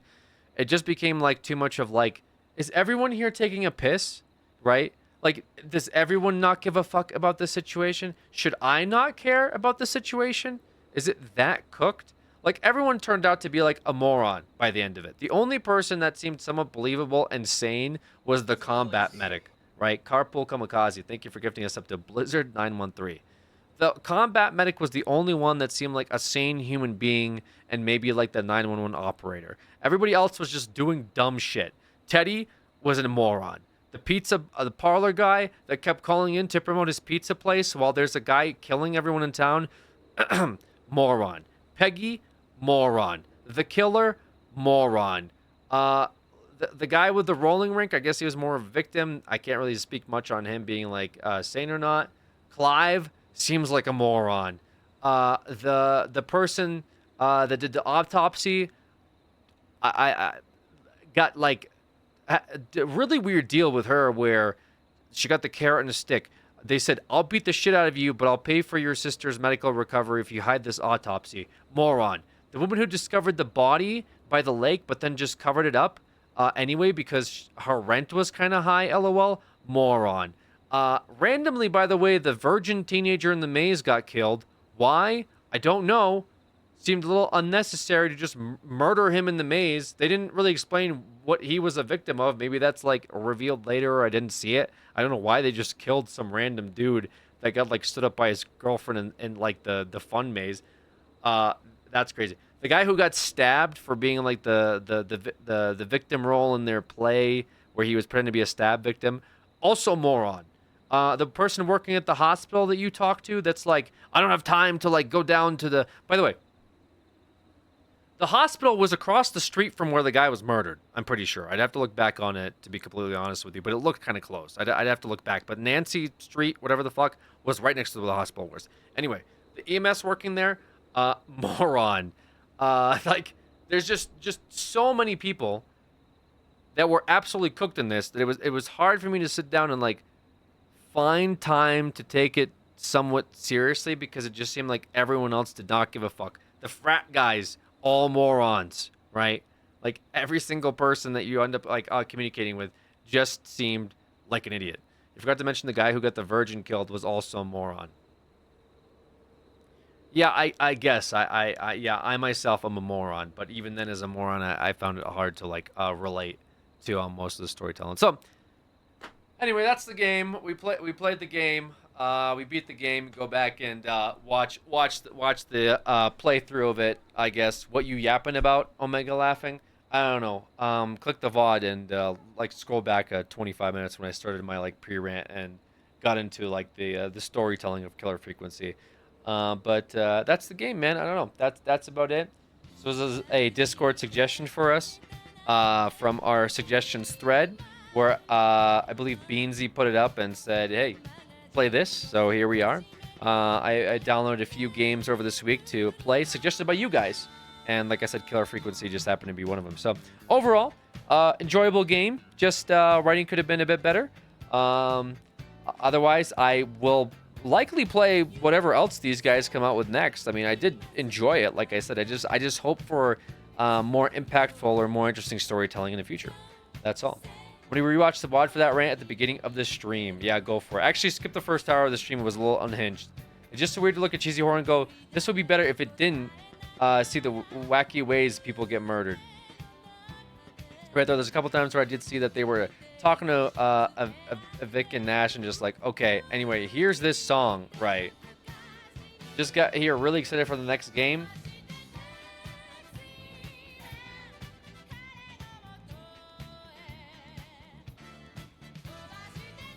Well, do I got news for you on the next game?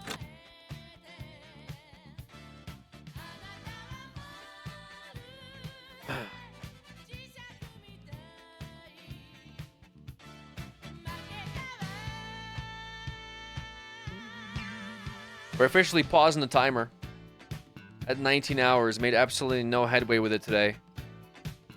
Any plans of the scare-a-thon actually ending this morning? This is why he's balding, and this is why you're banned. Good luck, brother. Are you going to show your chest again next stream? You're also banned. That's crazy. I'll be back later today.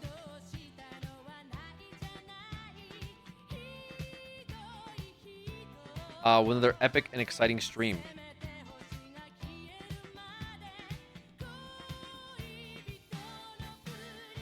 Hey, Mantis, can you tell Alex to stream? 19 hours.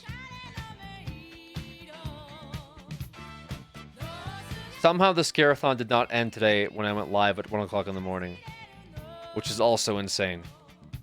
Like, dude. Teaser for tomorrow or today. I'm not sure why I'm saying tomorrow.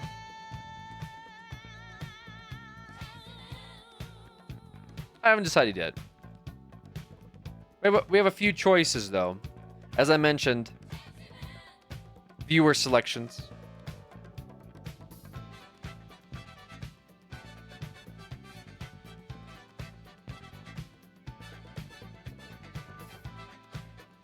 I think we have roughly 7 to 8 titles. One of them I really don't want to do, actually, now that I think about it. It should be fun.